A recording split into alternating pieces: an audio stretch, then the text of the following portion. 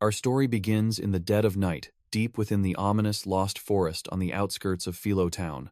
A lone man finds himself shaking in pure terror, his mind racing with fear. He's collapsed on the ground, utterly dumbfounded as to why monsters are lurking this close to town. Turns out, he's stumbled upon a pack of trash-tier but vicious goblins, their eyes glowing with malice.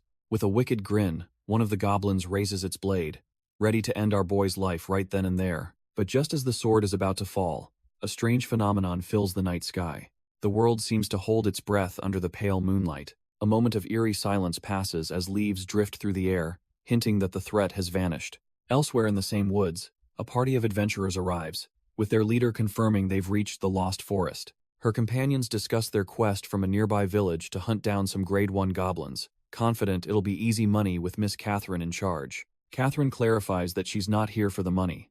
This is her only chance to prove her worth since her father forbids her from practicing at the church. Suddenly, a strange humming sound cuts through the forest, putting the entire party on high alert. Peering into the woods, they spot a lone, cloaked figure, realizing he's the one making the eerie noise. In the blink of an eye, the figure appears right in front of them, his sheer presence making the adventurers feel small. It's a man with long white hair, who seems surprised to see them, wondering if another party beat him to the quest. The two adventurers are dumbfounded, asking what a civilian is doing in a dangerous place swarming with monsters. Our boy just smirks, revealing he's also on a commission from the village to exterminate the very same goblin. The adventurers look him up and down, scoffing at his lack of armor, and deciding he's just some nobody trying to steal their glory. One of them whips out a strange device, pointing it at our boy to test his mental strength, much to his annoyance. The device lets out a pathetic beep, and displays a big fat 0, confirming in their minds that this guy is absolute trash tier.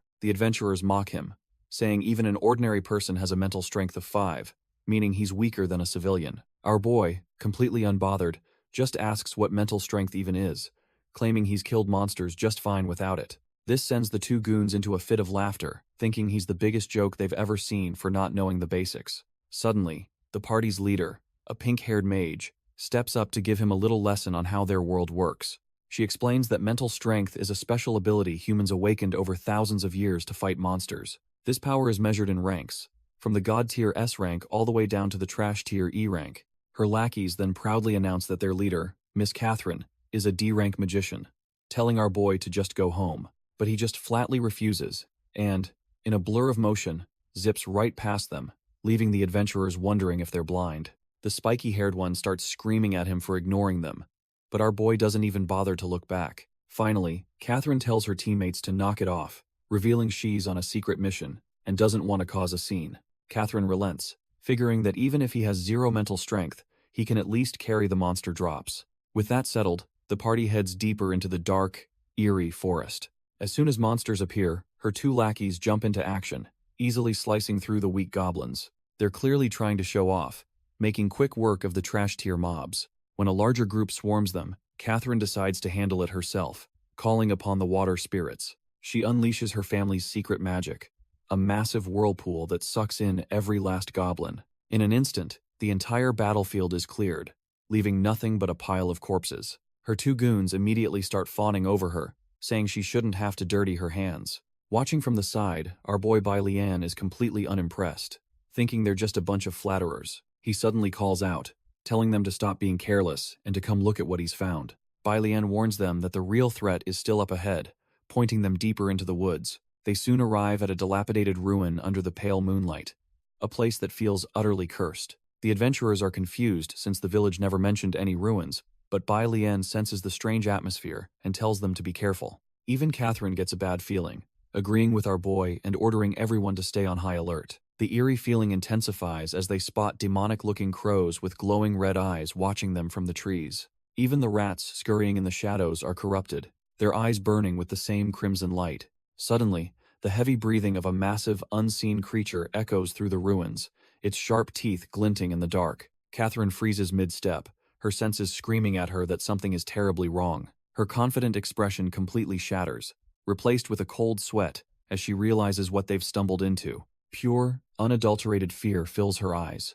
This is a threat far beyond anything she was prepared for. And there it is, a monstrous, goblin-like king sitting on a throne of stone, leaving the party utterly dumbfounded. Its face is a terrifying mask, motionless and silent, but radiating an aura of ancient power. The sheer scale of the creature is insane. Our heroes look like ants before a mountain. One of the trash-tier adventurers scoffs, thinking it's just a big grade 1 demon beast. But Catherine's gut tells her this is a whole different level of threat.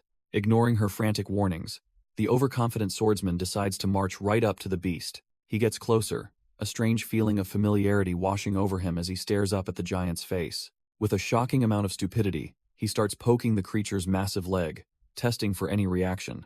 Hess confused when nothing happens. It's as still as a statue, not even flinching from his touch. Turning back with a smug grin, he declares to Catherine that it's just a carcass and they're about to get rich. But just as the words leave his mouth, 2 crimson lights ignite in the darkness, and the statue's eyes flare to life. From the sidelines, Bai Lian calmly warns the fool not to go playing with death. But it's too late. A massive blade flashes by, and blood erupts from the adventurer's side. The arrogant swordsman can only scream in agony as he realizes his entire arm has just been lopped off. He stumbles back, his mind reeling as he stares at the now moving giant he just poked. His brain short-circuits, unable to comprehend that the monster was alive this entire time. The beast rises to its full height, revealing itself as a grade 3 demon beast, a goblin chief. With its crimson eyes glowing, the goblin chief lets out a deafening roar that shakes the very cavern. The swordsman who lost his arm is completely petrified, foaming at the mouth from sheer terror. His companion is no better, frozen in place and looking like he's seen a ghost. Catherine is dumbfounded by their state, but Bai Lian coolly notes that the 2 idiots have just been thoroughly traumatized. Seeing the others pesta, Catherine steps up, telling our boy Bai Lian not to worry because she'll protect him. She faces the Goblin King, realizing its strength is tremendous, and she'll need her best magic to win this in one shot. With a dramatic pose, she begins a long incantation, calling on the water spirit to unleash the power of God. A massive torrent of magical water crashes down towards the beast, a spell she's clearly proud of. But the Goblin King just casually swats the attack aside with its sword, completely nullifying her ultimate move. Catherine is dumbfounded. Her best magic had absolutely no effect, and she realizes she's in way over her head. Unimpressed, the beast winds back its fist, ready to end this little annoyance without even using its weapon. In a panic, she desperately throws up a water barrier, her last line of defense. The Goblin King's punch shatters the barrier instantly, as if it were made of paper. She's sent flying, coughing up blood and realizing with despair that she can't possibly defeat this monster. Catherine's mind races. The intel was a lie. This is a grade 3 beast, far beyond what they can handle. Her team consists of 2 trash-tier E-rank knights who are already out cold, and she's seriously wounded. The Goblin King looms over her, and she's gripped by the cold certainty that she's about to die. A wave of guilt washes over her as she thinks of Bai Lian, the ordinary guy she dragged into this mess because of her arrogance. With a cruel grin, the Goblin King brings its massive blade down to finish the job. She shuts her eyes, bracing for the end, but the killing blow never lands. Only a sudden gust of wind rushes past. Confused, she opens her eyes, wondering why she isn't dead yet. Her vision focuses, and she sees something that completely shatters her reality. Our boy Bai Lian is standing there, casually stopping the monster's colossal sword with just 2 fingers. The Goblin King is sweating buckets, veins popping as it puts all its strength into the swing, but the blade won't budge. Our boy Bai Lian, on the other hand, looks like he's on a picnic, casually chewing on a blade of grass while holding the sword still. Catherine's mind is just completely blown. She can't process how this seemingly ordinary guy just stopped a tier 3 demon beast with 2 fingers. Bai Lian glances back and calmly asks if she's okay to move, to which she can only stammer out a weak yes. He tells her to get back, warning that his next move is going to be a big one, and he doesn't want her caught in the crossfire. Still dazed but smart enough to listen, she immediately agrees to stand back. She scrambles for cover behind a tree, and he confirms that should be far enough to keep her safe. With the civilian out of the way, Bai Lian turns his full, chilling attention to the oversized goblin. He looks the dumbfounded beast in the eye and asks if it's ever been struck by lightning. A split second later, crackling arcs of pure electricity begin to dance around his fingertips, channeling directly into the monster's sword. The Goblin King is sweating buckets, pure terror washing over him as he realizes he's messed with the wrong guy. Suddenly, the sky itself roars to life, churning with dark clouds and arcs of raw, untamed lightning. All that chaotic energy converges into a single, blinding point of light, ready to be unleashed. With a blade of grass still in his mouth, Bai Lian calmly calls upon the heavens to strike. A colossal bolt of divine judgment rips through the sky, heading straight for the dumbfounded demon beast. The Goblin King can do nothing but shriek in agony as he's engulfed in an overwhelming torrent of electricity. Watching from a safe distance, Catherine's mind is blown. She wonders if he's been hiding his true identity as a lightning magician all along.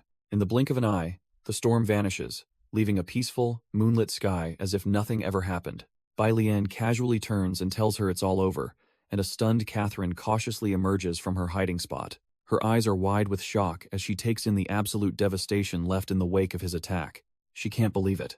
The rank 3 demon beast was obliterated in seconds by a single lightning strike. Catherine thinks his magic is terrifyingly powerful, realizing Pharaoh City hasn't seen a talent like him in years. She recalls her father's teachings about how true masters hide their mana, only to unleash it in one devastating burst. A chilling thought crosses her mind. What if our boy is one of those legendary hidden powerhouses? As the sun rises, casting light on the ruined church, a new day begins after the harrowing night. 2 other adventurers stumble upon the scene, completely baffled by how a rank 3 beast was killed by someone with no detectable mana. Catherine cuts them off, telling them to stop speculating because, if he hadn't stepped in, they'd all be dead. With a newfound respect, she declares that Bai Lian is nothing less than their savior. She watches him meditating peacefully amidst the rubble, admitting she has no clue what he's up to. But she's certain of one thing. It's because his strength is just too profound for a D rank like her to comprehend. The 2 adventurers sheepishly apologize for badmouthing him, then immediately ask how he plans to split the loot. Our boy doesn't miss a beat, stating with a stone-cold face that he's taking all of it. They're flabbergasted, arguing that even though they were wrong, taking everything is just way too greedy. Bai Lian flicks them their share. A single, trash-tier toenail from a rank 1 goblin. The adventurers are in disbelief, one even pointing out he lost an arm for this pathetic reward. But our boy shuts them down, reminding them they should be grateful he used his own precious medicine to heal them for free. After sorting through the demon beast's remains, he slings a massive bag of loot over his shoulder and announces he's leaving. Catherine can't believe he's just walking away, but he casually says he's off to collect his mission reward. She's left completely speechless, watching the mysterious powerhouse just disappear with all the spoils. The other adventurers start complaining about how stingy he is, but one hushes the other, realizing he left the most valuable part behind. Turns out that Goblin King was a high-value target on the Hunters Association bounty list. The adventurers whisper that if they bring the body to Pharaoh City, they'll be rolling in cash. But our boy's sharp ears picked up on their little get-rich-quick scheme. A greedy glint flashes in his eyes as he asks if that trash he was about to leave behind is actually worth money. And just like that, the whole party makes their way to the bustling streets of Pharaoh City. At the Demon Hunter Association, the clerk tallies up the value, the corpse, the sword, and all the materials. The grand total comes out to a staggering 1,300 spirit stones, presented in a glowing chest. Bai Lian internally notes the stones are low quality, but the sheer quantity will be a massive boost for his cultivation. The 2 adventurers just stand there, completely dumbfounded, and zoned out by the sheer value of the loot.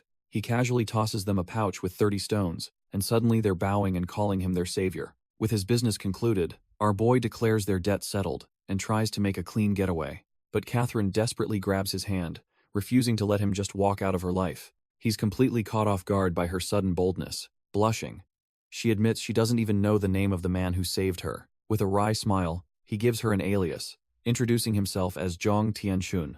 Later that night, he finally gets some well-deserved rest at an inn in Pharaoh City. While soaking in a luxurious bath, his mind turns to the real treasure he snagged. He pulls out the Goblin Chief's necklace, remembering how it survived his lightning attack unscathed. The thing is radiating spiritual energy. It's clearly a high-grade item for cultivators. He puts on the mysterious artifact, absorbing its power as he finally relaxes. The necklace suddenly starts pulsing with an otherworldly blue light. It then erupts in a blinding flash, signaling that something major is about to happen. Suddenly, the water in front of him begins to bubble as a pair of furry ears breaks the surface. Before our boy can even process what's happening, a woman gracefully rises from the bath. It's a 9-tailed fox named Bai Qing, who's absolutely ecstatic to be free after being sealed for 5,000 years. Her eyes immediately lock onto our boy, a sly grin spreading across her face as she realizes he's her savior. He, however, is still completely zoned out, deep in his cultivation and oblivious to his new guest.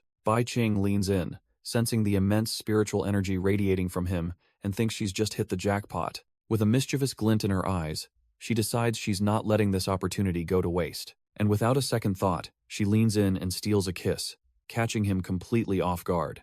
Bai Qing is completely lost in the moment, thinking this sensation is absolutely incredible. She can feel a constant stream of spiritual energy flowing from his lips into her, and it feels amazing. But her little feast is cut short when our boy's eyes snap open, demanding to know who the hell she is. Startled, she leaps back, completely dumbfounded that he's suddenly awake from his deep cultivation. She tries to play it cool, reminding him that he's the one who awakened her from her long slumber. The gears in his head start turning, and he quickly deduces she must be the spirit from the fox pendant he's wearing. Now that the initial shock is over, Bai Qing gets a proper look at him, and is suddenly flustered. She admits to herself she was so focused on absorbing energy she didn't realize how attractive he was, and now she's thinking of having a proper taste. With a new plan in mind, she exhales a cloud of pink, sweet-smelling mist straight at him. The mist envelops our boy, but he's completely unfazed, asking this little fox just what kind of game she thinks she's playing. The charm mist swirls around our boy, and for a second, he looks completely lost in the sauce. A sultry voice cuts through the haze, asking if the master is feeling cold and lonely all by himself. Suddenly, two beautiful women appear, offering to serve him in the bath and promising to satisfy his every need. One of them gets handsy, pressing against him and whispering about how his firm muscles are making her heart pound. She leans in closer, suggesting she use her own body to help him relax as his temperature rises. But this was all just an illusion, a cheap trick from Bai Qing, who stands there smugly, waiting for her prey to fall. She's already bored, thinking to herself that if even this guy can't resist her charm, her power is just too overwhelming. The mist clears, revealing our boy standing there perfectly fine, leaving the fox spirit completely speechless. But then Bai Qing's eyes go wide. She sees a dazzling, holy light radiating from his body. Meanwhile, Bai Lian is just confused, wondering why he suddenly feels so free and unrestricted. Turns out, our boy's body is radiating a pure, holy energy that completely nullifies her trash-tier charm magic. The backlash is so intense that Bai Qing gets blasted back with a massive nosebleed. It's so bad, even the lion head fountains in the bathhouse start spouting blood in sympathy. After getting dressed, Bai Lian calmly calls her out, correctly guessing she's a fox spirit from the pendant, and she has no choice but to admit it. She explains she's the spirit of the heavenly fox pendant, but the goblin chief's demonic aura forced her into a deep slumber. She flirts, saying she thought she'd be asleep forever, until the pure spiritual energy from his body finally woke her up. The fox spirit claims her little seduction attempt was just a test, and she nervously asks if he's a cultivator. Our boy just gives her a smug grin, and confirms that he is, indeed, a cultivator. Bai Qing is completely dumbfounded, muttering that she thought cultivators had been wiped out ages ago. She begins to explain that 5,000 years ago, a great war between cultivators and demons changed everything. She drops a bombshell. After a great war, the demonic beasts slaughtered every last cultivator. All 8 of their mighty sects were burned to the ground, and their entire history was lost to the river of time. In their place, new races began to emerge, like the mermaids. Then came the elves, carving out their own territories in the ancient forests. Even succubi and other unknown races appeared, occupying the land that once belonged to the cultivators. She explains that during her 5,000-year slumber, she completely stopped sensing the existence of any cultivators at all. So she asks the million-dollar question, how did he survive all this time? Our boy just blankly admits he doesn't know. Turns out, he's got a classic case of amnesia, and has absolutely no memories of what happened in the past. Bai Qing is shocked, quickly apologizing and trying to reassure him that his memories will surely return one day. He then thinks back to her earlier seduction attempt, realizing it was all just a test of his spiritual energy. He connects the dots, asking if being a spiritual treasure means she can't break through without a cultivator's help. She explains it's worse. In a world now filled with demonic aura, she can't replenish her spiritual energy and will eventually fade away. Sensing his immense power, she sees a lifeline and desperately asks if she can follow him. To sweeten the deal, she boasts about her sharp perception, claiming she can sniff out ancient treasures hidden in this new world. Our boy, seeing a golden opportunity, just smirks and says fine. She's completely dumbfounded by how quickly he agreed, even warning him that she'll need to suck his spiritual energy to survive. Flustered, she even wonders if he wants her to trade her body for the energy, thinking there must be a catch. But he just flexes his insane aura, telling her the amount of energy she needs is nothing more than pocket change to him. He then pivots straight back to business, reminding her of the ancient treasures she promised to find. With their new partnership sealed, they arrive at a nearby town to begin their hunt. As they walk, Bai Qing suddenly asks if his name is Zhong Tianshun, and our boy just casually confirms it. The name feels incredibly familiar to her, and she racks her brain trying to remember where she's heard it. Suddenly, a shocking realization dawns on her. leaving her completely stunned. But before she can process it, her treasure-sensing ability goes wild, and she points towards a large crowd. Our boy is all for it, smirking as he agrees they should definitely go have a look. They've arrived at a public square in a place called Pharaoh City, which seems to be the center of the action. The place is absolutely packed, leading Bai Qing to guess some kind of celebration is going on. She confirms the treasure's aura is coming from right in front of them, and he urges her to hurry up. They begin squeezing their way through the dense crowd, trying to get a better view. After pushing through, they find their path blocked by two stern-looking city guards standing watch. And there it is, the treasure Bai Qing was sensing is an ancient sword plunged deep into a stone pedestal. The entire square is buzzing with talk about the upcoming trial of the brave, to see who can pull the sword.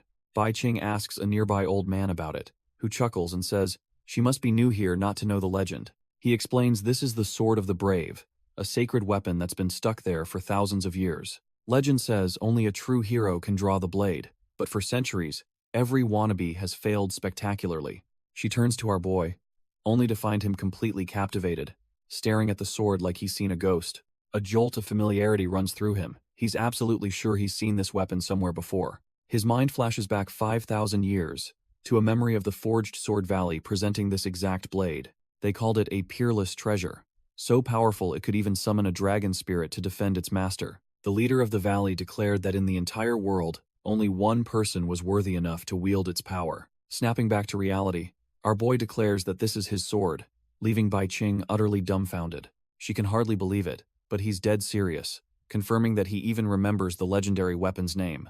With a steely gaze, he reveals its name is Hulong, a peerless blade from an ancient era. Without a second thought, the two of them begin walking straight for the sword, drawing the attention of the entire square. But before they can even get close, two city guards spring into action, crossing their blades to block the path. They demand to know who these nobodies are, shouting that this is a sacred area only for specific individuals. Bai Qing steps up, telling the guards that if they're looking for a true hero, they're looking right at him.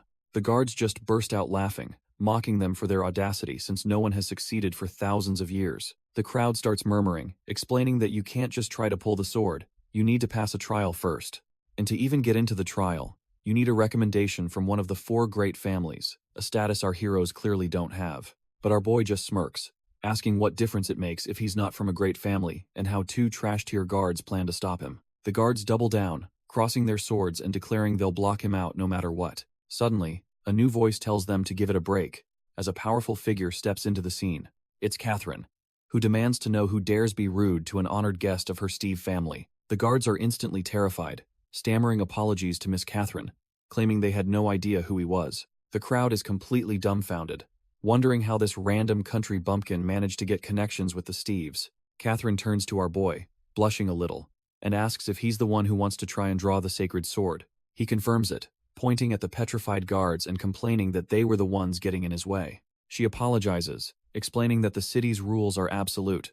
Only those who pass the trial of the brave can even try, a rule she can't change. But Bai Qing whispers to him, saying they should just play along since the sword isn't going anywhere, and then announces that she herself is a member of one of the 4 great families. Catherine, blushing furiously, offers to personally write him the recommendation letter needed for the trial. Our boy, completely missing the vibe, asks if he has to pay for it, making her stammer that it's free. He then points to Bai Qing, demanding a letter for her too since she's with him, leaving the fox girl dumbfounded. A pang of jealousy hits Catherine as she notices Bai Qing's beauty, wondering what their relationship could possibly be. A few days later, the scene shifts to the ominous and misty Ghost Valley, located just outside Pharaoh City. The air is thick with the scent of demon beasts, and Bai Lian smirks, realizing this is the perfect place for the trial. He and Bai Qing join a massive crowd of other participants, all gathered at the valley's entrance, ready to prove their mettle. A church official steps forward, announcing that since all the participants have arrived, the rules will now be explained. The trial's objective is to venture into the valley and retrieve 3 demon cores, and our boy spots Catherine among the organizers. A B-rank priestess named Mel then reveals the catch. The church planted those cores on a powerful grade 3 demon beast. Mel clarifies the rules. Whoever brings back the demon cores by noon tomorrow passes the trial. The crowd immediately panics, realizing they're being sent on a suicide mission against a grade 3 beast for only 3 slots. But one challenger steps forward with a smirk, thinking this trial is far too easy for someone of his caliber. This is Carl of the Onassis family, a C-rank psychic who believes this trash-tier challenge is beneath him. A sharp-tongued warrior woman with another group tells him not to get ahead of himself. Her companion, Meyer of the DuPont family, chimes in, reminding Carl that this trial is designed to crush the weak. The other participants start whispering, recognizing the two as the most promising geniuses in the entire trial. The crowd's favor leans towards Meyer, hyping him up as the true prodigy, which gets under Carl's skin. Meyer internally smirks, hearing their praise and deciding that Carl isn't even close to his level. Carl just scoffs, acknowledging his rival but knowing that obtaining the demon core is just the first step. Carl just walks off, leaving Meyer dumbfounded and wondering if this so-called rival is already giving up. But as he passes through the crowd, he feels an immense killing intent, and locks eyes with our boy, Bai Lian. Bai Lian recalls Catherine's warning that Carl is a ruthless member of the Onassis family and shouldn't be underestimated. Carl, however, scoffs internally, having already researched Bai Lian and dismissed him as a normal human with no psychic powers. He's got bigger fish to fry, igniting his aura and vowing to make his name known throughout the entire city. With the pleasantries over, Mel and the church officials finally announce that the trial of the brave has begun. A massive portal to the Ghost Valley rips open, its energy tendrils lashing out to grab the participants. Everyone, including the two rival geniuses, gets unceremoniously sucked into the swirling vortex. Carl lands on his feet inside a dark cavern, immediately realizing the valley is designed to split everyone up at different crossroads. He senses danger from two paths, but a third one with a faint light seems like the obvious safe bet, so he heads right for it. Carl smirks, thinking he's a genius for deducing that the path with a gentle breeze must be the clear and correct one. Meanwhile, another group of adventurers uses opposite logic, figuring the thorn-filled path is the safest because it's difficult to traverse. Back outside the trial, Mel confronts Catherine, questioning why she'd recommend a psychic-less nobody for a trial that's a death sentence for ordinary people. She asks if Catherine isn't afraid of ruining her family's name, but Catherine retorts that this has nothing to do with her family. She just wants to help him. With total conviction, Catherine declares that our boy isn't ordinary at all, possessing unfathomable strength and being the most reliable person she's ever met. Mel is left completely speechless, internally repeating the words "most reliable person" as she tries to process this insane level of trust. Speaking of our boy, he and Bai Qing have also landed at a crossroads, wondering which of the ominous paths they should take. When Bai Qing asks for his master plan, he just kneels down with a stick, proclaiming his highly reliable method is to follow wherever it falls. The stick clatters to the ground, and Bai Qing just stares, absolutely dumbfounded by this trash-tier decision-making process. But Bai Lian is all in, confidently announcing that this is their path, and striding forward without a hint of doubt. Bai Qing immediately gets a bad feeling, exclaiming that this randomly chosen path seems incredibly eerie. The path plunges them into a dark, misty forest, where crows scatter into the oppressive night. She grabs onto him, insisting her instincts are screaming that something terrible is lurking nearby. But our boy says he hears nothing. She complains about a suffocating evil energy, but he just deadpans that it's probably because she's pressing herself against him so hard. Just then, a strange, haunting wail echoes through the trees, putting them both on high alert. Bai Qing spots the source of the noise, a ghostly figure floating ominously in the distance. It appears to be the spirit of a woman in tattered clothes, surrounded by a sinister red aura. As the spirit turns, it presents a surprisingly well-defined view under the moonlight. The full moon hangs high in the sky, casting a pale, ghostly light over the entire haunted forest. Suddenly, the spirit materializes right in front of them, now a towering, blood-soaked giant, ready for a fight. Bai Qing freaks out, warning that a female ghost is blocking their path. But our boy is just baffled by the idea. As the spirit floats away, he casually observes that she just looks like a lost girl. So, like any sane person, he walks right up and taps the ghost on the shoulder to say hello. The spirit slowly begins to turn its head, the tension building in the air. It reveals a horrifying, blood-soaked face, with razor-sharp teeth and glowing crimson eyes. Bai Lian's reaction to this nightmare fuel? Absolutely nothing. He's completely unfazed. He immediately punches a hole straight through the ghost's chest, telling it to go to hell. The spirit's body hits the floor, its evil aura completely snuffed out in an instant. He confirms that the demon beasts here are indeed female ghosts, as Bai Qing laments their choice of path. But then our boy gets a wicked glint in his eye, saying female ghosts are perfect, and tells a dumbfounded Bai Qing to help him undress her. Bai Qing is absolutely mortified, her mind racing with what degenerate act he's about to commit. But our boy's inner monologue is all business. Noting that the ghost had a surprisingly perfect figure, he thinks to himself that he has to act while the body is still warm, which does not help his case at all. Convinced he's a total creep, a flustered Bai Qing shuts her eyes and declares she's ready, shocked at his speed. Turns out, his grand plan was to loot her dress, which he notes is made of valuable satin, leaving Bai Qing speechless. With the ghost stripped clean, Bai Lian is already eager for the next hunt, hoping for more female ghosts to rob. The two of them sneak through the woods, hearing the eerie wails of another potential target nearby. They quickly spot their next victim, a purple-haired spirit radiating a powerful, bloody aura. The new ghost slowly turns, revealing a horrifying demonic face as she greets them with a chilling hiss. But Bai Lian, the absolute mad lad, just makes a goofy face back at her, completely unimpressed by the horror show. And just like that, the terrifying spirit is left trembling on the ground, stripped of her valuables. Our boy Bai Lian just smirks, another successful heist in the books. That night, he and Bai Qing began what would become known as the Nightmare of Ghost Valley. Everywhere they went, a trail of naked female ghosts was left in their wake. Meanwhile, a new group of adventurers enters the valley, discussing its grim reputation for making people disappear. They recall the legends.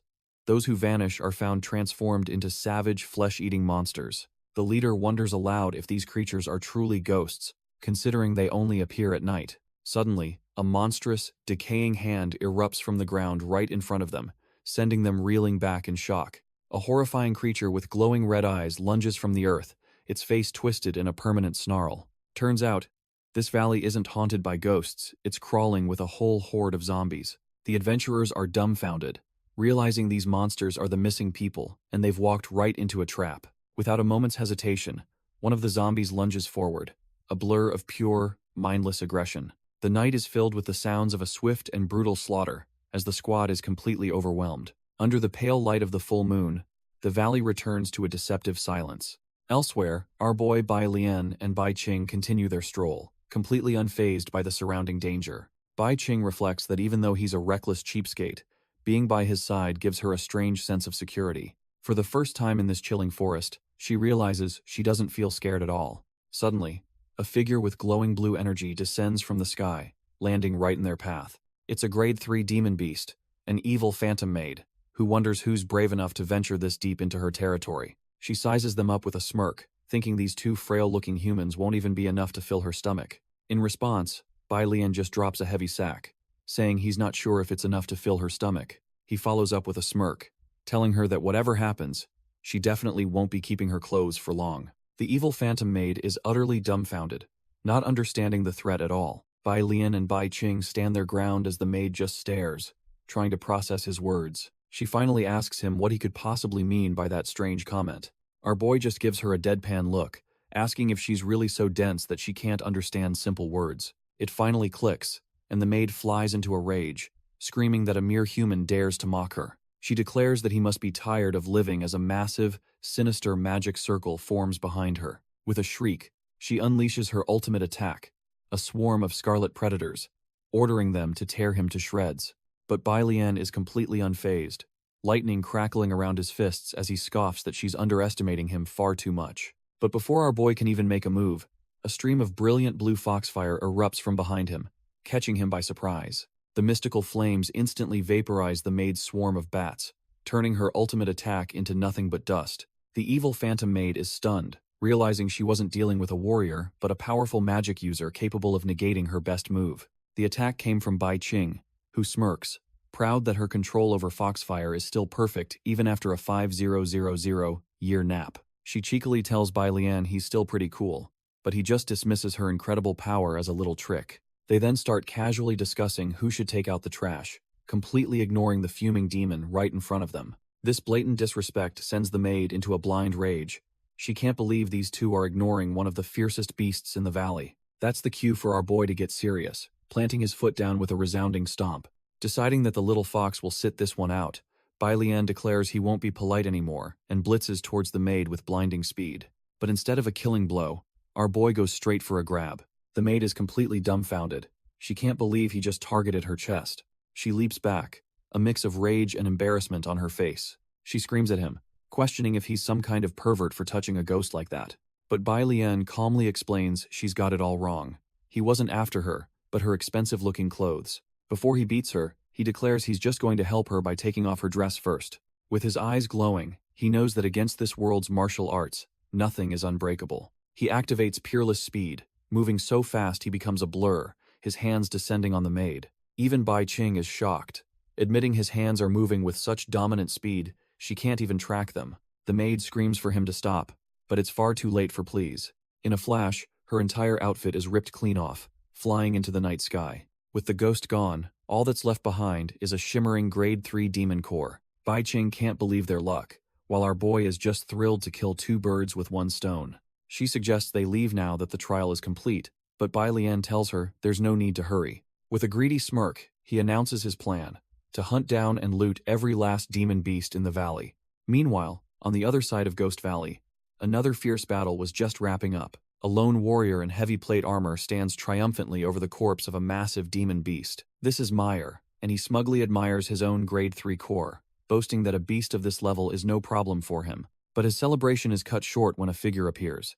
Surprised that a scrub like him actually defeated a grade 3 beast, it's Carl, another participant, who condescendingly calls Meyer a lucky man for managing to pass the trial. Meyer immediately gets his guard up, demanding to know why Carl is following him and accusing him of wanting to steal his core. But Carl just scoffs at the idea, revealing his own magic core and saying he has no need for Meyer's trash-tier loot. Dumbfounded, Meyer realizes Carl didn't come to rob him. His mind races to the only other possibility. If not for treasure, then Carl must be here to get rid of a competitor. A twisted, sadistic grin spreads across Carl's face, confirming Meyer's worst fears. Carl taunts him from above, questioning if he even has the skills to put up a fight, but Meyer isn't backing down. Without another word, Meyer charges forward, ready to prove he's not just some lucky amateur. Meyer leaps into the air, bringing his sword down with all his might to end this fight quickly. He roars that Carl is courting death by underestimating him, but Carl just smirks, calling him an arrogant fool as he effortlessly raises his blade to parry. Their swords collide with a deafening clang, the impact showing they're more evenly matched than Carl let on. A rapid exchange of blows lights up the area as they trade strikes at blinding speed. They break apart, and Carl admits he's surprised, noting that Meyer has actually gotten stronger. He taunts Meyer, saying that since they're both C-rank psychics, this duel is a pointless stalemate. With a chilling grin, Carl asks what on earth made Meyer think he had come alone. Before Meyer can even process the words, an arrow suddenly flies out from the darkness, aimed right for him. Completely caught off guard, Meyer can only watch in shock as the arrow closes in. The projectile sinks deep into his shoulder, and a cold dread washes over him as he realizes it's a poisoned arrow. Collapsing to his knees, he glares at Carl, accusing him of teaming up with the hidden archer. The archer, a D-rank psychic named Johann, steps out and explains he's just siding with the stronger family for a demon core. Meyer seethes with rage, calling them scumbags and trying to threaten them with the wrath of the DuPont family. But his threats are cut short as Carl's blade is suddenly pressed against his throat. With a twisted smile, Carl reminds him that whatever happens in Ghost Valley, stays in Ghost Valley. Without another word, he swings his blade with lethal force. The strike connects, and as Meyer's vision fades, Carl mocks him for being a fool for all these years. With Meyer dead, Johann steps up to claim his promised reward, asking Carl for the demon core. But Carl just smirks, reminding him of a certain rule. What happens in Ghost Valley, stays in Ghost Valley. The chilling implication hits Johann like a ton of bricks. Carl plans to silence the only witness. Before he can even react, Carl lunges forward, plunging his blade deep into Johann's chest. Standing over 2 fresh corpses, Carl scoffs at the idea of leaving anyone alive who could blackmail him. But his victory lap is cut short when a terrifying, dark energy suddenly erupts and swirls in the sky above. The immense pressure slams down, forcing Carl to his knees as the entire forest trembles violently. He breaks into a cold sweat, realizing this new demon beast's aura is on a completely different level. Staring up at the vortex, he's left utterly dumbfounded, wondering what kind of monster has just awakened. The source of this oppressive aura is a place known as Ghost Valley. Elsewhere, Catherine and Mel feel the sudden spike in demonic energy, realizing it's not a beast the church prepared for the trial. Mel's face drains of color as she gauges its power. This is at least a grade 4 demon beast, maybe even stronger. Knowing it would take 3 B-rank hunters to even stand a chance, she decides to call off the entire trial immediately. Catherine clutches her chest, a wave of panic washing over her as she prays for Zhang Tianxun's safety. Perched atop a pillar against the full moon, a monstrous figure with leathery wings comes to life. The creature reveals its terrifying form, a grade 4 demon beast, the gargoyle. Our boy Bai Lian and Bai Qing also sense its presence, Bai Qing insists this beast is different, and they should avoid it at all costs.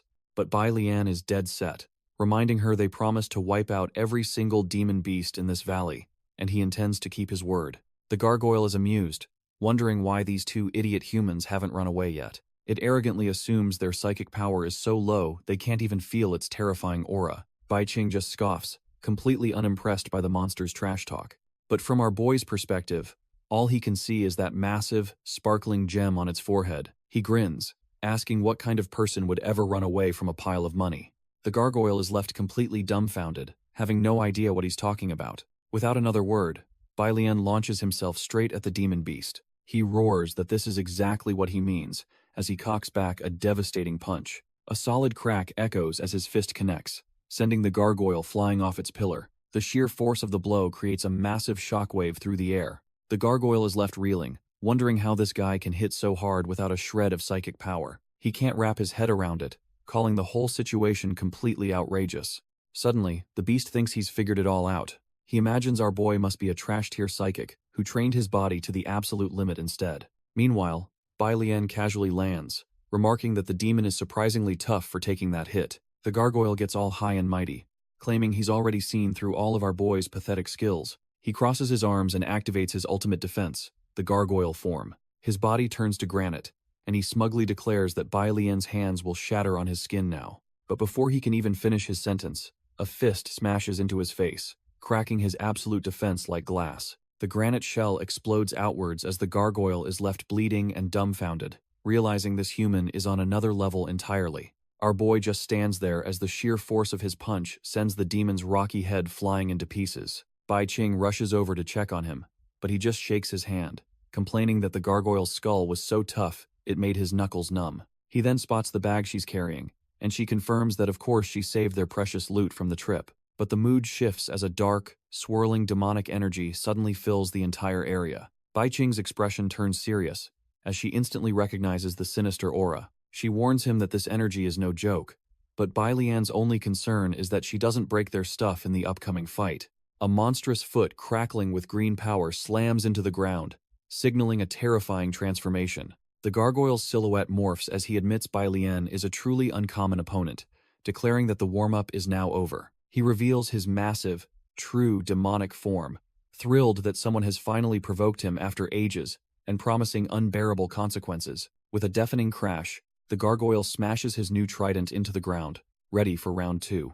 The gargoyle unleashes his ultimate move, a dark invasion meant to corrupt everything in its path. Bai Lian and Bai Qing stand their ground as the toxic demonic wind whips past them. Suddenly, our boy notices dark, corrosive patches appearing on his skin, realizing this demon's aura is pure poison. The gargoyle gloats, explaining his dark breath isn't just for show. It's a potent toxin, and they're already done for. Meanwhile, at the Ghost Valley's entrance, all the trial participants have been recalled due to the Grade 4 demon beast threat. Mel confirms with the evacuated adventurers that most are safe, but learns that 2 people are still missing inside. Catherine's face pales as she hears the names of the missing, Zhang Tianshun and Bai Qing. Back in the valley, the gargoyle boasts that his demonic energy will soon infect everything, leaving them no escape. Bai Lian calmly asks Bai Qing if she's scared, and she admits that with him here, she fears nothing. Impressed by her trust, he grins as a ball of pure, holy light forms in his hand, ready to cleanse this trash-tier demon. But instead of attacking, Bai Lian envelops Bai Qing in a golden sphere of pure light. He explains this is his golden pearl of protection, a shield against all poisonous gases. Bai Qing is completely baffled, asking why he'd give such a treasure to her instead of using it himself. He cheekily reminds her she promised to protect his package, which he can't sell if it gets contaminated by toxins. She's just dumbfounded, thinking our boy is a certified madman who values money over his own life. But Bai Lian just smirks, revealing his simple plan. One move to kill the demon, then a quick spell to cleanse the poison. The gargoyle scoffs, thinking it's impossible to fight while being eaten alive by his toxin, but Bai Lian just tells him he knows nothing. Without another word, our boy begins a complex chant, summoning spirits and arranging them like constellations. The demon is totally lost, wondering if the poison has finally driven his opponent insane. But Bai Qing's eyes widen in shock as she recognizes the incantation as a legendary treasure spell from the ancient Xuantian sect. She recognizes it as the legendary Law of 5 Thunders, a divine art capable of subjugating any demon. Our boy channels the ancient power, the poison on his face doing nothing to break his absolute focus. His eyes snap open, glowing with raw power as he bellows the final words of the incantation. A crackling sphere of pure lightning forms in his hand, a technique he calls the Thunder, Slayer of Evil. The gargoyle is just dumbfounded, questioning how a human can use magic without psychic power and mocking the tiny orb. It decides to show him a lesson, raising its trident to demonstrate the true, overwhelming power of demonic magic. The demon conjures its own attack, a massive and sinister orb of darkness, brimming with destructive energy. With a triumphant roar, the gargoyle unleashes its spell, absolutely certain this will obliterate the foolish human. But Bai Lian just stands there, calmly telling the demon that its understanding of power is pathetically shallow. With a smirk, he reveals that this isn't some trash-tier magic, it's a legendary immortal Taoist's art. And just like that, our boy's tiny lightning orb punches clean through the demon's massive sphere of darkness. The gargoyle is completely dumbfounded, screeching that it's impossible for his ultimate attack to be pierced so easily. As the lightning closes in, a terrifying thought crosses its mind for the first time. He's actually going to lose. But in its final moments, it remembers its master's orders to never let anyone disturb her, no matter the cost. With its mission flashing before its eyes, the gargoyle is completely engulfed by the brilliant light. The entire valley is consumed in a cataclysmic explosion of pure, destructive energy. Watching from afar, Bai Qing is stunned, realizing this is the legendary Law of Five Thunders she'd only read about. Mel feels the ground shake violently, initially thinking the demon beast caused an earthquake but quickly realizing she misjudged the situation. She's horrified, understanding that this level of power has long surpassed a grade 4 demon beast, maybe even a grade 5. Concluding this is way beyond her pay grade, Mel decides her only option is to call the Holy Cross for S-ranked backup. When the dust settles, the entire Ghost Valley has been wiped off the map, leaving nothing but a massive crater. At the center of it all lies the gargoyle's corpse, a charred and petrified husk, completely fried by the lightning.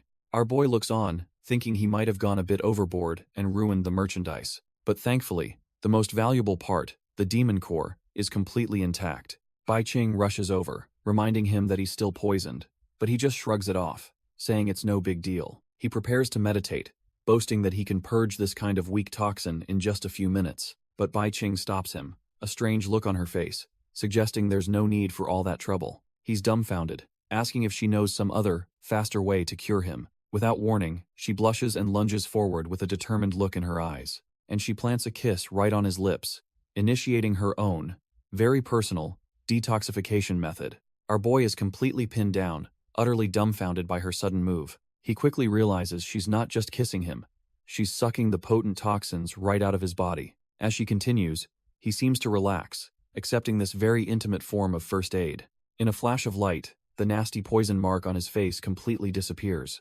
Bai Qing pulls away, looking flushed but satisfied, announcing that the treatment is complete. He gets up and immediately scolds her, saying he could have handled it himself and now she's poisoned because of him. But she just smiles, explaining that, as his spirit, she's meant to share his burdens and his spiritual power will heal her. Has left a bit flustered, admitting that as long as she's okay, he doesn't mind what she did. She suddenly changes the subject, asking if he's ever heard of the Xuantian sect, but the name means nothing to him. Looking nervous, she quickly dismisses her own question and says it's time to go back since the trial is ending. Back at the valley's entrance, a defense force is on standby, waiting for the terrifying demon beast to show itself. Mel knows S-rank backup is far away, steeling herself to defend the Ghost Valley's entrance at any cost. She and her church knights form a defensive line, vowing to put their lives on the line to protect Pharaoh City. Suddenly, a cloud of dust erupts as something approaches them with incredible speed. "It's here!" Mel screams for everyone to prepare for battle.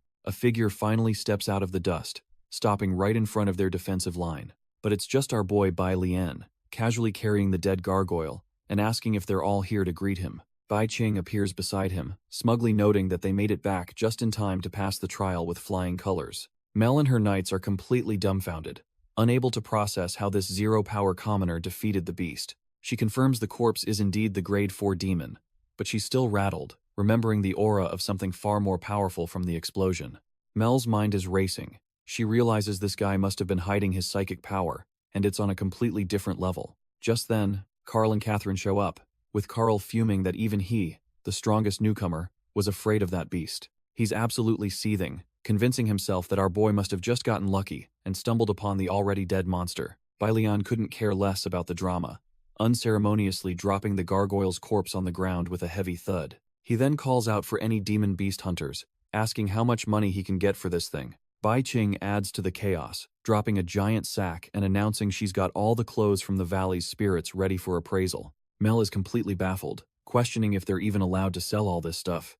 But Bai Lian just looks at her, confused. She can't wrap her head around it.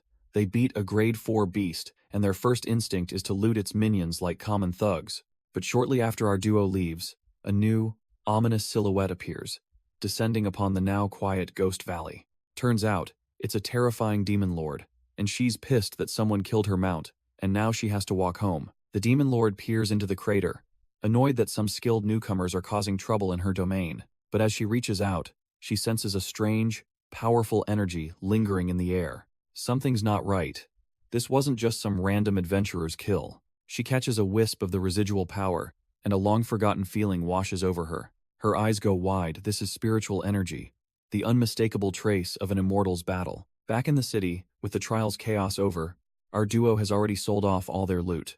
The remaining participants and townsfolk gather in the Sacred Sword Square for the final results. Mel steps up to announce that despite the complications, 2 people have officially passed the trial. She reveals Carl got 2 grade 3 cores, but Bai Lian got a grade 3 and the grade 4 beast that crashed the party. Carl is absolutely seething, convinced that since the gargoyle wasn't on the list, he's the real winner, and this nobody just stole his glory. While Carl fumes, our boy Bai Lian is so unbothered he's just picking his ear, wondering why everyone is so vulgar. Mel announces the next event, the Sacred Sword Ceremony, and Carl immediately volunteers, boasting he's the best of the 4 families. He leaps onto the platform, absolutely certain that he's the only one worthy of pulling the legendary blade. With a firm grip, he prepares to unleash all of his power on the ancient sword's hilt. A dark, sinister aura erupts from Carl as he pours every ounce of his psychic energy into the pull. But he's just screaming into the void. The sword doesn't even tremble. No matter how hard he strains, the sheer resistance sends him flying backward, his grand attempt ending in a pathetic thud. Defeated and humiliated, Carl collapses, bitterly declaring that if he couldn't do it, then it's impossible for anyone. The crowd starts to leave, but Catherine and Bai Qing remind them that the other winner hasn't even had his turn yet. Bai Lian calmly walks forward, telling his friends not to worry. He's just going to go pick up his property. Carl is absolutely seething at the disrespect, while Mel just watches, intrigued by the mystery surrounding our boy. Bai Lian calmly approaches the pedestal, ignoring the onlookers as he prepares to reunite with his old friend. The ancient blade begins to hum with a faint, golden light, almost as if it's sensing its true master's presence. Suddenly, Bai Lian is left dumbfounded as a voice rings out in his mind, welcoming him back after a long, long time. Turns out, it's the sword spirit, reminiscing about their glorious past when they cut down entire armies of demons together. The sword recalls how it helped him dominate the immortal world's flying competitions and turn the tide of impossible battles.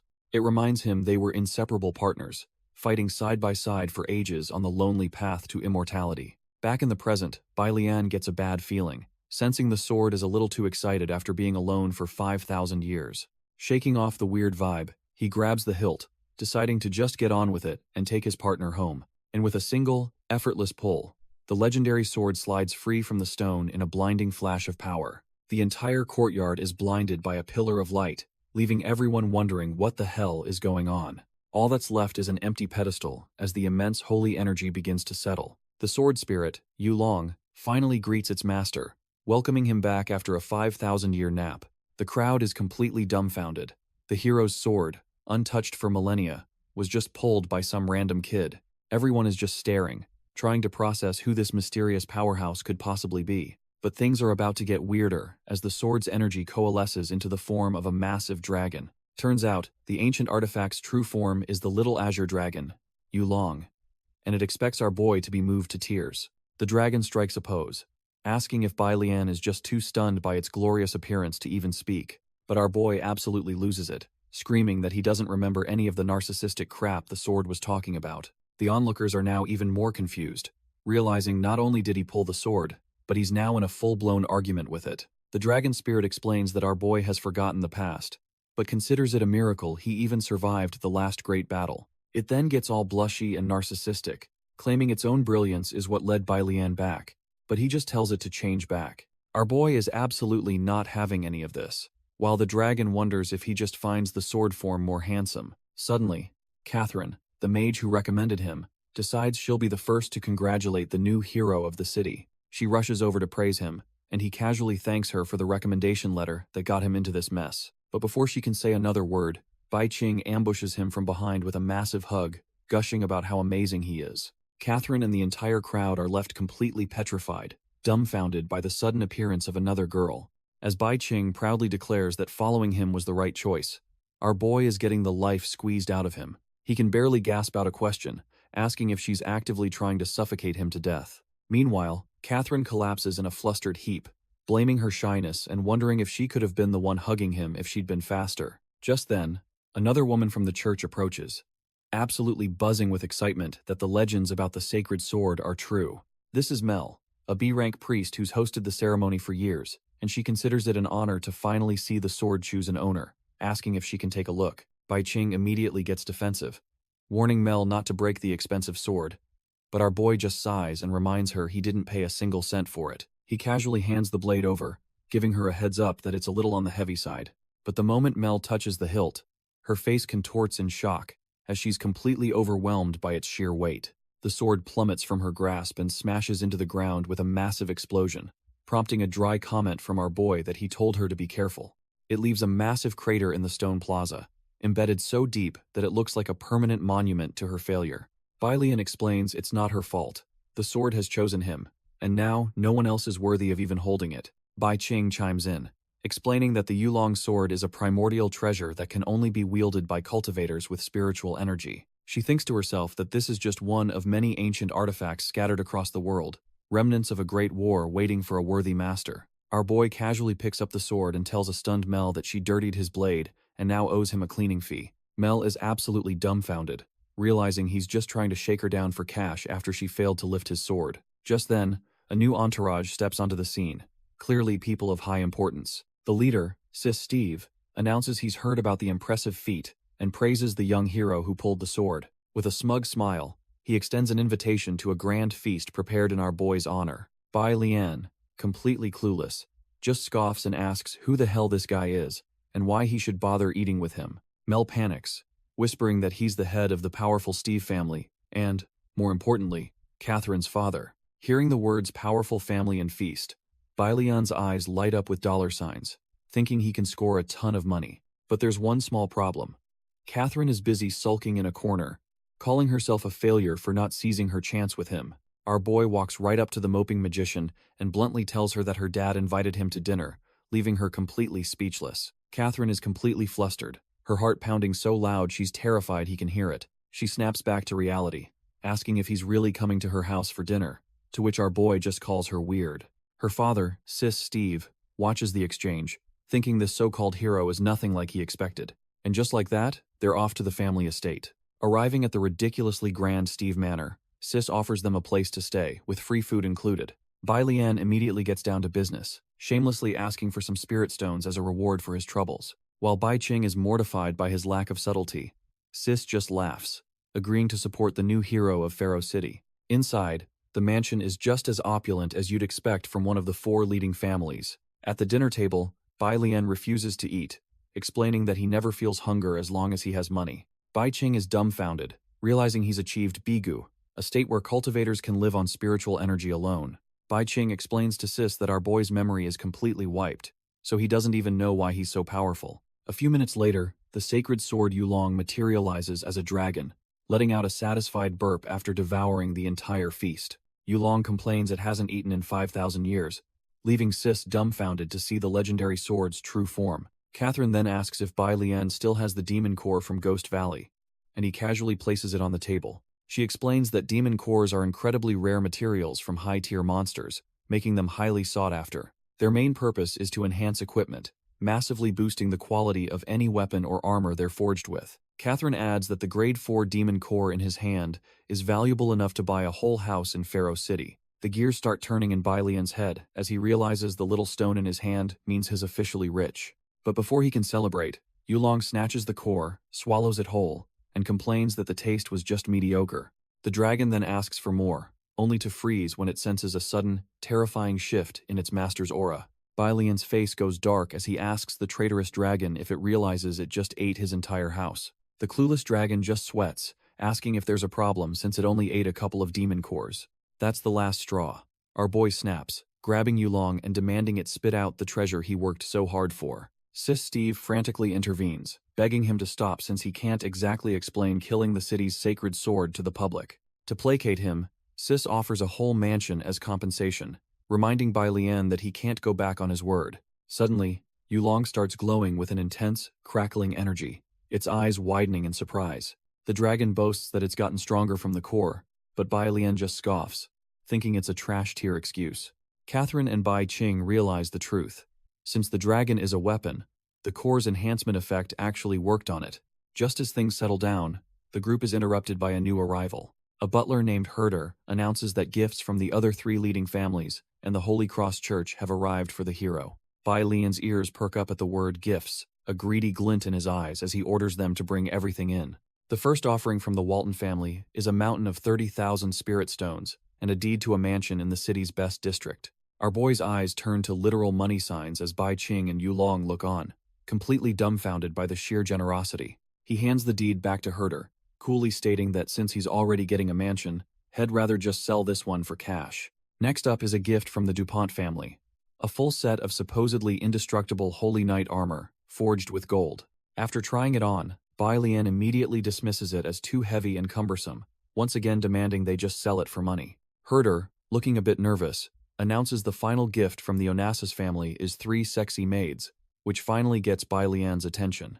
The doors swing open, and our boy is immediately greeted by a very welcoming view. The 3 maids introduce themselves, fawning over his heroic deeds and good looks, while asking if they can stay by his side. One of them leans in close, promising to fulfill his every command and make him feel very comfortable. Catherine is completely flustered, thinking the Onassis family is shameless for sending such forward maids as a gift. Our boy, however, plays it cool, acknowledging their beauty and asking if they'll truly do anything he asks. The blue-haired maid leans in, blushing as she confirms that even that kind of request is perfectly fine. But Bai Lian isn't falling for it. He tells Herder he saw through their seduction and to sell them for money as well. The maids are left utterly dumbfounded, having never been refunded before, realizing he's just a money-hungry maniac. With that awkwardness out of the way, the grand doors swing open for the final presentation. Mid-rank priest Mel of the Holy Cross Church enters, flanked by her entourage, to present their gift. She holds out a shining, ornate medal, a medal of knighthood from the church itself.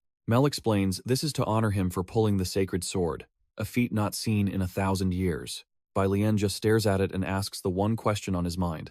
Can he exchange this fancy medal for cash? Mel sweetens the deal, explaining the medal lets him command any church member under D rank. So our boy finally agrees to keep it. But she's not done, nervously admitting there's another, more impolite request she has to make. With a deep blush, she stammers out a shocking question. She wants to touch him. Watching from the sidelines, Catherine is completely scandalized, while Bai Qing just smirks, thinking this priestess is pretty daring. Bai Lian immediately gets the wrong idea, asking if she's just trying to cop a feel, which sends Mel into a full-blown panic. She quickly clarifies that her magic is designed to sense power, and she needs to understand how he pulled the sword without any mental strength. The tension in the room thickens as everyone watches to see what will happen next. As Mel places her hand on his chest, Catherine can't help but wonder if this is really just a simple power measurement. Our boy, ever the opportunist, asks if she's finished yet, warning her that prolonged contact will incur a fee.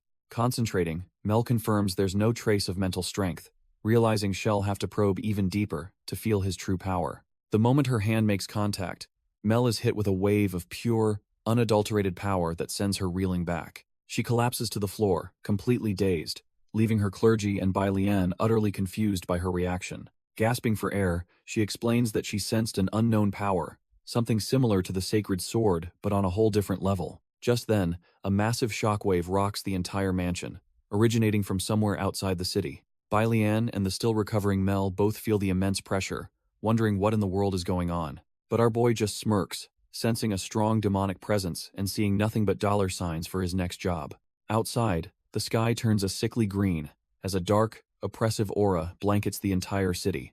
A colossal demonic dragon tears through the clouds, unleashing a torrent of hellfire upon the unsuspecting populace. The streets erupt into fiery chaos, with citizens screaming for help as they're burned to a crisp.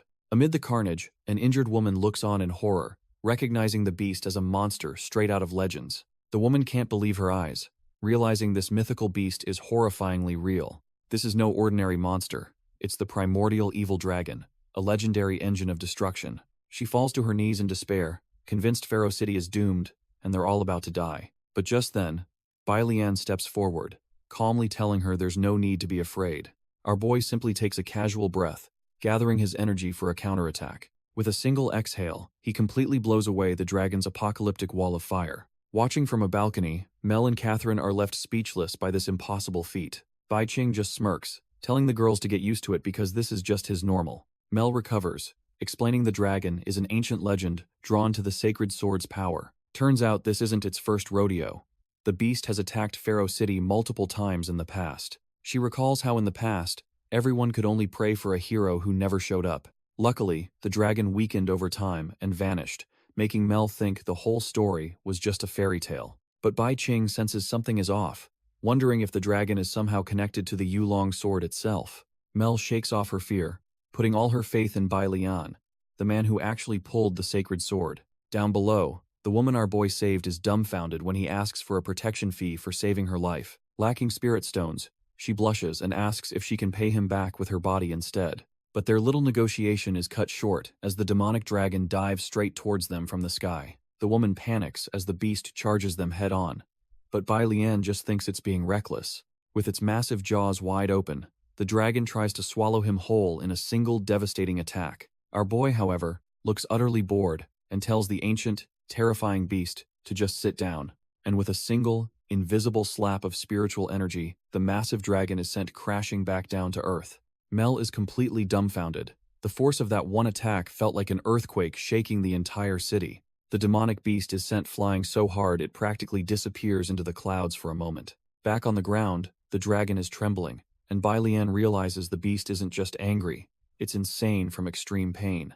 He's confused though, because for an ancient monster, he can feel a pure spiritual energy flowing from inside it. His eyes widen in realization the dragon must have a treasure hidden somewhere inside its stomach. Yulong appears, explaining that during a great war, the dragon swallowed a treasure and has been begging him to remove it for 1,000 years. The spirit dragon is actually shocked, admitting it never imagined the beast would have survived the torment for this long. But our boy isn't feeling sympathetic. A greedy grin spreads across his face as he realizes good fortune has just fallen into his lap. He delivers a swift kick to the dragon's head, telling the beast to get up because playing dead won't earn it any mercy. Enraged by the kick, the demonic dragon lets out a furious roar, circling the burning city below. Bai Lian, however, is laser-focused, calculating that he only needs 1/10 of his power to retrieve the treasure without destroying it. He channels his energy into Yulong, preparing to strike the beast down from the sky. With a precise blow, he smacks the dragon right in the stomach, aiming to dislodge whatever is inside. The ancient beast gags, its cheeks puffing out as 1,000 years of agony finally forces its stomach to turn. It retches violently, spitting out a glowing, circular artifact amidst a shower of black blood. Bai Qing is absolutely floored, exclaiming that his insane plan to make the dragon puke up the treasure actually worked. Our boy triumphantly holds up his prize as a mysterious silver-haired woman watches in utter disbelief from the sidelines. This is no ordinary loot. It's the legendary ancient treasure known as the Millennium Mirror. Bai Lian realizes it's a dimensional item, a pocket world perfect for stashing his massive pile of spirit stones. Yulong explains that the Millennium Mirror is a pocket dimension, a world our boy can control and even cultivate in.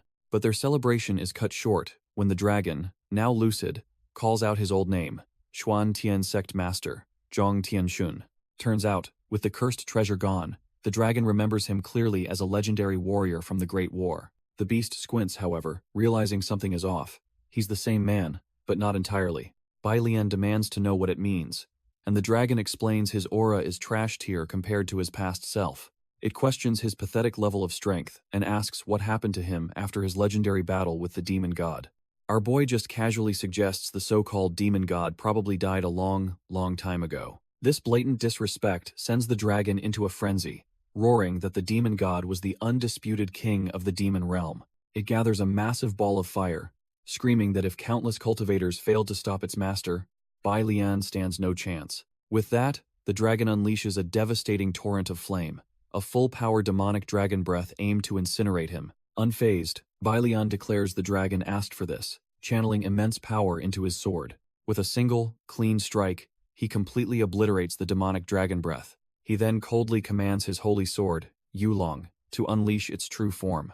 The blade transforms, erupting into the spiritual form of a massive, divine dragon. The spirit dragon roars, a being of pure power, ready to clash with the demonic beast. Bai Lian just scoffs, asking the demonic dragon why it's so pathetically weak compared to Yulong.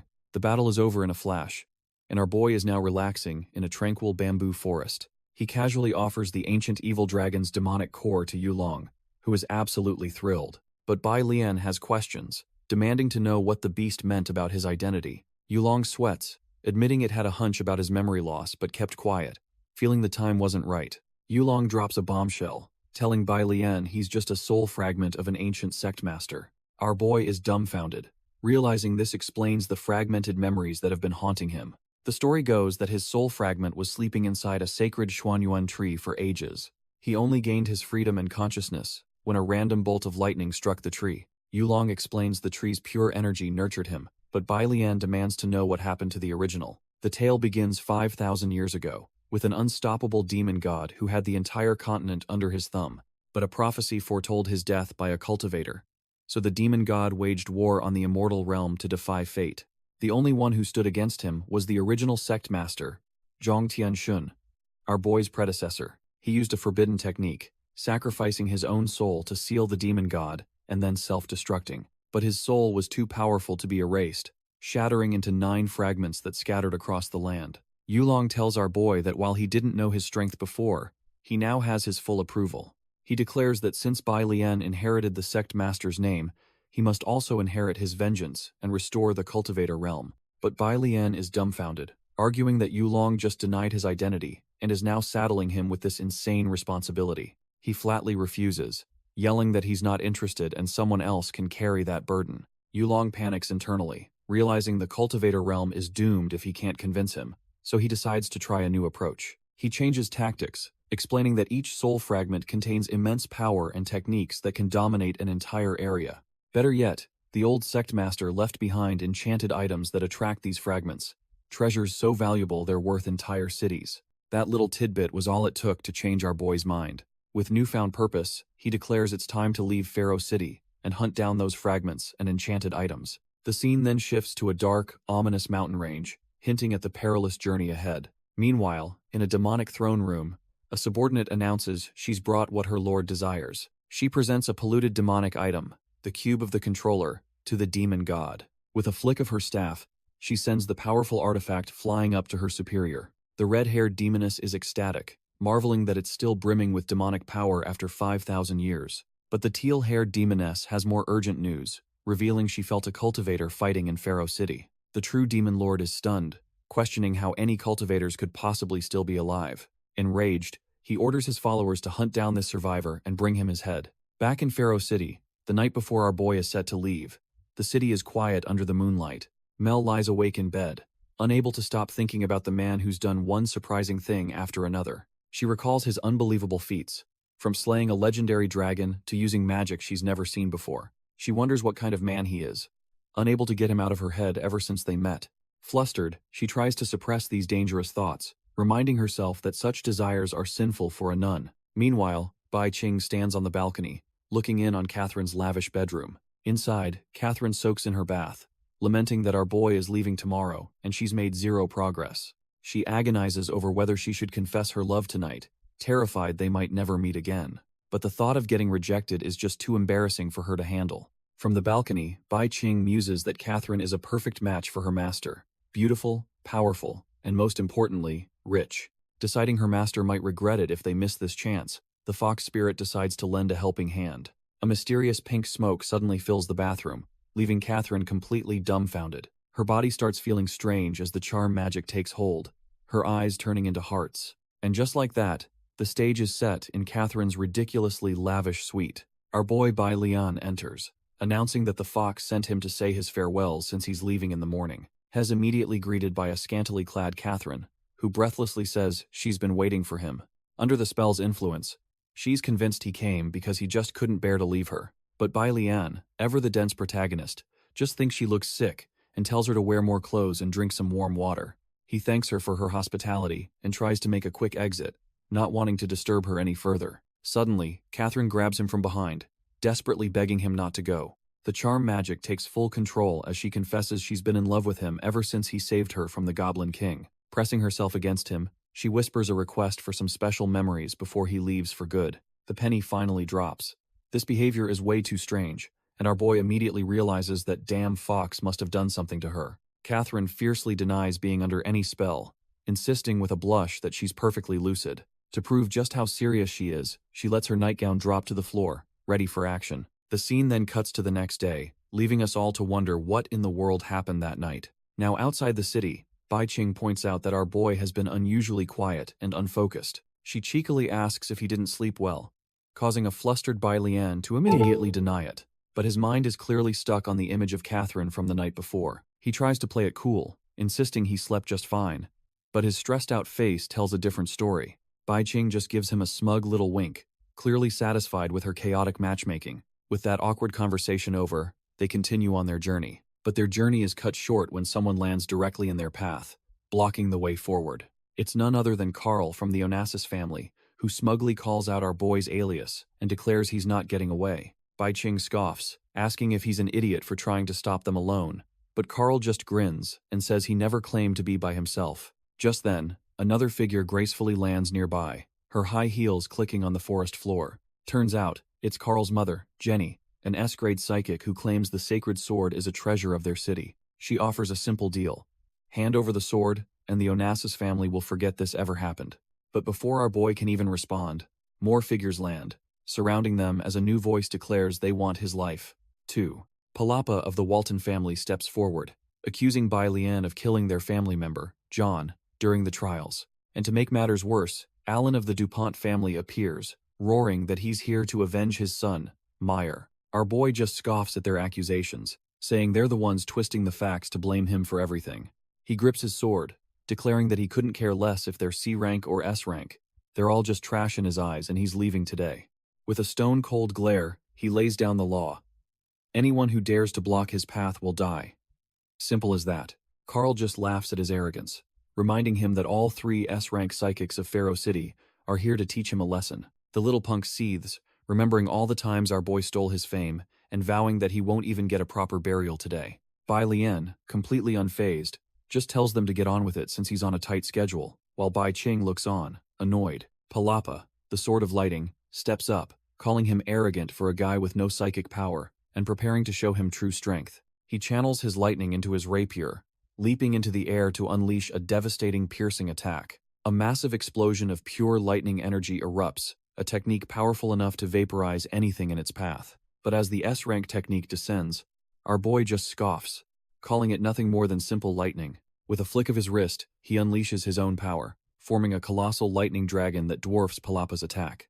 The two constructs of pure energy collide in a blinding flash, with the dragon instantly overwhelming the bird. Palapa is left completely dumbfounded, unable to process how his ultimate move was just torn apart so effortlessly. The leftover energy from Bai Lian's attack forms a terrifying face in the sky, bearing down on the 3 S-rankers. Alan, the Great Knight, roars and steps forward, summoning the protection of the holy light to shield them. The wave of raw lightning crashes into the holy barrier with immense force. His shield glows brilliantly, managing to hold back the devastating attack for a split second. But the impact sends Alan staggering back, his arm numb and shield cracked, realizing this kid is far stronger than they ever imagined. The aftermath is insane, a massive trench carved into the earth, leaving the S-rankers speechless at the raw power they just witnessed. Jenny scoffs at her partners, asking if they've gone rusty, and warns them this kid is clearly hiding some serious trump cards. Her Onassis family pride flares up. Their reputation was built on bloodshed, and she refuses to be intimidated by some upstart. Red energy swirls around her as she declares that letting our boy and the fox girl walk away alive would be an unforgivable humiliation. With a battle cry, she unleashes her power, vowing that this is as far as they'll ever get. The crimson energy whips lash out, but Bai Lian stands his ground, shielding Bai Qing without a hint of concern. Her attack explodes on impact, kicking up a massive cloud of dust and debris. But Jenny's eyes narrow in disbelief. She can tell that her attack was nowhere near enough to finish the job. Enraged, she channels even more power into her whip, preparing a final strike she's sure will tear them to pieces. Jenny's crimson whips rain down, tearing the very earth apart in a furious storm of energy.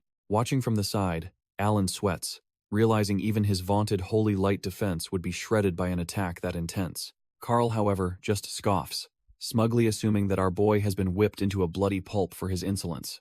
But then, a hand calmly reaches through the chaos and grabs one of the energy whips mid-strike. The dust settles, revealing Bai Lian's golden barrier held strong as he mocks Jenny, telling her a whip like that is only good for spanking. He then adds insult to injury, commenting on her interesting clothes and wondering if her dress might fetch a good price. Before she can even process what he said, Jenny is suddenly yanked clean out of the air. Our boy begins reeling her in like a fish, calmly telling the panicking S-ranker that he's just interested in her outfit. Jenny is left completely dumbfounded and blushing, her mind short-circuiting as she wonders if this guy is some kind of pervert. Jenny hits the dirt, realizing with horror that if our boy had pulled just a little harder, she would have lost all her clothes and her dignity. Her S-rank teammates just laugh at her, with Palapa pointing out that she's blushing, which only makes her angrier. Watching this unfold, Carl is absolutely losing his mind, unable to believe that Pharaoh City's strongest combatants are getting played like this. His face twists in rage and jealousy. He can't understand how some nobody, without even a hint of psychic power, can possess such monstrous strength. Bai Lian floats down, bored with their inaction, and asks if they're done posturing, because if they won't attack, he's more than happy to. With a soft thud, he lands on the ground, his casual demeanor completely at odds with the immense pressure he's releasing. He then blitzes past Carl, casually mentioning he'll test out a new sword style he invented 2 days ago on him. In a flash, Carl's armor and clothes are shredded to pieces, leaving the S-rank psychic standing there in nothing but his boots, utterly dumbfounded. A chilling sensation runs down his spine as he blushes furiously, the sheer humiliation of the attack hitting him full force. Bai Lian casually comments that his undressing swordsmanship is a bit rusty, otherwise he wouldn't have ripped the clothes. Carl absolutely loses it, screaming that he's going to tear our boy to pieces for the sheer disrespect. But Bai Lian just tells him to keep his pants on and vanishes with a stomp. He reappears behind Jenny in an instant, his sword at the ready, warning her not to move. Being an S-rank, she reacts just in time, backflipping away from the attack meant to give her the same treatment as Carl. Now floating in the air, she furiously asks what his intentions are, but Bai Lian just scoffs, saying he's old enough to be her father. That's the last straw. Jenny declares that for her honor, she's about to unleash her true magic skills. Her hands glow as she channels immense power through ancient-looking magic circles. She unleashes her family's ultimate technique, a devastating volley of destruction bullets. A storm of pure destructive energy rains down, a spell designed to completely obliterate our boy from existence. But our boy is completely unbothered, complaining aloud that all he wanted was money, and questioning why everyone thinks he's some kind of pervert. Jenny just screams that it's useless to run. Her magic bullets are designed to lock on and hunt him down no matter what. As he effortlessly weaves through the storm of death, he casually tells Bai Qing to stay put while he goes to find something, leaving her utterly dumbfounded. He reassures her not to worry, stomping his foot on the ground and muttering that it's just a bit of magic. In an instant, a pillar of light slams down from the heavens, confirming his spell was something far beyond simple evasion. Looking up at the barrage, Bai Lian scoffs, knowing full well that an attack of this level could never hope to match his speed. Bai Qing is in shock, realizing he just grabbed something from right beside her, moving so fast she couldn't even perceive it.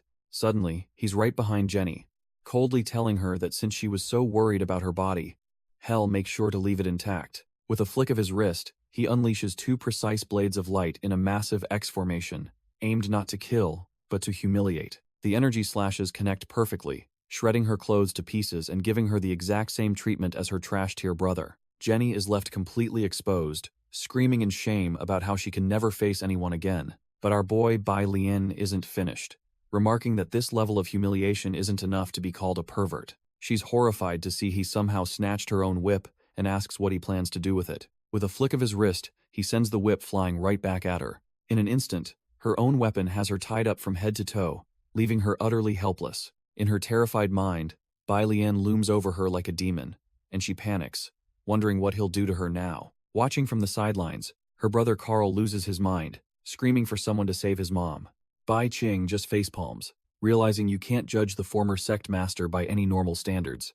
Carl, still half naked, desperately tries to rally the other S-grades, asking if they'll just watch his mom be humiliated. Finally, Palapa and Alan decide they've seen enough, preparing to unleash their full power to stop this madness. Without warning, the sky rips apart as massive columns of lightning crash down. It's Palapa, the Sword of Lighting, finally getting serious and unleashing his hour of thunder. At the same time, Alan the Great Knight roars as a golden aura erupts from his body. He transforms into a towering giant clad in holy armor, activating his God's Descent ability. Our boy just floats there, casually holding the tied-up Jenny and mocking Alan's new size. The giant knight scoffs, telling Bai Lian to prepare himself for a taste of godlike power. With a furious cry, Alan brings his colossal, light-infused sword down with devastating force. The attack obliterates the ground below, leaving a massive, smoking crater in its wake. Alan looks on, thinking he might have overdone it and caught Jenny in the blast, but it was a necessary sacrifice. His blood runs cold as a calm voice from the smoke compliments his attack, calling it not bad. From the smoke, our boy emerges without a scratch, casually remarking that if that's all the knight has, it's a joke. He looks up with a smirk, questioning how someone with such a trash-tier attack could ever call themselves a god. Alan is dumbfounded as he's suddenly forced back, realizing Bai Lian is effortlessly overpowering his giant form. The so-called god is pushed back, his massive armored boot digging a trench in the ground just to stay upright. The knight can't believe it. Not only was his ultimate attack useless, but he's now being overwhelmed in raw power. Desperate, Alan roars that he's the undefeated knight, and refuses to lose to some little punk. That was the wrong thing to say, as Bai Lian instantly appears right in front of the giant's face. His aura explodes with terrifying pressure as he asks Alan to repeat what he just said. Alan freezes, the words little punk echoing in his mind as he realizes he's made a fatal mistake. Before the knight can even blink, Bai Lian's sword is already swinging towards his neck. A cold sweat breaks as Alan's eyes go white with pure, unadulterated terror. In a flash, a spray of blood erupts from the knight's neck as the sword passes clean through. Our boy coldly tells him to remember to watch his mouth in his next life. From the sidelines, Carl sees the giant, headless corpse start to topple right towards him. The blonde idiot panics, screaming for the dead knight not to fall on him. But it's too late. Alan's massive armored body slams into the ground with bone-shattering force. The impact is so immense it carves a crater into the earth, kicking up a storm of debris. Bai Lian calmly observes the aftermath, noting the irony that the guy who started it all got crushed by his own backup. Lying in a bloody pulp, Carl got exactly what he deserved for his arrogance. With two down, Bai Lian turns to the last man standing, telling the lightning sword Palapa that it's finally his turn. But when Bai Lian's lightning bolt strikes, it hits nothing but empty ground. Our boy is dumbfounded for a second, realizing the so-called lightning sword just ran away. Palapa is in full panic mode, knowing that attacking this kid is pure suicide. He admits he's not as strong as Jenny or Alan, but he has absolute faith in his speed. Banking on his wind-like swiftness, he figures Bai Lian can't do a thing if he can't be caught. But a voice suddenly appears right next to him, as Bai Lian asks if he's really just ditching his friends. Palapa's blood runs cold. His ultimate speed was nothing more than a joke to this monster. A hand crackling with purple lightning energy flashes towards him with blinding speed. Bai Lian grabs him by the collar, effortlessly halting his escape, as Palapa begs him to wait. But our boy isn't listening, already charging up a devastating heavenly lightning attack. With no hesitation, a massive bolt of heavenly lightning obliterates the spot where Palapa stood.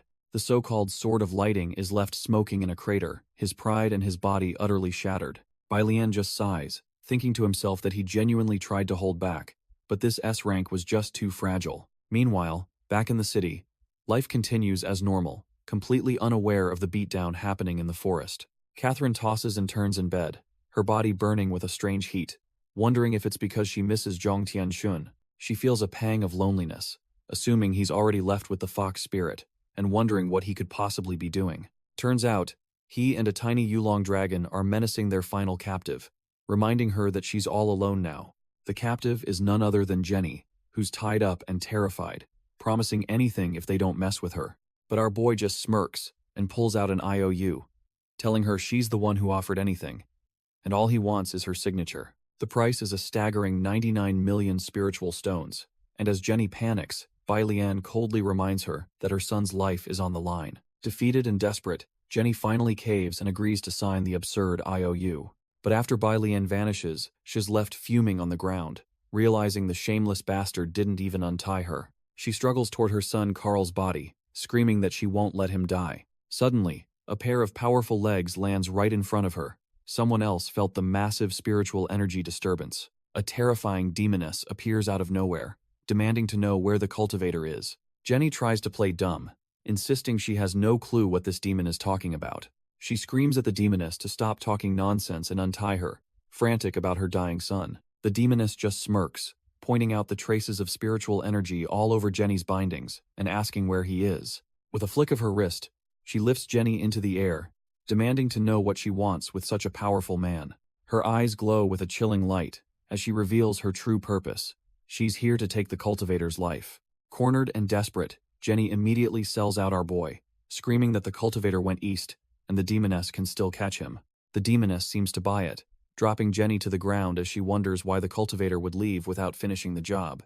But when Jenny begs to be untied, the demoness just scoffs at her rudeness and turns to leave her there, completely helpless. The 3 S-rank psychics are left for dead in the crater, defeated and abandoned. Suddenly, Jenny looks up in pure terror, sensing an overwhelming power gathering above her. A colossal sphere of earth materializes in a magic circle, poised to crush everything below. With a wicked grin, the demoness unleashes the spell, declaring that a real fight means leaving no one alive. She scoffs at the cultivator's mercy, convinced that such a weakness means he could never be a worthy opponent for her. Meanwhile, far away under the quiet moonlight, our heroes are completely oblivious to the massacre. Bai Qing teases Bai Lian for staring at the IOU note, but our boy is just dreaming of the 99 million spiritual stones he's going to collect. Bai Qing finally understands why our boy is so obsessed with money. The world's spiritual energy is tainted, making spiritual stones his only lifeline. Seeing him tired, she coyly suggests they find a place to sleep for the night, hinting that maybe they could sleep together.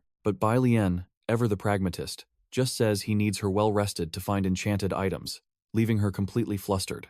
He then summons his Millennium Mirror, explaining that the pocket dimension inside is plenty comfortable for them to rest in. Once inside, Bai Qing is a total mess, kicking herself for misreading the situation so badly that she can't even sleep. She watches him happily meditating with his piles of spiritual stones, thinking he's so simple-minded and only cares about money. Her mind then wanders to the night he spent with Catherine, wondering if he was this calm and collected back then. The thought hits her like a lightning bolt, and she's mortified, questioning why she's even thinking about this stuff. Convinced her imagination will run wild if she stays, she decides to get some fresh air outside the mirror. She exits the artifact as a ball of light, telling herself to just calm down and get a grip. She tries to convince herself she's not jealous, claiming she only needs his spiritual energy to survive.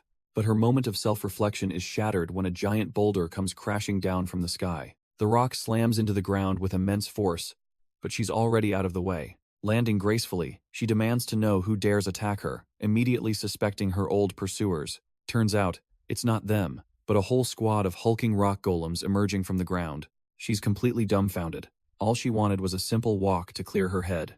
The golems charge in, smashing the earth with their fists, but she's too quick for their trash-tier attacks. Fed up, Bai Qing decides to end this quickly, unleashing her powerful ghostly blue fox fire. Her attack hits dead on, vaporizing the stone monsters in a massive, fiery explosion. As the dust settles, she stands over the remains, a strange pillar of light descending upon her. She screams into the empty woods, demanding to know who's playing games and telling them to show themselves. Suddenly, a chilling voice answers from right behind her, and a horned demoness appears out of thin air, shocking Bai Qing to her core. Before she can react, the demoness blasts her away, leaving Bai Qing dumbfounded at how she never even sensed her approach. The demoness explains she'd been tracking a powerful spiritual energy that suddenly vanished, so she decided to just wait for it to reappear. She eyes Bai Qing's immense aura and asks if she's the cultivator from Ghost Valley that everyone's been looking for. A light bulb goes off in Bai Qing's head. This demon is hunting for Bai Lian's old identity, and she decides to play along with the mistake. Trying to sound intimidating, she demands to know who this demoness is, and warns her that she should know better than to mess with a powerful cultivator. The demoness just gives a wicked smile, completely unfazed and convinced she's found the right person. She introduces herself as Lady Obsidian, Obist, and declares she's here on the Demon Lord's orders to take the cultivator's life. With a surge of power, Lady Obsidian unleashes her terrifying demonic energy, ready to end this once and for all. Bai Qing is completely dumbfounded.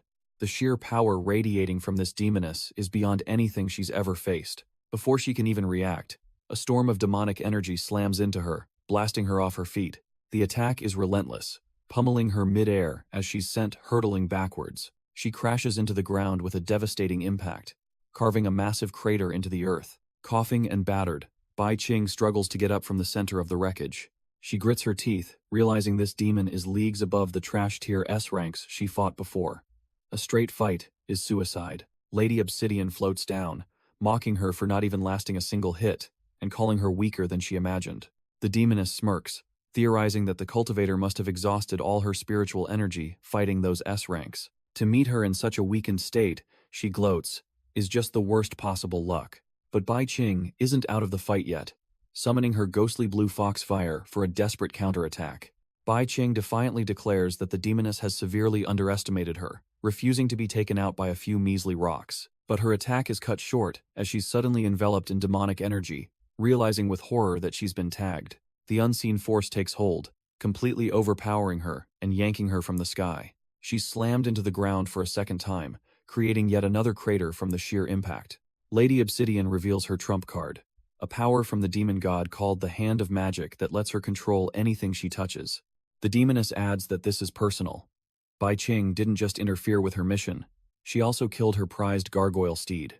With rocks beginning to levitate, she pronounces that dying at the hands of demonkind is the inevitable fate for all cultivators. A colossal crystal spear materializes, but as Bai Qing tries to stall for time, Lady Obsidian scoffs that it's too late to beg. Desperate, Bai Qing asks how the demon god could have returned when his soul was supposed to have been shattered in the Great War. The demoness just laughs, calling the idea of a cultivator killing him a joke before revealing the terrifying truth. The demon god has been reborn. Lady Obsidian gloats that once they find all the demonic items, the demon god will return to rule the three realms. But Bai Qing just smirks, thanking her for the intel and confirming who Zhang Tianxun's true enemy is, leaving the demoness dumbfounded. With a sudden burst of confidence, she declares that, while she may be outmatched, she's an expert when it comes to fighting other women. Before Lady Obsidian can react, Bai Qing unleashes her nine-tailed fox charm, engulfing the demoness in a confusing pink aura. The powerful demoness is caught completely off guard, her face flushing as the seductive energy takes hold. Her eyes go blank, replaced by glowing hearts. She's completely fallen for the illusion. Suddenly, she's in a throne room, being praised by the white-haired demon lord for her success and offered any reward she desires. In her fantasy, she humbly refuses, stating that simply serving her god is reward enough. But the demon lord in her mind tells her that her thoughts are an open book. He knows exactly what she wants. He then makes her a stunning offer, to become his woman, claiming it's the desire she's always hidden deep in her heart. The demoness is completely flustered, stammering that she's not worthy of becoming his woman. But the illusionary demon lord shuts her down, grabbing her and declaring that she is exactly what he desires. He wastes no time, announcing the start of their ceremony of love to bind them together. Lady Obsidian is dumbfounded, her mind racing as she realizes what kind of ceremony he's talking about. As her fantasy world swirls with hearts, she panics, thinking things are moving way too fast. She's completely lost in the illusion, blushing and telling him to wait as he gets too close. Back in reality, Bai Qing watches the squirming demoness, musing that she never expected her to be such a lovesick fool. She explains that her charm technique activates the target's deepest desires, trapping them in a fantasy. Believing the powerful demoness is completely under her control, Bai Qing confidently declares her victory. But just as she prepares the final blow, a sinister, bloody energy erupts from the demoness's direction. Suddenly, the demoness breaks free, impaling Bai Qing with her staff before she can even react. Bai Qing is completely dumbfounded, coughing up blood and demanding to know how she escaped the charm. Turns out, Lady Obsidian stabbed herself with a dagger, explaining that pain is the simplest way to shatter an illusion. With the tables turned, the demoness yanks her staff back, sending the fox spirit flying. Bai Qing collapses to the ground, clutching the gaping wound in her chest, her confidence utterly shattered. Lady Obsidian admits the fantasy was tempting, but says Bai Qing fatally underestimated her devotion to the demon god. Her eyes burn with fanaticism as she declares the demon god is a being she can only admire, destined to rule all. Vowing that no one will ever stain his name, she channels her demonic power, summoning a colossal earth spike from the sky. Bai Qing stares up in horror, realizing she just got a new lease on life, only to have it snatched away. In a final, desperate plea, she screams out for the one person she can think of, Zhang Tianxun, and just in the nick of time, a white-robed figure blazes past, snatching Bai Qing from the jaws of death. It's our boy, Bai Lian, who casually shatters the massive earth spike with a flick of his wrist. He proceeds to obliterate the rest of the spikes, leaving Lady Obsidian utterly dumbfounded by the display. He calmly tells Bai Qing it's dangerous to wander alone at night, reminding her to call him next time. Overwhelmed with relief, the fox spirit just stares back, her eyes welling up with tears. She finally breaks down, screaming at him for being a stupid idiot and taking so long to show up. He simply tells her to stop crying because he's here now, and she can only whimper in agreement. Lady Obsidian is in complete disbelief, wondering how this is even possible, and what could have triggered his arrival. A horrifying thought crosses her mind as she realizes he looks disturbingly similar to the demon god himself. She shakes her head, trying to convince herself it's just the illusion's after effects messing with her mind. Lady Obsidian finally connects the dots, realizing our boy was the one who took down the S-rank psychic. Her demonic energy flares as she announces that his immense spiritual power makes him the exact cultivator she's here to hunt. Bai Lian just floats there unimpressed, sarcastically asking if all that power is just to kick up some dust. She scoffs at his arrogance, warning him that he'll soon regret underestimating her trash-tier magic. With a roar, she unleashes her ultimate move, a massive storm of flying rocks and sand. The entire area is consumed by a vortex of razor-sharp debris, hurtling straight for our boy. Lady Obsidian smirks, confident that the countless projectiles will shred him to pieces in an instant. She gloats that there's nowhere to run, and he won't even have a chance to beg for mercy. A moment of silence passes under the quiet night sky. As the dust from her attack begins to settle, she lets out a sigh of relief, absolutely certain that she's won, and not even a single bone of him remains. But just as she's celebrating her victory, a golden light pierces through the dust cloud, making her pause. The dust settles, revealing our boy and Bai Qing perfectly fine inside a golden barrier, as he casually asks about Jenny. Lady Obsidian is left completely dumbfounded, her ultimate attack having done absolutely nothing. The realization hits her hard. She's sweating bullets, utterly terrified by the power gap between them. Annoyed at being ignored, Bai Lian flicks his finger, launching a blinding beam of light while demanding she listen to him. The attack instantly blasts a hole straight through her chest before she can even blink. She's sent flying backward, completely helpless against a strike he didn't even put any effort into. Crashing to the ground, she can't believe a casual attack was so devastating, finally understanding the true power of a cultivator. Bai Lian looms over her, asking one last time what happened to Jenny, but she just wonders why he'd care about an enemy. With a spiteful grin, Lady Obsidian declares that she already killed that bitch with her own hands. Suddenly, Bai Lian's aura explodes into a storm of pure, unadulterated killing intent, shocking Lady Obsidian to her core. She's completely dumbfounded, sweating bullets and wondering what on earth she could have said to provoke such a terrifying change. With his eyes glowing with cold fury, our boy asks her to repeat exactly who she claimed to have killed. The sheer pressure radiating from him sends her flying backward, unable to even stand her ground. Even Bai Lian is taken aback. His own killing intent is so potent that his body subconsciously recoils from the sheer force of his rage. Lady Obsidian feels like she's suffocating, realizing she can't even breathe properly in his presence. Her mind scrambles for an explanation, concluding they must have been lovers, even picturing a kinky scene with the whips as evidence. Trying to steel herself, she thinks it doesn't matter if she killed his woman. She can't let herself be scared off by his aura. She forces herself to focus, reminding herself that her mission from the demon god is far from over. Pushing through the pain, she rises and formally introduces herself as a fifth-tier demonic beast, sent by the demon god to take his life. Done with the pleasantries, Lady Obsidian channels all her demonic energy into one final, cataclysmic spell, declaring this single hit will decide everything. But as the dust settles, a mysterious blue-robed figure appears. Realizing Lady Obsidian is concentrating all the energy in the sky for something unthinkable. Bleeding and cornered, Lady Obsidian unleashes her final, world-ending move, the Streaking Meteor. Lady Obsidian's ultimate attack barrels down from orbit, a planet-killer meteor aimed to obliterate everything in a final, desperate blaze of glory. With a brilliant flash, the world-ending meteor is simply gone, swallowed whole without a trace. But our boy's rage is a force of nature, and when his power collides with hers, the world is engulfed in a blinding, apocalyptic explosion. Hez left completely dumbfounded as she summons a literal asteroid, screaming that she's actually trying to drop a meteor on them. But the mysterious figure, revealed to be our boy Bai Lian, just scoffs, wondering what a mere rock could do to him as his dragon spirit materializes. But instead of a grand clash, the spirit dragon Yulong simply opens its colossal maw, preparing to swallow the apocalypse whole. Turns out Yulong literally ate the entire apocalypse, letting out a massive burp as its belly swells to a ridiculous size. With the crisis averted, Bai Lian just stands there as his spirit dragon Yulong looks down, its belly swollen to an absurd size. The colossal dragon lets out a satisfied burp, the sound echoing through the forest, clearly happy with its apocalyptic-level meal. Our boy turns his ice-cold gaze to the demoness, scoffing that a trash-tier beast like her actually thought she could take his life. On her knees, Lady Obsidian is utterly broken. Realizing the terrifying power of cultivators is on a whole other level. Her mind races, connecting him to a prophecy about the demon god's fall, but she desperately denies it, believing no one can beat her master. Bai Lian approaches the defeated demon, who defiantly assumes he's here to interrogate her about the demon god.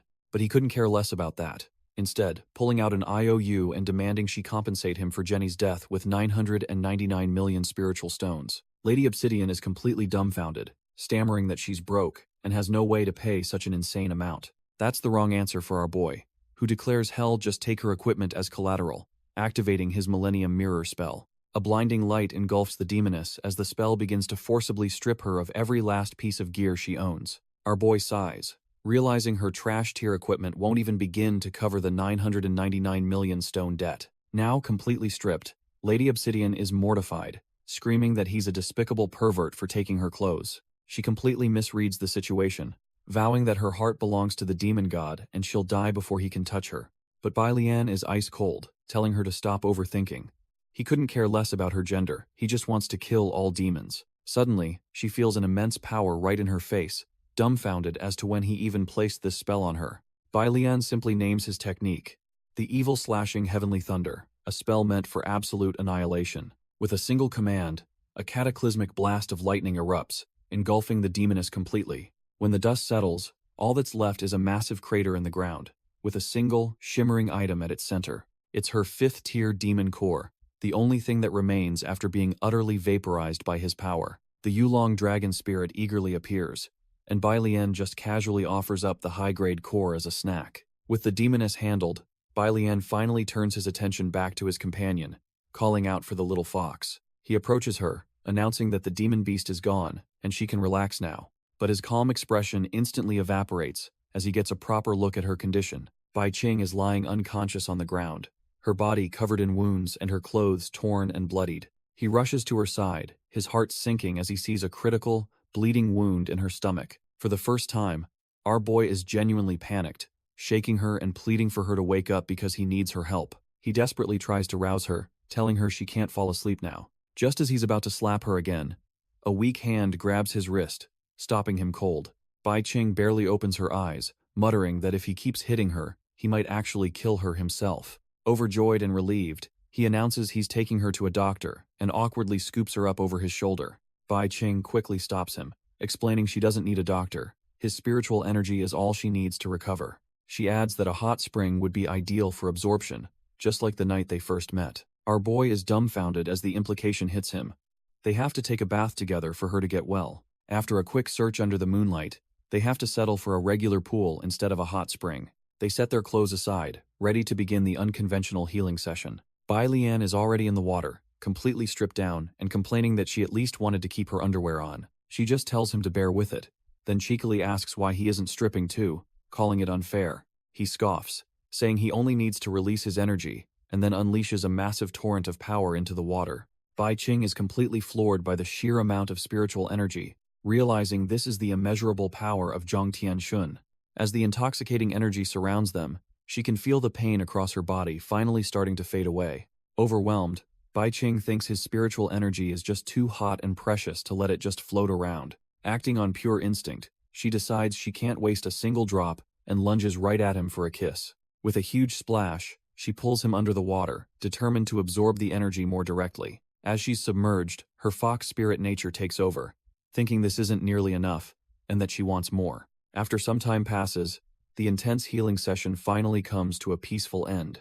Bai Qing emerges from the water, stretching her arms in triumph, feeling completely healed and fully revived. Our boy, however, is left coughing and sputtering, asking if she was trying to kill him by draining him dry. She just gives him a cheeky smile, apologizing and explaining his spiritual energy was so tantalizing she couldn't control herself. With the healing complete, they take to the skies, ready for the next part of their journey. Bai Qing reminds the Yulong dragon that since it ate her demon core, it's time to work, much to the dragon's grumbling. Our boy is completely fed up as Bai Qing clings to him, using the excuse that she's scared of heights. But her playful act vanishes in an instant when she senses the distinct presence of an enchanted item nearby. She tells Bai Lian that the energy feels just like his, guessing it might be the Xuan Tian sect item he's been looking for. Down below in the forest, the source of that energy is in the middle of a desperate chase. An elven princess named Onola is running for her life, questioning why these thugs are after her. Turns out they're the wild bandits, a couple of trash-tier goons who think they've hit the jackpot, capturing a rare elf for the black market. They just laugh, telling her to give up as they chase her down a steep hill, promising they won't hurt her. But Onola has had enough of running. She stops dead in her tracks, declaring that anyone who wants to kidnap her is an enemy. With a flick of her wrist, she unleashes her spell, Call of the Elves, summoning a massive swarm of glowing blue butterflies. The bandits are completely dumbfounded, getting swarmed by what they call trivial bugs, with one even whining about his allergies. But these aren't just for show. Onola casts the Curse of Sissies, a spell designed to completely emaciate its targets. In an instant, the two bandits shrivel up, looking like they've aged 50 years and haven't eaten in a decade.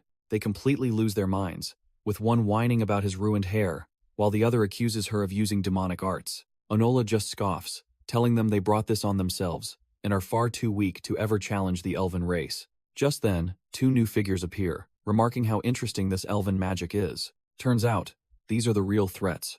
Elite bandits, Mark and Gina, both grade A psychics who mock her spell as a mere ripple. Gina offers a chilling proposition: lead them to the elven village, and she might just let Onola live. Onola is absolutely furious at being called a little girl, and prepares to unleash her power once more. She declares they'll pay the price for looking down on her people's magic, as the butterflies surge with power. But Mark and Gina just float there, completely unfazed, mocking her for being weak enough to use the same trick twice. Gina just smirks, completely unbothered, as Onola's butterfly storm rages around her. She laughs that strong magic is trash tier if it can't even land a hit, and decides to show the elf what true power is. With a flick of her wrist, she unleashes a vicious whirlwind of her own that tears right through the elven magic. Onola is in total shock, realizing her first trip out of the village has pitted her against monsters, and she might need her trump card. But before she can act, a blinding beam of energy blasts through the battlefield, shattering Gina's attack instantly. The elven princess is left dumbfounded, wondering what in the world just happened to her opponent's whirlwind. Suddenly, our boy Bai Lian and the ever-loyal Bai Qing appear, having finally tracked down their target. Bai Qing confirms that the magic tool's aura is coming from the elf, while Onola groans at another set of weirdos showing up. Bai Lian gets uncomfortably close, noting her lack of clothing and asking just where she could possibly hide the tool. His eyes narrow with intense focus, as if he's already found its exact location. Onola is left completely flustered, realizing he might be suggesting the tool is hidden somewhere intimate. But the two bandits, Mark and Gina, are absolutely livid that their ultimate attacks were just swatted away and they're being ignored. To regain some respect, Mark unleashes his light-scale giant sword, determined to show this newcomer what real power is. Gina follows suit, summoning her extreme speed tornadoes and declaring that anyone who disrespects magic deserves to die. They both lunge forward with their A-grade techniques, a deadly combination aimed right at Bai Lian. Our boy just stares back with pure annoyance, asking if these two clowns are finally done with their little show. Mark's confident expression instantly shatters into one of pure, sweating disbelief. Gina is just as dumbfounded, unable to comprehend how their combined assault meant absolutely nothing to him. In a flash, Bai Lian is already on them, grabbing both their faces and asking why they had to be so rude and interrupt his chat. He then casually tosses the two elites aside like trash, calling them annoying as they're sent flying. The two A-grade bandits are sent spiraling through the air, completely helpless and spitting up blood. They crash land hard, their so-called elite skills amounting to nothing as they're left in a heap on the forest floor. Bai Lian just scoffs, muttering that he's a busy man and doesn't have time for these trash-tier interruptions. The elven princess is shocked by his power, but Bai Qing smirks, telling her it's not over, and the most important part is coming up. Our boy then activates a spell called Centurion Space, commanding it to strip the bandits of everything they own. A powerful vortex erupts, ripping the armor, clothes, and weapons right off the entire bandit crew. Onola blushes furiously, realizing this must be the important part, and starts panicking that she's next on his list. As if reading her mind, Bai Lian turns his head, a greedy sparkle in his eyes as he locks onto the princess. The elf is frozen stiff, her mind going blank with sheer terror at what's about to happen. She immediately starts pleading, begging him not to strip her, and explaining that she's just an innocent girl who's never left her village. Bai Lian just scoffs, telling the princess he's an upright person and has no interest in stripping her, leaving her completely dumbfounded. She's utterly confused, wondering what he could possibly be after, if not to assault her. Our boy clarifies he's hunting for the heavenly ancestor's magic tool, and Bai Qing confirms she can sense its aura coming right from Onola. Bai Qing asks if she's consumed anything unusual, and the princess reveals that all elves drink from a special magical spring. This isn't just any puddle. It's the legendary spring of life, the sacred source from which the entire elven race was born. She proudly lists its miraculous benefits, from perfect skin to other significant physical enhancements. Turns out, when elven women come of age, they immerse themselves in the holy water to carry new life. Bai Qing immediately connects the dots. The tool's aura is in the water, while Bai Lian sees a mountain of gold in his future. But the mood sours, as Onola reveals the real reason she left home. A few months ago, a group of demons seized their sacred spring. She explains they used some seriously underhanded methods, unleashing a grotesque tentacle monster to defile their holy site. The flashback shows a grim scene. Once captured by the tentacles, the elves became completely helpless, their limbs growing weak and unable to fight back. Finishing her tale, Onola formally asks them to save the elven race from this catastrophe, admitting she left home specifically to find heroes like them. Our boy doesn't hesitate for a second, declaring they absolutely must help, and Bai Qing realizes he's already connected the dots to the heavenly ancestor's tool. But something feels off to Bai Lian. He wonders how the legendary spring of life could possibly fall to some trash-tier tentacle monster. The trio then heads off, entering a gloomy forest that Onola explains serves as a barrier to protect the elven village just beyond it. As they walk, Bai Qing calls out the princess for constantly stealing glances at Bai Lian, who looks completely dumbfounded by the accusation. A flustered Onola explains that her entire race is female, so she's never actually seen a man before, and was just staring out of pure curiosity.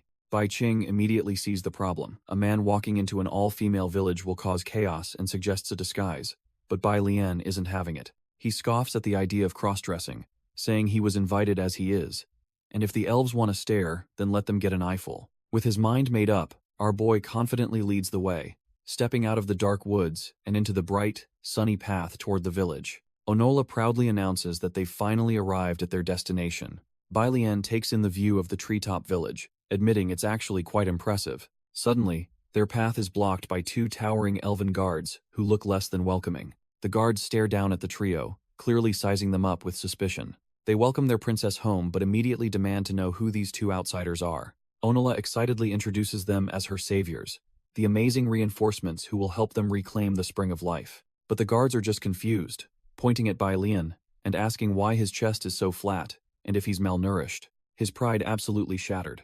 Our boy furiously points to himself and yells that, "Of course, it's flat, he's a man." The revelation hits the elven guard like a ton of bricks, leaving her blushing and utterly speechless. Both guards are now completely dumbfounded, asking in a fluster if he's really a man and if this is what all men look like. The news spreads through the elven village like wildfire. The princess has brought a man home. Onola immediately panics, knowing this was bound to create a huge scene. Sure enough, elven women come sprinting from every direction, desperate to see the legendary creature known as a man. They shout that this is a once-in-a-century event and they absolutely cannot miss it. The entire female population seems to be stampeding towards our boy's location. It's a full-blown mobilization, and they're all here for one reason. They immediately surround Bai Lian, commenting on how handsome and different he is from their own kind. Our boy is left completely speechless, blushing from all the unwanted attention. Bai Qing just smirks beside him, teasing him about how unexpectedly popular he is. Even Yulong pops out, calling him Shun Shun and congratulating him on finding such a wonderful place. Yulong declares he's here for his sister, calling the crowd of elves a true feast for the eyes. The elven women are completely mesmerized, mistaking the dragon for a unique and impressive part of a man's body. The pervy dragon then offers the ladies a ride, shamelessly boasting that he can handle all of them. Intrigued, the elves wonder if they can really take it for a ride, eager to learn more about the mysteries of men. Our boy, absolutely fed up, quietly asks Bai Qing if killing this rebellious dragon will make the sword disappear, and she confirms it likely will. Just then, a powerful presence makes a very confident entrance, stepping into view. Onola immediately apologizes to her sister for bringing a man into their sacred realm without permission. The imposing figure is revealed to be Yuefu, the queen of the elves, who notes the 5000-year taboo against men has just been broken. Despite her initial shock, she wipes some drool from her mouth and says that if they're here to help, she can't really object. Onola is thrilled by her sister's reason, but our boy is suspicious, realizing the queen isn't so serious after he just saw her drooling over him.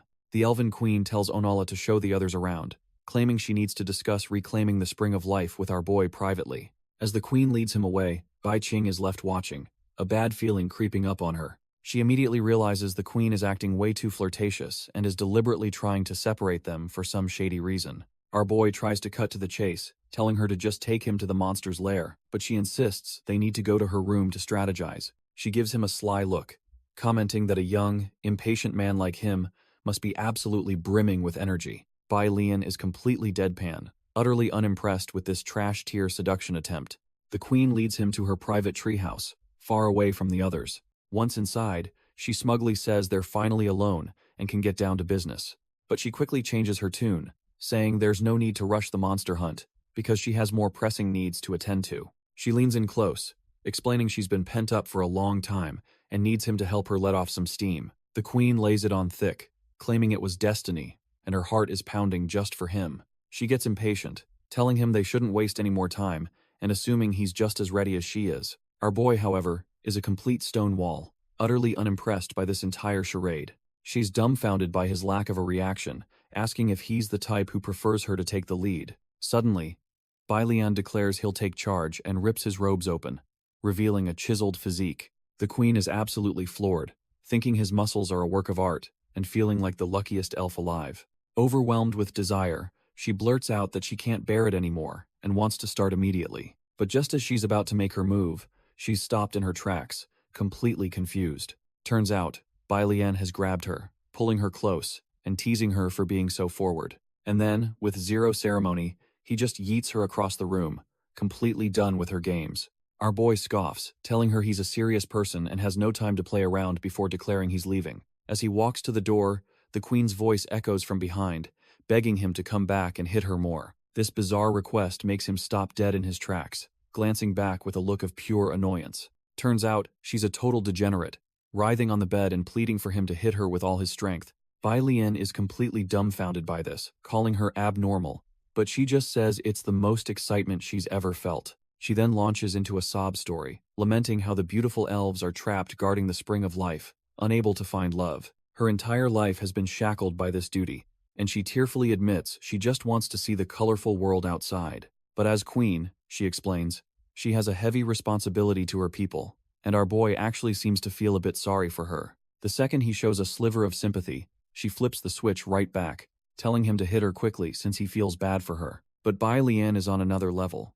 He pulls out a valuable topaz, his eyes gleaming, and says it's all hers if she'll just obey him.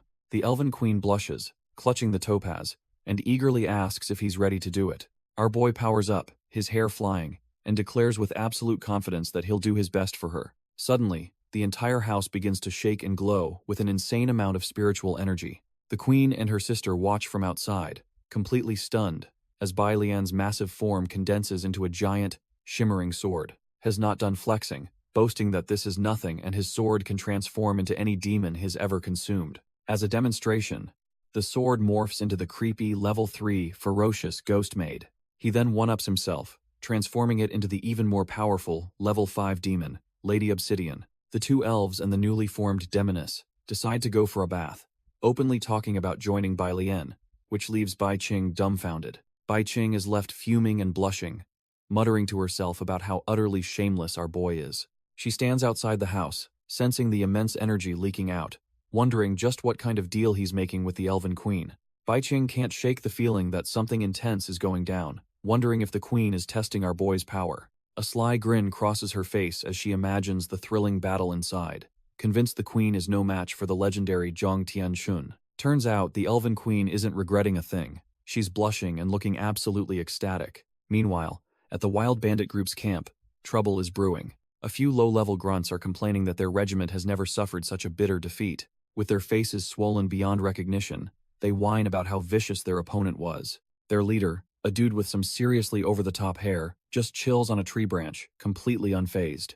This is Ox, an S-class telekinesis user, and he's not impressed by his crew getting wrecked so easily. Just then, his elite subordinate Gina shows up, calling for her boss. She's been stripped down to a rag, fuming that some despicable guy not only beat her, but stole her favorite leopard print jacket. Gina is absolutely mortified, thinking that as long as that pervert is alive, she'll never be able to show her face again. Hearing this, Ox's ridiculous hair seems to vibrate with rage as he thinks about how Gina is the untouchable flower of their group. He's absolutely losing it, furious that some random outsider got a free show when even he, the leader, has never seen her like that. Gina continues her rant, realizing that the guy must be mixed up with the elf tribe by now. This new information sends Ox over the edge. He can't believe the guy went after the elves too, the very prize he's been dreaming of. Smashing into the ground, he tells his boys it's time to teach this punk a lesson hell never forget. With his aura flaring, Ox declares that they're going to eliminate this so-called threat to humanity. Meanwhile, the elf village is completely serene, unaware of the storm brewing just outside their borders. Suddenly, one of the elven guards is startled.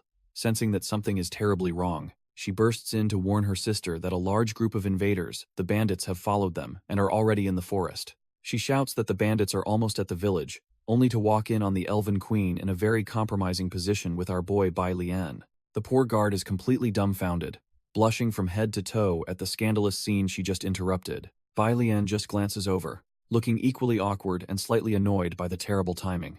Mortified, the guard stammers an apology and quickly shuts the door, deciding it's best to just let them finish whatever they were doing. The elven queen tries to salvage the situation, yelling through the door that she was just testing his strength for purely scientific reasons. Meanwhile, deep in the dark forest, Ox rallies his troops, telling them to get hyped for the coming battle. He leads the charge with Gina and the rest of the wild bandits, reminding his men that they're here for revenge, not to be seduced by elven beauty. But the moment he lays eyes on a patrol of elven guards, he's completely starstruck, realizing these are the legendary elves he's dreamed of. One of the elves, however, is not impressed, looking at his ridiculous pompadour and asking what that giant thing on his head is. She then glances down and declares his package unsightly, noting that there's not even the slightest bit of excitement to be found. The elven guards aren't impressed, warning the invaders that one more step will be their last.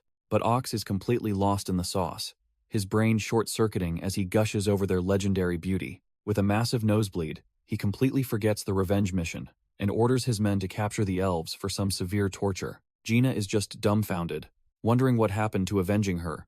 This pervy display was definitely not part of the plan. His trash-tier bandits, cut from the same cloth, charge forward with hearts in their eyes, ready to snag themselves some elf sisters. One of the guards has had enough of these filthy things, stomping her foot and unleashing a spell called Moon Eruption. A massive pillar of golden light erupts from the ground, engulfing the charging bandits in an instant. Just like that, the first wave of idiots is down for the count, left smoking in a crater. Suddenly, a far more imposing elf appears, looking down on the pathetic scene and asking if they're all here because they have a death wish. Ox can only stare up in awe, completely frozen by the sheer presence of this new, powerful elf captain. The elven captain warns the bandits that if they repent now, she might just consider letting them live. But her threats are completely lost on Ox, who's got a massive nosebleed thinking she's the most charming woman he's ever seen. His mind instantly drifts to a fantasy, imagining this domineering elf is straight out of the forbidden books he's been collecting. Just then, the elven queen herself arrives with Bai Lian's crew, smirking as she spots some familiar faces in the bandit group. Our boy Bai Lian chimes in, mockingly asking if they're here to deliver more equipment since he enjoyed taking their last haul. The gears finally turn in Ox's head as he recognizes Bai Lian as the pervert who stole his precious leopard print tights. He's absolutely seething, not because of the theft, but because this brat got to do what he's always dreamed of. With a powerful stomp, he gathers his energy, ready to unleash his fury. Ox lunges forward, calling Bai Lian a lustful demon and vowing to turn him into ashes for his crimes. But before he can even land a hit, the elven captain intercepts with a brutal kick to the face, asking who the hell he thinks he is to touch her man. Ox is sent flying, completely shocked that the elven clan has S-class level powerhouses. The elven captain explains to a confused Bai Lian that the guy was talking trash and deserved it, also making a crack about his ridiculous hair. But the elven queen steps forward, claiming Bai Lian is the one she has a crush on, so she'll be the one to handle his enemies. She tells him his wonderful power shouldn't be wasted on these trash-tier bandits. Instead, she suggests he should save that energy for more valuable moments, like when he wants to hit her, blushing as she says it. Bai Lian and Bai Qing are left utterly speechless. Our boy can only think that she's the real pervert here. Meanwhile, Ox is literally petrified with rage, crumbling as he realizes the queen ignored him and fell for this lust demon. The queen pays him no mind, declaring Bai Lian is all she needs and commands her elven warriors to send the bandits packing. A squad of elite elven fighters immediately leaps into action, ready to throw down. Seeing this, Ox gets his second wind, shouting that if the elves are going to be ruthless, his bandits will show no mercy and teach them a lesson. The wild bandits charge forward, thinking they actually stand a chance against the elves, but an elven guard proves them dead wrong, slicing through two of them in a single, elegant motion. It's an absolute slaughter. The bandits are getting wiped out before they can even land a hit. The elven princess Onola joins the fray, unleashing a storm of magical butterflies to tear through the enemy ranks. The elven queen finally turns to Ox, telling him she's furious that his trash-tier bugs interrupted her quality time with Bai Lian. She glares at him, declaring that ruining her mood is a sin he'll pay for with his life. Ox is completely dumbfounded, pathetically asking if the only reason she chose Bai Lian is because he got there first. The queen just scoffs, asking if he's even worthy of being compared to her man before deciding to end this farce. She gathers a massive ball of energy and unleashes her moonlight beam right at the bandit leader. Ox can only scream in terror, shouting his name and title as the overwhelming power vaporizes him. Against all odds, Ox actually manages to brace himself against the queen's overwhelming blast. He grits his teeth, desperately telling himself he can stop this. The bandit leader roars that they're both S-class telepaths, so this fight is far from over. The elven queen looks on, completely unimpressed, and tells him blind confidence is a fool's game. Ox powers up a purple aura, challenging her to witness the power of his wild fist technique. He stomps hard, cracking the very earth beneath his feet as he channels his energy. With a massive boom, he rips a giant slab of rock straight from the ground. He then unleashes his wild straight punch, shattering the slab into a deadly barrage aimed right at her. But the queen simply calls his attack a useless trick as a golden magic circle materializes around her. The circle flares to life, unleashing its own volley of light to effortlessly counter his attack. The elven queen just watches calmly as her magic effortlessly blows his attack to smithereens. But our boy Ox knew this would happen.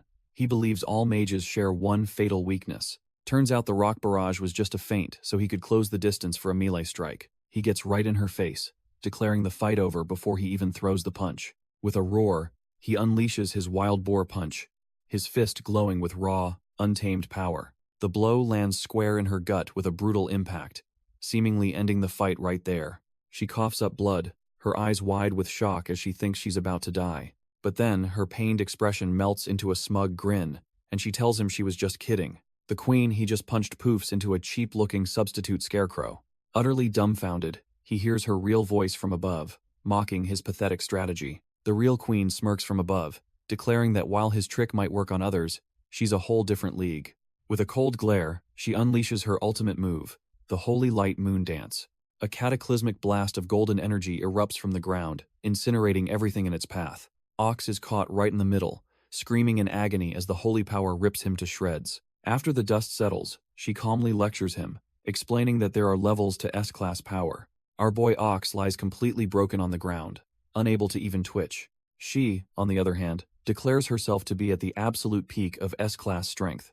Looking down at his pathetic state, she tells him he's still got a long way to go. She then turns her attention to the remaining bandits, shouting that their trash-tier leader has been dealt with. With an aura of pure dominance, she gives the grunts 5 seconds to get lost before she gets serious. The Elven Queen makes it crystal clear. Anyone who delays her meeting with Zhang Tianxun will die. The bandits don't need a second warning, scrambling for their lives in a desperate retreat. She watches them flee, completely unimpressed by the trash-tier rabble. With the battlefield now quiet, it's time to tend to their own. The Queen orders her captain, Aurora, to use the flash butterfly to heal any injured elves.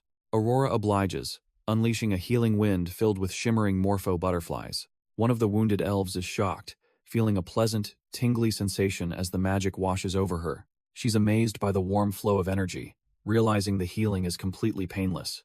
Nearby, Princess Onola declares the situation handled and eagerly suggests getting back to the room with Zhang Tianxun. But when she turns around, our boy has vanished into thin air, leaving her completely dumbfounded. Turns out, our boy didn't just vanish.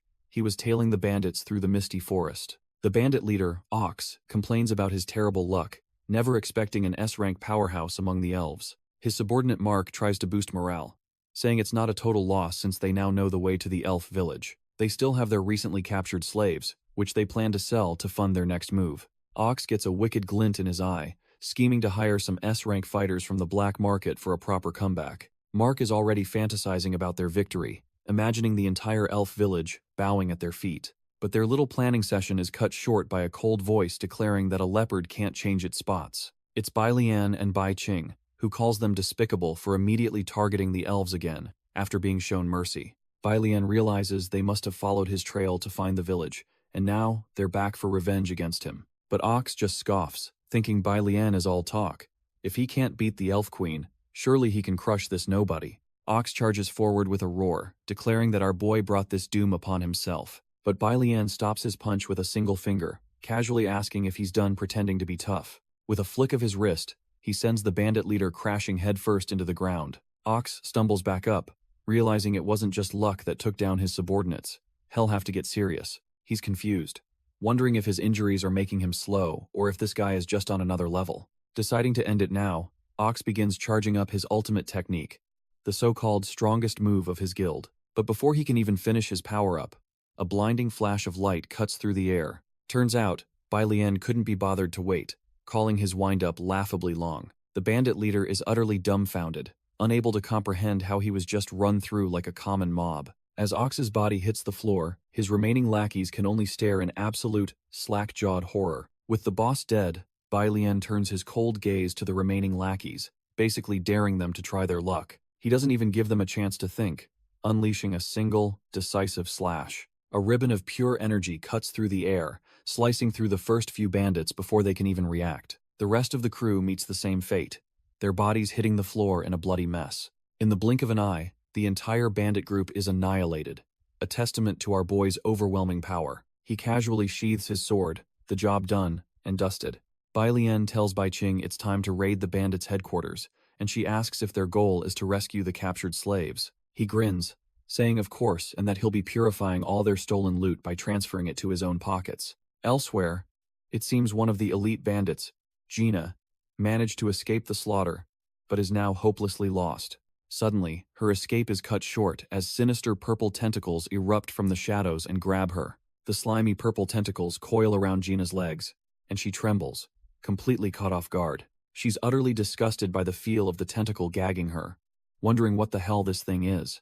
Now completely bound, she can barely breathe, cursing her luck for running into such a perverted monster. Humiliation and fear mix as tears stream down her face.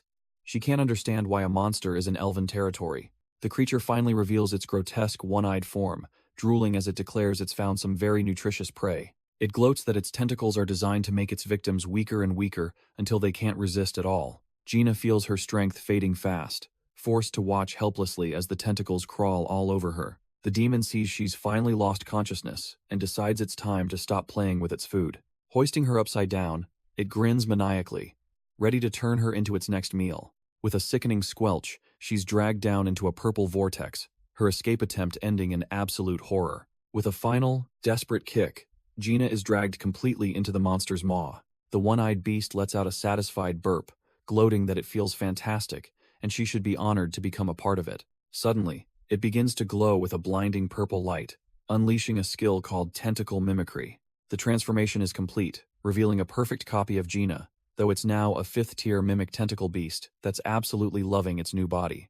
Elsewhere, the Elven Queen senses this demonic energy spike, wondering if our boy Bai Lian has impatiently gone to the Fountain of Life. Her mind immediately jumps to a wild fantasy of him being helplessly captured by tentacles. A devious blush creeps across her face as she rallies her guards, declaring they must go save him immediately. One of her captains tries to talk some sense into her, warning that tentacle monsters are their natural enemies and extremely dangerous. But the queen is completely lost in her delusion, brushing off the warning because saving her man is far more important. Turns out her guards are cut from the same cloth, all fired up and agreeing that their man must be protected at all costs. And so, the Elven Queen's rescue party storms into the forest. She and her guards spread out, desperately calling for their man. The queen shouts for Shun to come out, claiming she's worried sick about him, but her blush gives her away. She's just thirsty for another academic exchange. Suddenly, a flurry of purple tentacles erupts from the ground. Before she can even react, the queen is ambushed from all sides. The tentacles wrap around her, and for a moment, it looks like her fantasy just came true. But the culprits reveal themselves, and it's not quite what she had in mind. Turns out, it's a squad of Tier 3 mimic tentacle larvae, drooling over the idea of eating the princess to level up. The queen just scoffs, wondering if these trash-tier tentacles seriously think they can subdue her, as golden energy begins to sizzle. The little monster is dumbfounded as the queen's holy energy starts sizzling its tentacles. With a snap of her fingers, she unleashes a wave of power, electrocuting the trash-tier beast. The queen stands unfazed as the fried tentacles fall away, completely unimpressed by the attack. She looks at the slimy creature with utter disgust, calling it a filthy and vulgar thing. But it was a trap. Her guards cry out as they're swarmed by a seemingly endless number of tentacles. One of the guards is completely wrapped up, panicking that she's about to be eaten by these slimy monsters. Even the queen gets caught, realizing too late that she walked right into their trap while worrying about Shun. Another guard, tangled upside down, laments that if she dies here, she can't help her princess find a man. The tentacle monsters laugh, boasting that this entire area is under their control now. They declare that soon the entire elven race will be nothing more than nourishment for their tribe. The tentacle creature is lost in a pretty wild fantasy about capturing the elven queen. But reality hits like a truck when her heel crushes one of them into a purple paste. Turns out she was never trapped. She stands there radiating power, dumbfounding the other monsters. She's absolutely livid, reminding them they still have a score to settle for defiling the fountain of life. The remaining creatures panic, trying to blame their flattened companion for all the big talk.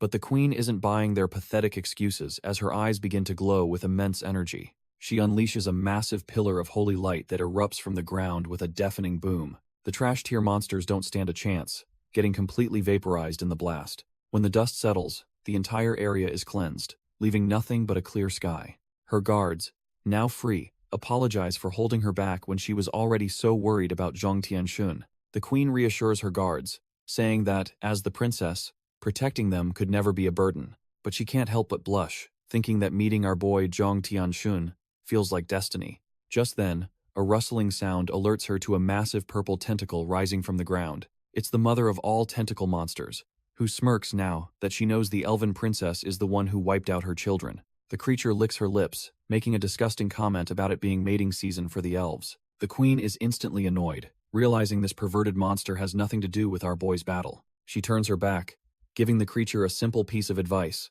Watch your mouth when you speak to me. A massive golden magic circle explodes around her as she warns the monster she's about to become grilled octopus. Without hesitation, she unleashes her ultimate attack, the Moon God Blade, a blinding pillar of holy energy. The tentacle queen is completely dumbfounded, shocked that the elf would start with a finishing move right off the bat. The tentacle queen throws up a full defensive stance, desperately trying to block the incoming holy light.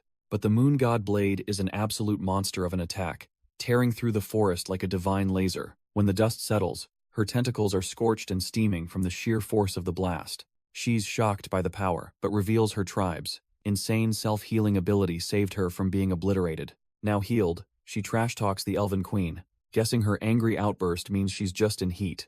The queen is absolutely livid, firing back and asking what a lowly creature could possibly know about love. The monster just scoffs, claiming love is for the weak, and that she's already found the elf's weakness.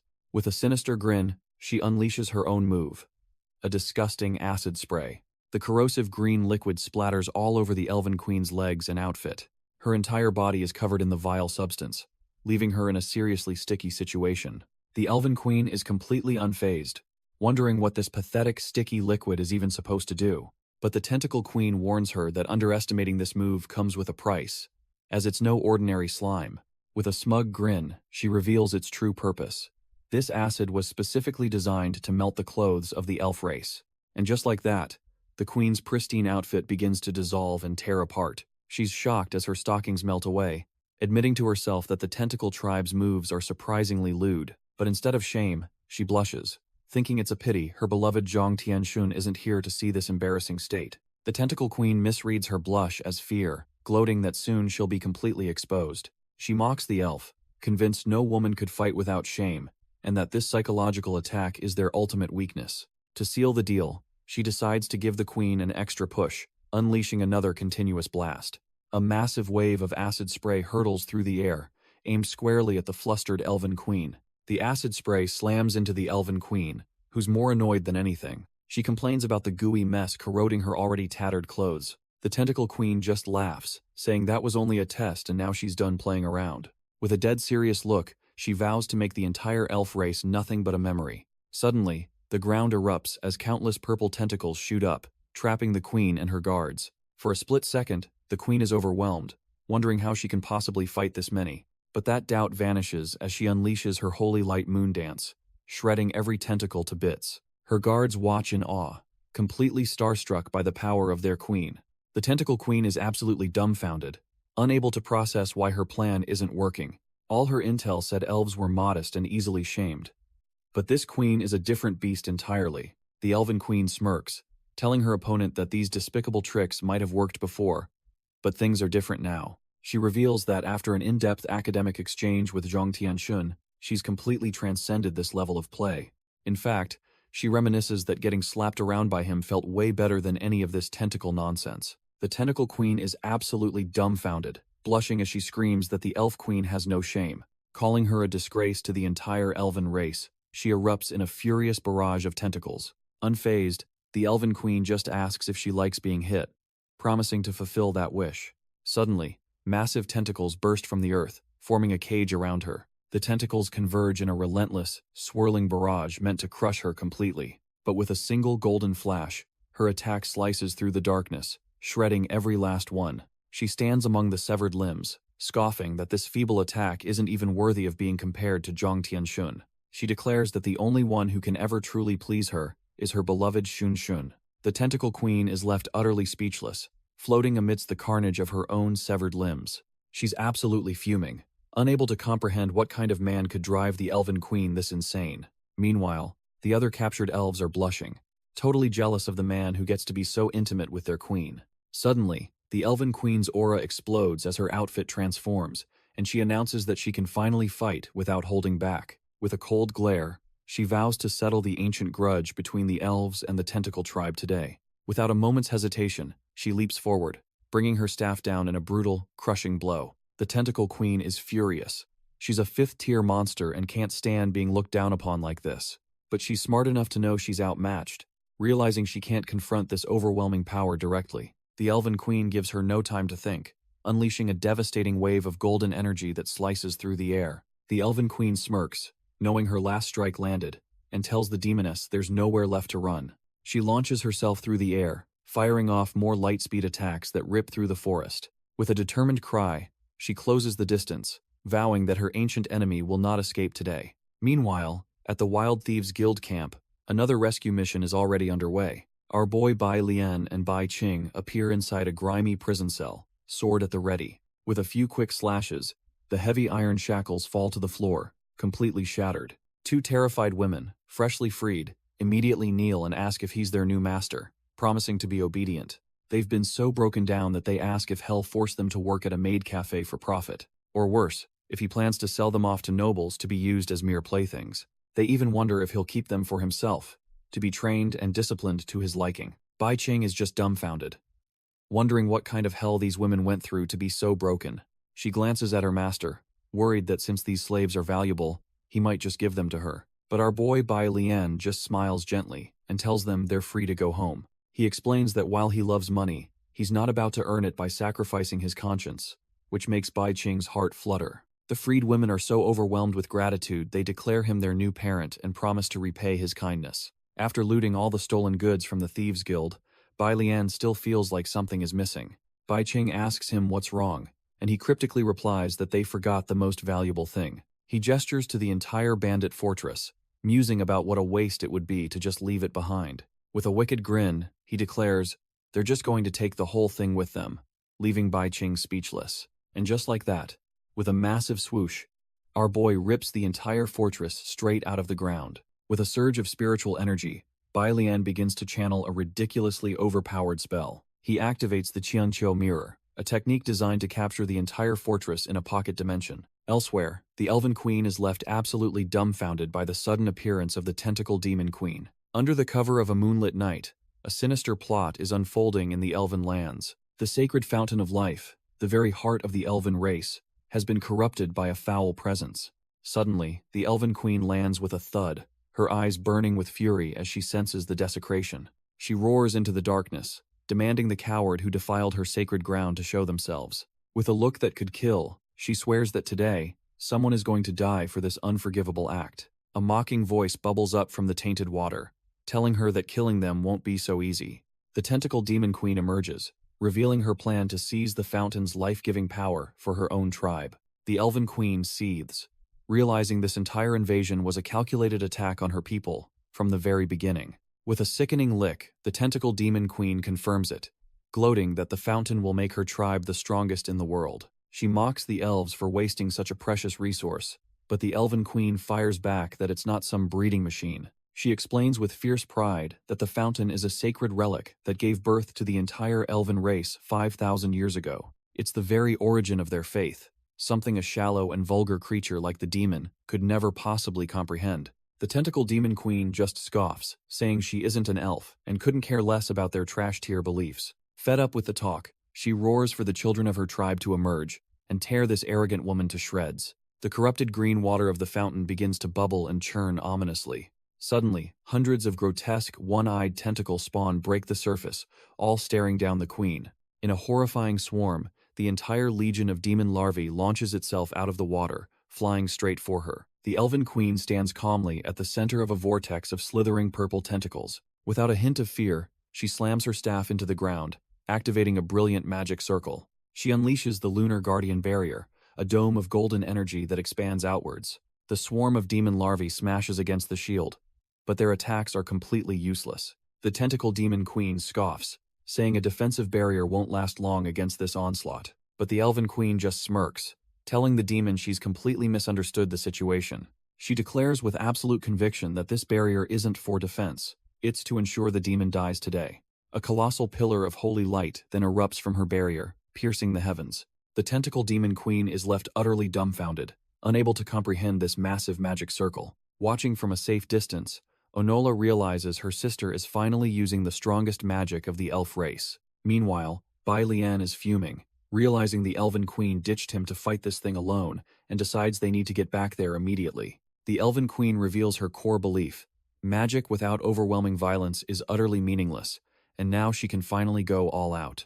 With a glint of pure annihilation in her eyes, she focuses all her power on the demon scum before her. A blinding flash of holy energy erupts from the magic circle, a beam of pure destruction aimed right at the demon. This is the ultimate elven magic, a legendary spell known as the Sorrow of the Moon God. The Tentacle Demon Queen desperately throws up a wall of tentacles, boasting that she can easily block this attack. But the moment the holy light makes contact, her demonic defenses begin to disintegrate into nothing. Her bravado vanishes in a flash of pure terror, and she starts screaming that they can talk this out. But there's no room for negotiation as the divine judgment slams down, engulfing the entire area in a cataclysmic explosion. The entire forest is rocked by a series of earth-shattering explosions as the holy light purges everything. At the heart of the inferno stands the Elven Queen, a literal goddess of destruction unleashing divine wrath. But this ultimate spell comes at a steep price, consuming nearly all her psychic power and leaving her utterly drained. Our boy realizes she's bet everything on this one move, and now she's in a trash-tier state of vulnerability. As the dust settles, the air is filled with the silence of annihilation and the sound of someone gasping for breath. The spell has carved a massive, smoldering crater into the earth, a testament to its terrifying power. The queen smirks, exhausted but triumphant, recalling how she told him the barrier was never for the monster. She wobbles on her feet, barely able to stand. But in her mind, she knows this battle is won. But her body has hit its absolute limit, and her foot gives way beneath her. With a final swoosh, the victorious but completely spent Elven Queen collapses to the ground. But just as she's about to hit the dirt, a strong hand catches her arm. Our boy swoops in like a hero, catching the Elven Queen and asking if she's okay. The queen is completely flustered. She recognizes that voice, that touch. It's definitely her man. Bai Lian just smirks, genuinely impressed that she managed to wipe out the entire monster nest by herself. She coyly replies that their little academic exchange is the only reason she could withstand the monster's lewd moves. Bai Qing, listening in from the sidelines, is absolutely dumbfounded by this suggestive conversation. She can't help but ask if they really need to stay in that intimate position just to talk. But the queen fires back, saying she quite likes it and is far too weak to stand on her own anyway. She even shifts her feet, getting more comfortable in his embrace. Then, she buries her face in his chest, declaring she needs to hold him tight to recover her strength. The queen leans in even closer, cheekily asking our boy how it feels to have her pressed up against him. Bai Lian, completely flustered, tries to play it cool by saying it feels bad, but his blushing face tells a different story. She's not having it, declaring that his sudden appearance after her victory is clearly a blessing from the moon goddess. Convinced it would be a sin to waste this chance, she pulls him in for a passionate kiss. Watching from the side, Bai Qing's heart is about to beat out of her chest, wondering if the queen has forgotten she even exists. Suddenly, the elven princess Onola arrives to save her sister, only to find this bizarre scene unfolding. Onola is completely lost, her eyes wide with confusion at the situation. Meanwhile, the queen escalates things further, her heart pounding as she pulls down her top while still in Bai Lian's embrace.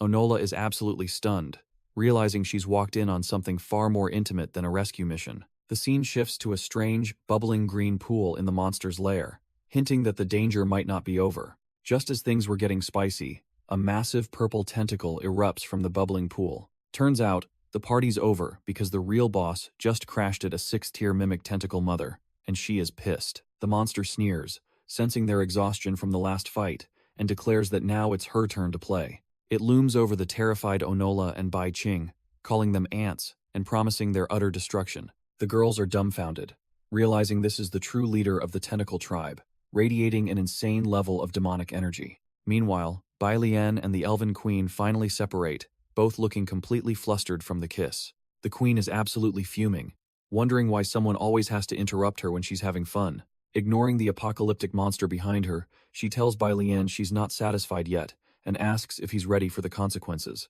But as she lunges for him again, our boy puts a firm hand up, stopping her dead in her tracks. He tells the queen she's already exhausted her power, stepping forward to face the beast and declaring hell handle this one. The elven queen's anger instantly melts away. Her heart thumps as she thinks he's so manly for standing up for her. She's completely lost in her own world, convinced this is a legendary confession, and that he's totally fallen for her. Bai Lian glances back, utterly confused, realizing she's imagining something incredibly strange right now. The mimic tentacle mother roars, declaring itself a dignified 6th-tier monster that has tolerated enough of their flirting. With its many eyes glowing with rage, it screams that they're not taking it seriously at all by challenging it. It finally attacks, launching a devastating triple claw strike aimed right at our boy. But Bai Lian doesn't even flinch, casually summoning a vortex of power to meet the incoming assault. The monster's colossal claws screech to a halt, frozen in midair just inches away from him. A strange grid of light envelops the claws,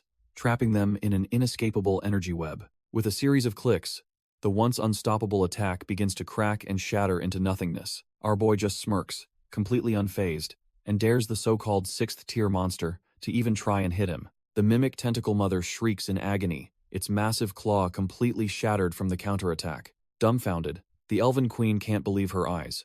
His move was so fast she couldn't even see what happened. Her shock quickly melts into pure adoration, realizing this is exactly the kind of overwhelming power she expects from the man she chose. Bai Lian finally loses his patience, telling the beast it's just an annoying pest standing between him and a treasure he wants. With a dismissive command for it to disappear, he unleashes a wave of immense spiritual energy.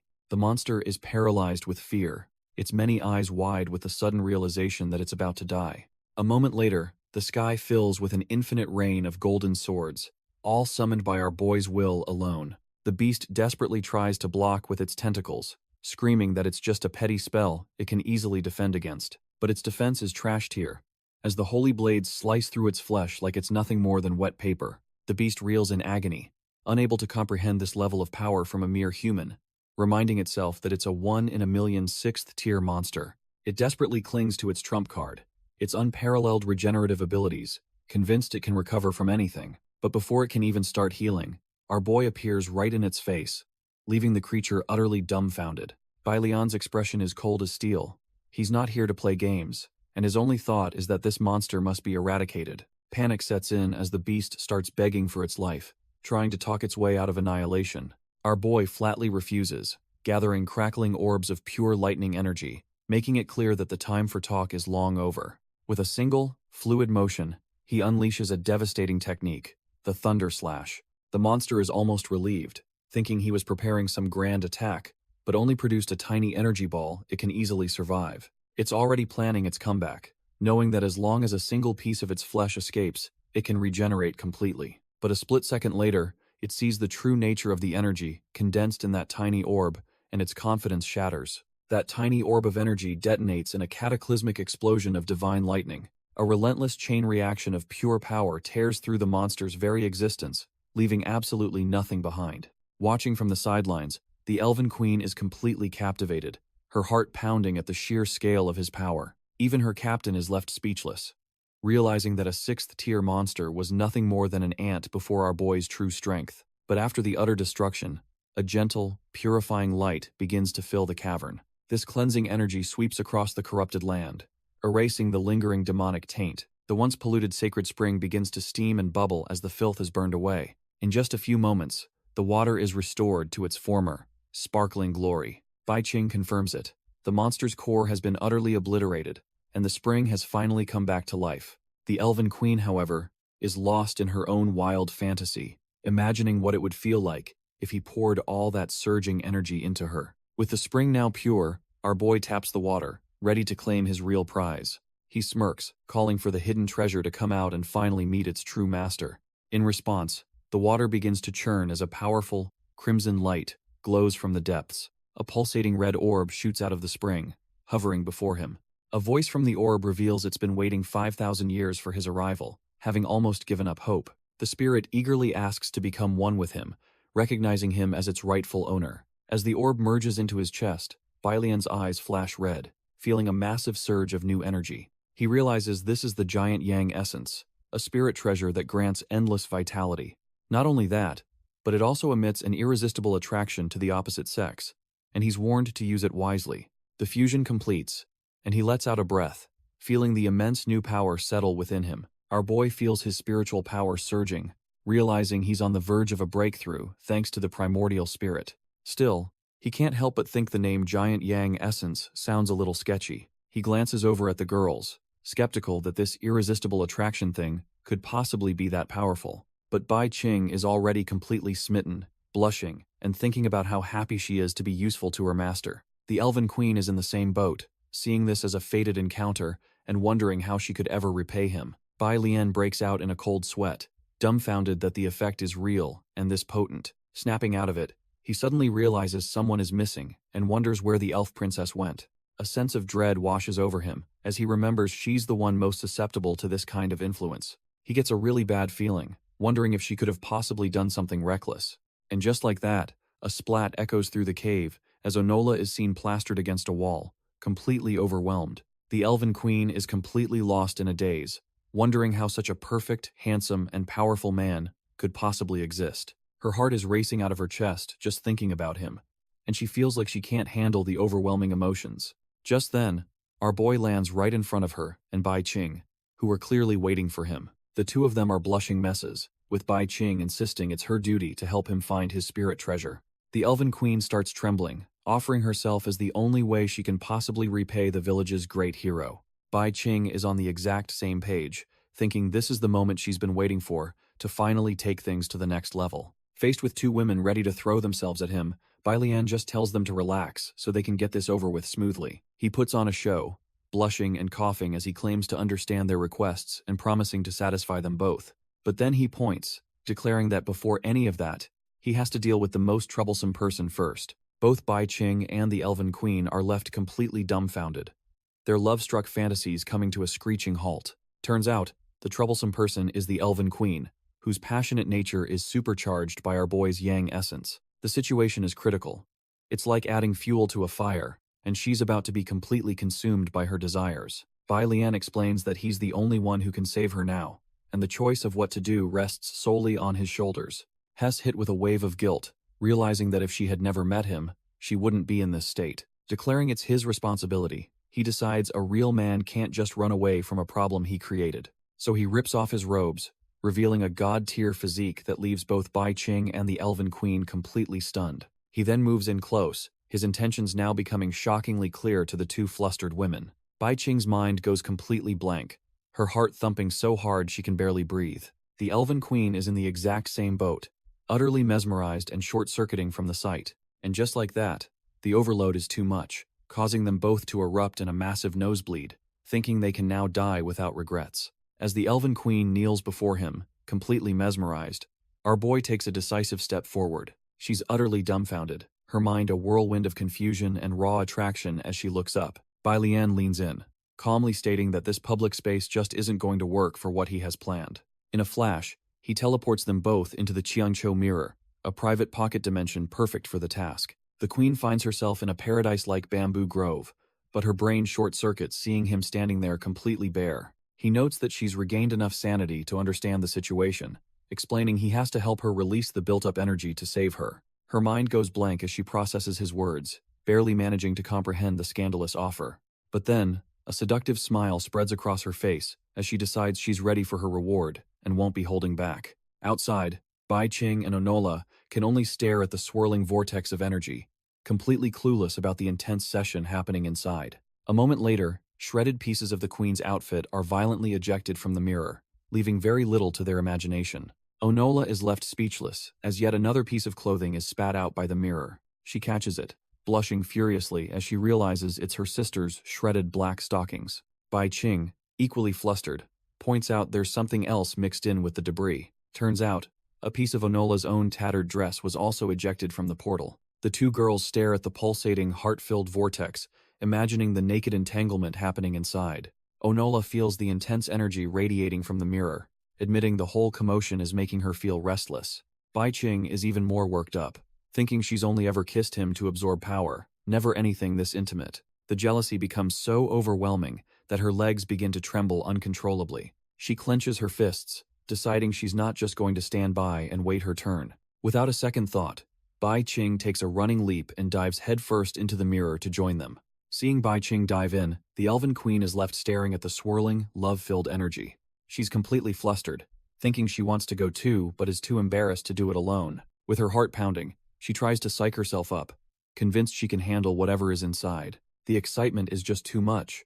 She decides she can't wait any longer and has to seize this opportunity. With newfound resolve, she announces that she's going in too, and strides toward the portal. Without a moment's hesitation, she leaps headfirst into the swirling vortex. She emerges on the other side, calling out Zhang Tianxun's name to announce her grand entrance. But what she sees inside leaves her utterly dumbfounded, her eyes wide with shock. She's in a vast bamboo forest, marveling at how such a magnificent space could fit inside that tiny entrance. Determined, she decides she must find them quickly, ready to repay our boy for all his help. As she ventures deeper, she senses a strange, love-filled energy permeating the entire forest. She quickly finds the source, a swirling pink vortex of power that she recognizes as Zhang Tianxun's aura. But the closer she gets, her heart begins to pound uncontrollably, and her eyes glaze over with hearts. She's completely flustered, wondering what this overwhelming feeling of attraction could possibly be. Turns out, she's not the only one affected. Even the stoic Bai Qing is blushing furiously from the aura's influence. The elven queen's legs begin to tremble, barely able to support her as the intense energy washes over her. In a flash, the sheer force of the aura shreds her clothes, leaving her kneeling on the ground in tatters. Even in this state, she's completely captivated, thinking to herself how thrilling it is just to be near this power. A calm voice suddenly cuts through her daze, telling her she should stop if the pressure is too difficult. It's our boy, Bai Lian, who explains he's using the Qianqiu mirror to save his sister and that she shouldn't be here. Bai Qing, also blushing, tells the elven queen that there's more to this feeling than just some simple charm. The queen, completely under his spell, just kneels there, basking in the overwhelming red aura emanating from our boy. But when he tells her to go, she absolutely refuses, adamantly declaring that she will not leave his side. With hearts in her eyes, she proclaims her desire to stay and repay him, just like the little fox sister. Bai Lian realizes the power of the giant sun essence is far more terrifying than he thought, and his days are about to get very, very busy. The elven queen's body feels like jelly under the immense pressure, her legs shaking uncontrollably. Despite the strain, she thinks to herself that this feeling is absolutely perfect.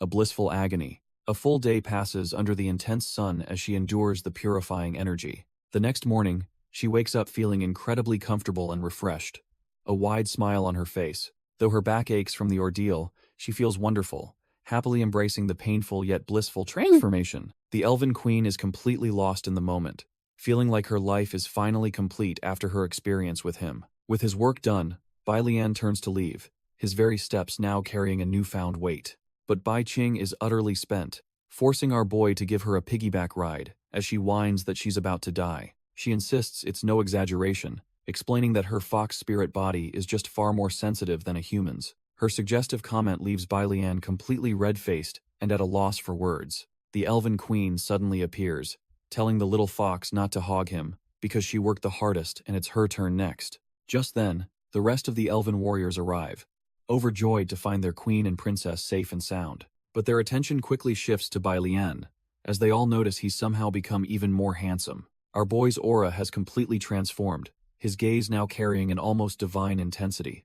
The elven women are dumbfounded, their hearts fluttering as they wonder if he could possibly be interested in them. But the good mood doesn't last long, as a new day brings a brand new crisis. An elven captain rushes in with terrible news. Not only were the tentacle monsters wiped out, but their fountain of life has lost its blessing. The elven queen is horrified, realizing the spring has stopped working, and blames herself for being too distracted by our boy to notice. She panics, wondering how the elven race can possibly continue to thrive without the fountain's sacred water. Suddenly, a new idea dawns on her. Maybe the heavy burden of ensuring their race's continuation now falls squarely on Bai Lian's shoulders, a thought that leaves him sweating bullets. Bai Qing is shocked that so many elves are now relying on him, while our boy just looks completely done with this whole situation. She gets fiercely protective, declaring he has an important mission and can't possibly stay here to help them repopulate. The elven women are heartbroken, lamenting that their savior is forsaking them after they'd already picked out names for their children. And through it all, Bai Lian is just completely and utterly dumbfounded by the turn of events. Just as things get out of hand, our boy announces he actually has a way to rejuvenate the fountain of life. The elven queen immediately blushes, her mind jumping to the conclusion that his plan involves them cultivating together in the water. She imagines the two of them in the spring, convinced that the sheer power they release will bring vitality back to the fountain. Bai Lian is quick to shut that down, explaining it's not what she thinks. He needs to perform a traditional and ancient ritual in absolute secrecy. He gives them a stern look, ordering everyone back to the village, and warning them that peeking is strictly forbidden. With the elves gone, our boy finally has some peace and quiet to get to work. He reveals the truth.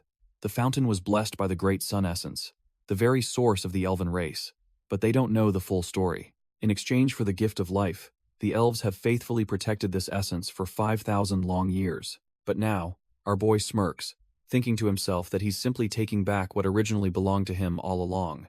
Alone in the dense forest, he prepares to begin the secret ritual to reclaim his power. But if the elven queen's curiosity gets the best of her, she just has to know what kind of ritual is so mysterious. Turns out she's not the only one, as Bai Qing also sneaks back, worried our boy might be planning to keep the spirit treasure for himself. The two stalkers bump into each other while hiding behind the very same tree. They immediately start bickering, each accusing the other of breaking Bai Lian's no-peeking rule. Realizing they're cut from the same cloth, they quickly agree to keep their little spying operation a secret. Suddenly, the elven queen's eyes go wide with shock at what she sees. The reflection in her eye reveals the unbelievable sight of our boy beginning his ritual. His robes are tossed aside as he strips down completely for the ceremony. Both girls are left blushing and utterly dumbfounded, wondering what kind of insane ritual requires such extreme measures. With his preparations complete, Bai Lian begins channeling a massive wave of crimson energy, his power surging through the forest. Bai Qing is completely dumbfounded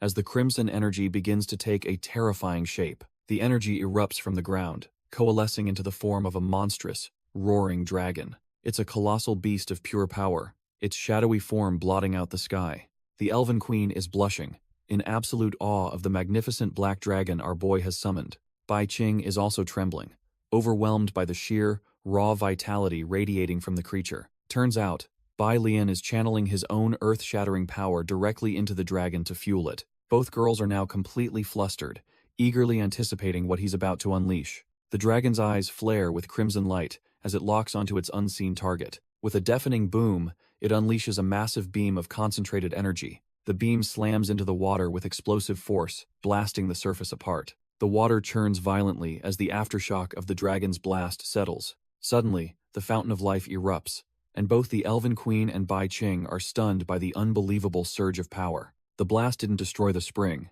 It seems to have snapped some kind of seal deep within. The elven queen is completely soaked and blushing, realizing this isn't a spring anymore, it's a raging flood of pure life energy. Bai Qing is just as flustered, feeling the overwhelming vitality of countless lives flowing from this so-called spirit treasure. And just like that, our boy lands gracefully, announcing that the fountain of life is back to normal. He casually mentions the blessing might be temporary, but he can just perform the whole god-tier ritual again, whenever he feels like it. The elven queen calls him the savior of her race, but Bai Qing thinks that's an understatement. He's practically their creator now. But Bai Lian cuts them off, his expression turning cold, as he reminds them of his one rule: no one was supposed to peek. He gets dead serious, warning them that if they had interrupted the ritual, the consequences would have been unimaginable. Bai Qing immediately apologizes, explaining she only peeked because she was worried, and will accept any punishment he deems fit. But before our boy can say a word, the Elven Queen steps in front of him,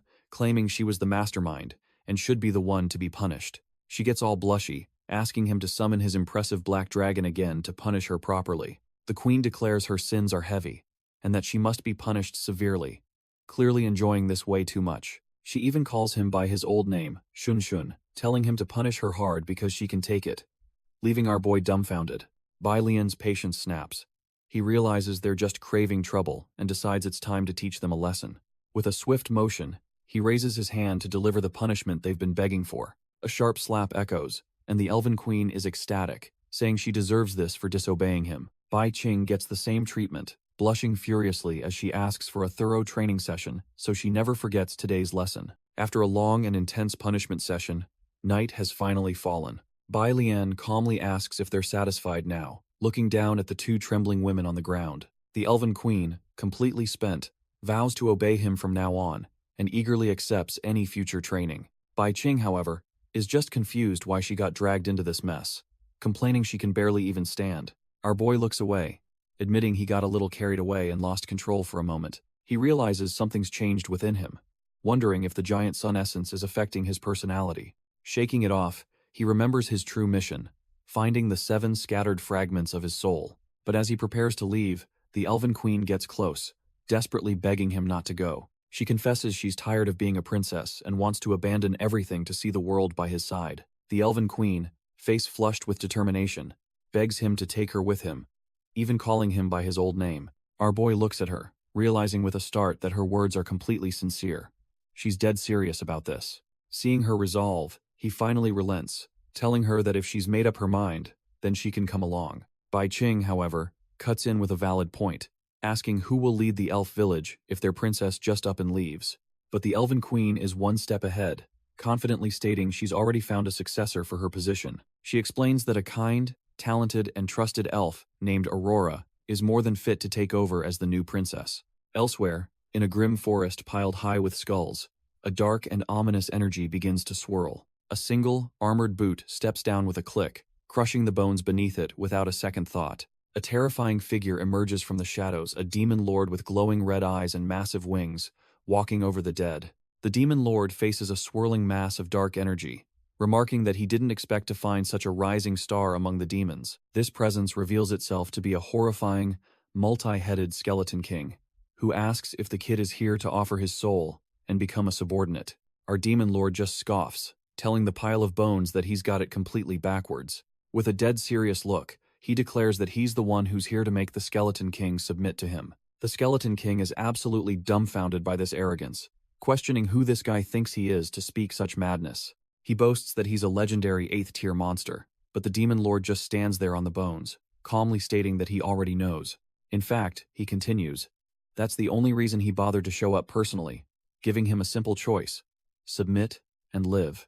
The Skeleton King is enraged, telling the Demon Lord he clearly doesn't grasp the situation and to look at the bones beneath his feet. He warns that every single skeleton was a fool who dared to challenge him, and soon, the Demon Lord will be nothing more than another casualty to be trampled. The Skeleton King roars with rage, declaring that this arrogant fool will be no exception to his bone collection.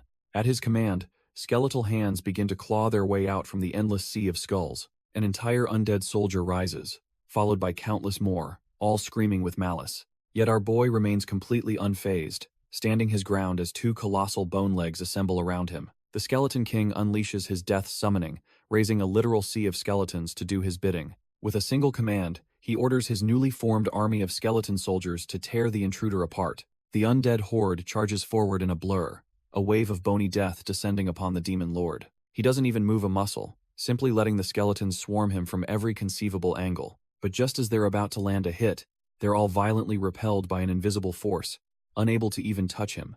With a surge of demonic energy, our boy effortlessly vaporizes the entire mob of skeletons trying to pile on him. The so-called army is instantly reduced to nothing more than shattered bones and dust in a massive explosion. He scoffs at the attempt, thinking that no matter how many trash-tier minions the king summons, they're utterly worthless.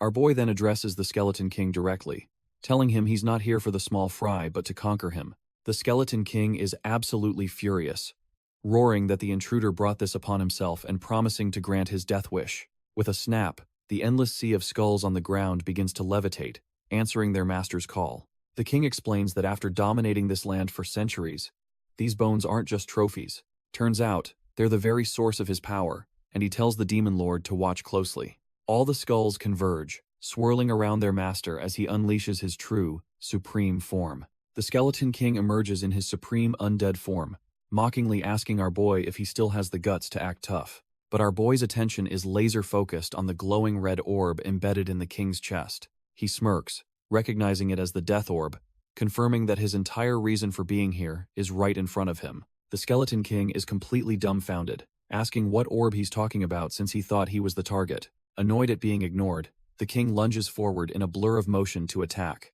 But with a single, casual stomp, our boy effortlessly pins the so-called Supreme King to the ground. The Skeleton King panics, realizing his body is completely out of his control and demanding to know what's happening. Our boy reveals his trump card, the corrupt magic cube, explaining that it dominates the minds and bodies of all demons. He clarifies that its power is absolute. Even humans with a demonic nature are nothing more than puppets before it. The humiliated Skeleton King can only kneel and curse our boy, calling his methods utterly despicable. He tries to save face, claiming that without the magic tool, our boy wouldn't stand a chance in a fair fight. But our boy just scoffs, dismissing his words as nothing more than the pathetic excuses of a loser. He lays down the simple truth of their world. The winner takes all, and whatever they say becomes law. To prove his point, he unleashes the full, mind-bending power of the corrupt magic cube. The Skeleton King's consciousness shatters, his will completely overwritten as he instinctively calls out for his new master. In a complete 180, the once proud king now stands at attention, honored to serve his new lord. Our boy explains that this is the absolute power of the tool. No matter how much you resist, you can't escape its control. But he adds a crucial correction. The magic tool is strong, but even with sheer strength alone, the king was never his match. And to prove his absolute dominance, he casually plunges his hand straight into the king's chest to rip out his core. He declares the Death's Orb a filthy demon artifact, claiming it's a waste in the king's hands, and is now back with its rightful owner. The completely brainwashed Skeleton King sweats profusely, agreeing that his new master is right, and vowing to work harder. Suddenly, a mysterious woman appears, and the Skeleton King immediately acts as a guard dog, demanding to know her business. She introduces herself as Shadow High Priest Sally, congratulating the demon god for reclaiming the orb and gaining a new subordinate. The demon lord recognizes her as an ally, and immediately asks for a status update on Obestine's mission in Pharaoh City. Sally's face falls as she delivers the grim news. Obestine's demonic aura has completely vanished, meaning she's probably dead. Veins bulge on the demon lord's face as he seethes with rage, realizing another powerful cultivator has interfered with his plans. Meanwhile, the scene shifts back to the Demon Hunter Association's office in Pharaoh City. A crowd of townsfolk murmurs in confusion, wondering why the hero Zhang Tianxun is suddenly on a wanted poster. The posters claim he and his companion murdered S-class psychics from all four great families, framing them as fugitives from justice. Inside the lavish Demon Hunter Association, the situation is about to get heated. Just as expected, Mel and Catherine storm in, declaring there must be a huge misunderstanding about the wanted poster. Mel steps forward, vouching for the hero on behalf of the entire Holy Cross Order, demanding they revoke the bounty. Catherine backs her up, speaking for the Steve family, and insisting our boy would never flee out of guilt. But a new face, an S-class officer named Bulis, tells them to chill out, because all the evidence points directly to him. She explains that even if he isn't the killer, the crime scene was extremely vulgar, with the victims stripped naked.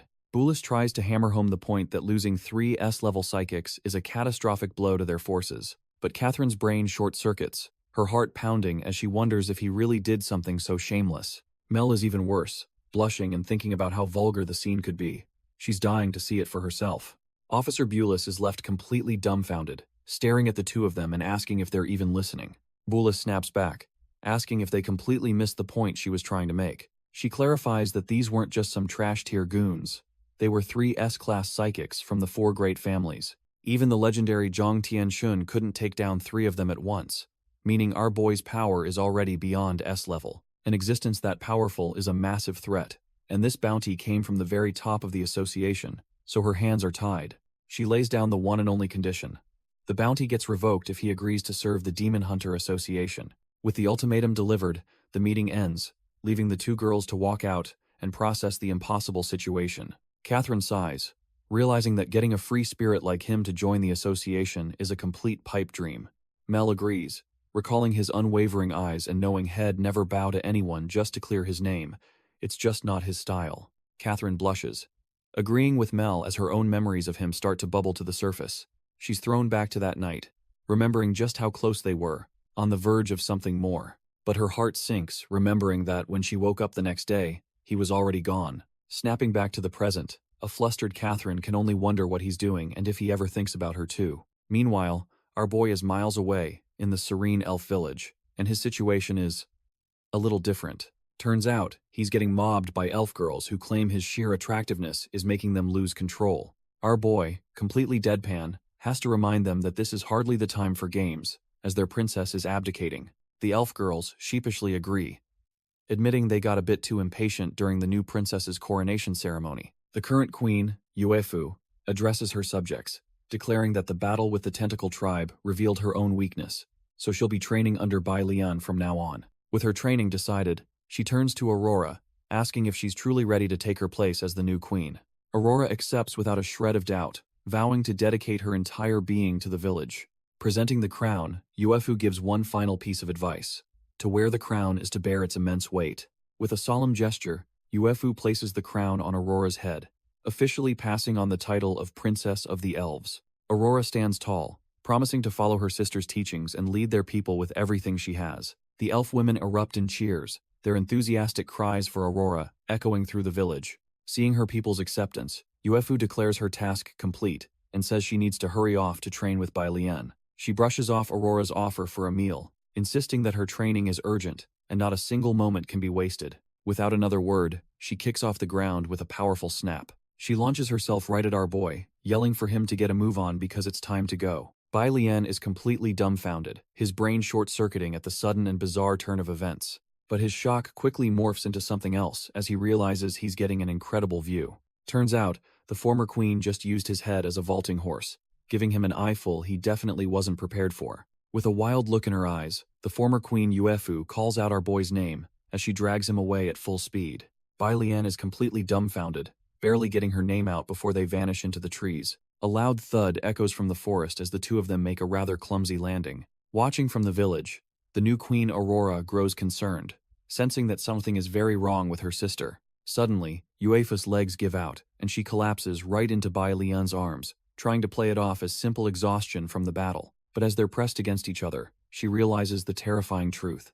The essence of the giant sun is starting to go berserk within her. Her body, once weak, is now overheating with a strange, restless energy that only seems to intensify the closer she is to him. Aurora watches the scene unfold, a knot of dread forming in her stomach as she realizes this whole situation is eerily familiar. Her mind flashes back to a past disaster, terrified that if this continues, her sister will lose control completely. As the newly crowned leader, she hardens her resolve, knowing she has to be the one to step in and prevent this from escalating. Completely flustered, Yuefu demands to know what he did to her, wondering why she feels such overwhelming joy just from touching him. Our boy is dumbfounded, swearing he has no idea what's happening and that his own self-control is starting to crack. She's now on top of him, warning that if she doesn't get off soon, the consequences are going to be severe for both of them.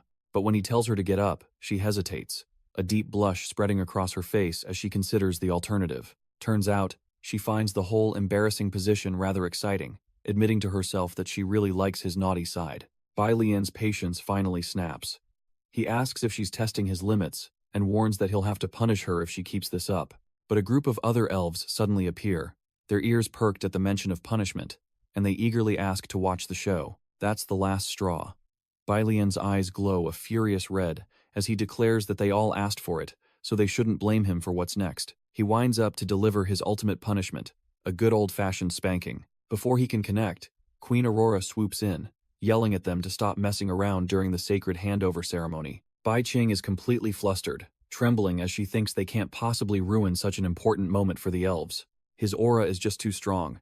She feels her mind getting fuzzy and wonders if anyone can stop him before he loses control. Suddenly, a swarm of mysterious purple butterflies appears out of nowhere, leaving her completely dumbfounded. An odd sensation takes over. Her body feels excited, but an overwhelming sleepiness washes over her. Before she can even process what's happening, she collapses to the ground, knocked out cold. It wasn't just her. All the other rowdy elves hit the deck, completely unconscious. The entire group is out like a light, snoozing away peacefully on the forest floor. But Onola is still standing, barely, fighting to stay awake as she recognizes the moon goddess butterfly sleep spell. She grits her teeth, determined to stop her sister and Bai Lian, even if she has to risk her own life to do it. Looking over, she questions Queen Aurora's motives, wondering what she's planning with this moonlight flutter spell. Onola tries to fight it, muttering that her sister is busy and she shouldn't cause trouble, but the drowsiness is too much. With a final thud, she hits the deck, completely out for the count. The elven captain, however, is still fighting, desperately wanting to stay awake so she can be punished by Bai Lian. Suddenly, a footstep lands nearby, and Queen Aurora steps into the clearing. She looks over the field of sleeping elves, relieved that her plan to knock everyone out seems to have worked. At least this stops the situation from escalating, though she admits her own mind is now filled with some very spicy thoughts about our boy. But a sudden jolt of energy sends a shiver down her spine, and she realizes something is wrong. With all the other elves unconscious, she's now taking the full, concentrated blast of Bai Lian's charm all by herself. She grits her teeth, telling herself to just hang on a little longer until her butterflies put him to sleep too. But her plan goes up in smoke, as Bai Lian himself steps in front of her, totally unaffected and radiating a dangerous crimson aura. Our boy wonders aloud what he should do, now that her sister has lured him here and put everyone to sleep. He stares her down, asking if she's prepared to take responsibility for the current situation. The elven queen is completely dumbfounded. Her sleep magic is useless, and his intense aura feels like he's about to devour her. She realizes this is just like that night, questioning if this is the heavy burden a princess is meant to bear. Bai Lian slowly approaches, telling her that as a princess, her resolve should be stronger than this. She feels her mind hitting a state of transcendence, completely overwhelmed by his presence. Scrambling to her feet, she insists she's not shirking her duty, and will endure his anger. But before that, she has one small request, saying it feels a bit too uncomfortable out in the open. Blushing furiously, she asks if they can perhaps find a more private place. Bai Lian just smirks, agreeing instantly and telling her he can fulfill whatever scene she has in mind. With a blush, the elven queen unleashes her magic, creating an absolutely private space just for them. The world around them dissolves into a swirl of light and color. In an instant, they're transported into a beautiful, starry night sky, the perfect romantic setting. Inside her own dreamscape, she calls out to him as Shun Shun, confessing she's waited for this moment for so long. She imagines him holding her close, thinking this is the unrestrained life she's always dreamed of. In her fantasy, she's more than willing to accept his punishment, believing the thought alone is amazing. She's completely lost in the moment, convinced that being with him is pure bliss. But just as her fantasy reaches its peak, the illusion shatters and the dream world fades away. Aurora snaps back to reality, dazed and confused, wondering where her perfect date with Shun Shun went. Lying on the forest floor, she realizes with a deep blush that the whole thing was just a steamy dream. Onola scrambles to her feet, frantically looking for Shun, remembering he was about to punish her before she passed out. But instead of our boy, she finds Bai Qing, who's trembling and looking just as flustered as she feels. Onola puts two and two together, bluntly asking if the fox girl also had a steamy dream about Shun. Bai Qing is absolutely mortified, denying it and retorting that only someone as shameless as Onola would have such thoughts. The elf princess gets defensive, but Bai Qing declares she'd do anything to make Shun happy, kicking off a bitter rivalry. But before they can throw down, a shimmering blue portal suddenly materializes right between them. Out stumbles the elven queen Aurora, looking completely disheveled and blushing from head to toe. Onola is dumbfounded, questioning why the queen is emerging from what she knows is Shun's private alternate space. The mighty queen can barely even stand, her legs trembling uncontrollably from the experience. It all comes flooding back to Aurora that punishment was no dream, and our boy did not hold back. The elven queen trembles, realizing she was dead wrong to interfere with our boy's plans, and vowing to never act on her own again. She declares that Shun is the savior of the elf race, a benefactor who should be revered like a god whose every order must be followed. Bai Qing is just dumbfounded, realizing the proud queen has completely fallen under Shun's spell. Onola, on the other hand, is seething with jealousy, thinking that intense punishment was meant for her. Just then, a familiar silhouette appears behind the flustered queen, acknowledging her newfound determination. It's Shun, and he looks pleased, stating that his teachings weren't in vain after all. He fully entrusts the village to Aurora, confirming she is now qualified to lead, and that her sister can finally trust her. The queen is absolutely over the moon, blushing furiously at his praise and promising to manage the village perfectly. With everything settled, Shun announces it's time to go, flanked by Bai Qing and Onola in new matching outfits. Their next destination is a wealthy village at the base of the mountains, ripe for the picking. Meanwhile, in a nearby forest, a trio of scumbags fantasize about the bloodbath and beauties waiting in the village tomorrow. But these trash-tier bandits aren't alone. A shadowy figure watches them from the trees, completely undetected. Turns out, their target is an S-class bounty hunter, the greatsword-wielding Fira, here to collect the 10,000 coin bounty on each of their heads. She can already taste the money, a confident smirk playing on her lips as she sizes up her prey. Fira reminds herself of the hunter's code: hide, watch, and wait for the perfect moment to strike. A true professional leaves no trace, striking only when the enemy reveals a fatal flaw. And after a moment of intense focus, she spots her opening. It's time to move. She drops from the trees and lands silently on the ground behind them. With a powerful leap, Fira launches her attack, announcing she's here to collect their heads. The dirty trio are completely dumbfounded, their cocky attitudes vanishing in an instant of pure terror. Her attack lands with a massive explosion, completely overwhelming the bandits. Fira admits to herself she got a little too excited upon finding her prey. She's annoyed that she accidentally shouted, which goes completely against her own hunting theory. With a condescending smile, she apologizes for letting them see such an embarrassing scene.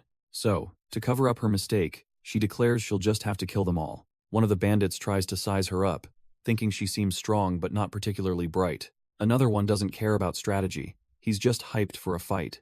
The third idiot thinks it's his lucky night for a busty woman to just appear out of nowhere. In the blink of an eye, a sickening snap echoes as blood splatters the air.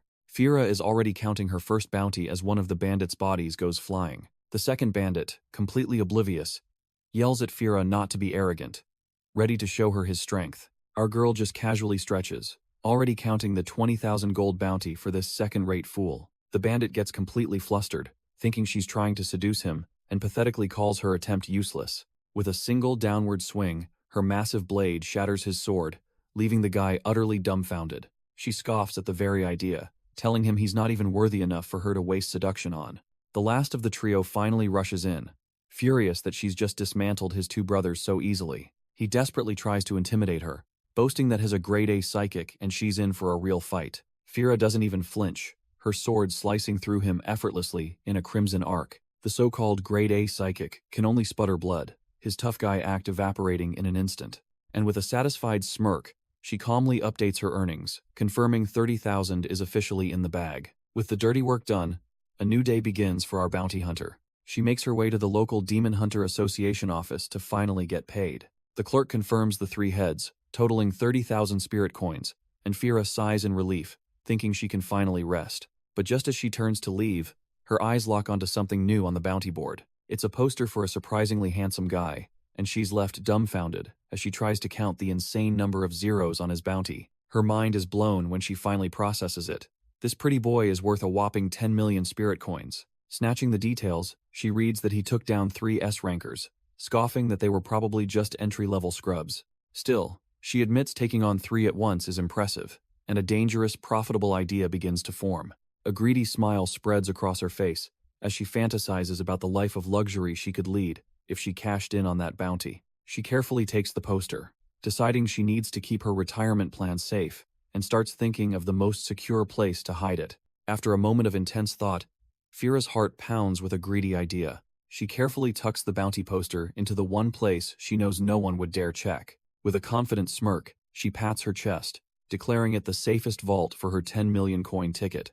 Meanwhile, the old clerk just sighs, thinking to himself that while Fira has S-rank power, she's definitely all brawn and no brains. Elsewhere, our boy Bai Lian and his crew are soaring through the skies. They're riding on the back of the magnificent Yulong, with Onola inexplicably carrying a massive sack. Bai Qing looks at her, completely baffled as to why she's lugging around a giant bag when they're supposed to be on a treasure hunt. But Onola proudly declares this isn't just luggage, it's packed with priceless treasures and classics she absolutely cannot live without. Hearing the word treasures, Bai Lian's ears perk up, and he immediately asks what she's got and if it's valuable. Onola starts digging through her bag, admitting she's not sure about their monetary value. But the contents are so amazing, they get her all worked up just looking at them. Bai Qing leans in, genuinely curious about what kind of treasure could get the elven princess so worked up. After a moment of digging, Onola triumphantly pulls out a small picture, calling it her most cherished and thrilling possession. Turns out, it's the cover of a trashy novel titled Queen's Training, featuring a red-haired queen in some very questionable attire. She then whips out another book, Made a Mistake in the Flower Field, casually mentioning it's her favorite bedtime story. Onola starts pulling out book after book, revealing a whole collection of spicy titles like Witch's Temptation and King's Exclusive Harem. The realization hits Bai Qing like a ton of bricks, causing a nosebleed as she stammers that the entire bag is just adult books. But Onola just scoffs, telling her she's being far too shallow if that's all she thinks is in there. She declares that today, she's going to broaden their horizons and show them what true culture is. Bai Qing is completely mortified, calling her a pervert, as Onola stands proudly atop her bag to present her grand finale. With a flourish, she reveals a black leather bunny outfit, proudly announcing she made it herself based on the book's descriptions. Bai Lian compliments her unexpected talent, but Onola just shrugs it off, saying she researched it all while bored in her village. She then gets real suggestive, purring that her hands aren't her only skilled parts, and her body is a treasure trove waiting to be explored. Our boy, with a poker face, notes how little fabric the outfit has and says it would look perfect on her, asking her to try it on. Onola is completely floored, her heart thumping as she immediately assumes he must be in love with her to make such a request. She eagerly agrees, telling him it's a rare and bold wish that she is more than happy to fulfill. But then she realizes there's no changing room, a fact Bai Lian calmly points out is true. Blushing furiously, she declares that she'll just have to change right in front of him and tells him to watch closely. Bai Qing, who's been listening this whole time, is absolutely scandalized by how indecent this all is. She turns her back in a huff, refusing to watch the shameless display that's about to happen. Onola, however, is dead set on this, thinking this is a rare opportunity she absolutely has to seize. And so, Onola begins to change, absolutely convinced this is her one shot to win our boy's heart for good. She proudly recalls stitching this entire outfit herself, a masterpiece of seduction. In her mind, it's the perfect way to show off her amazing figure.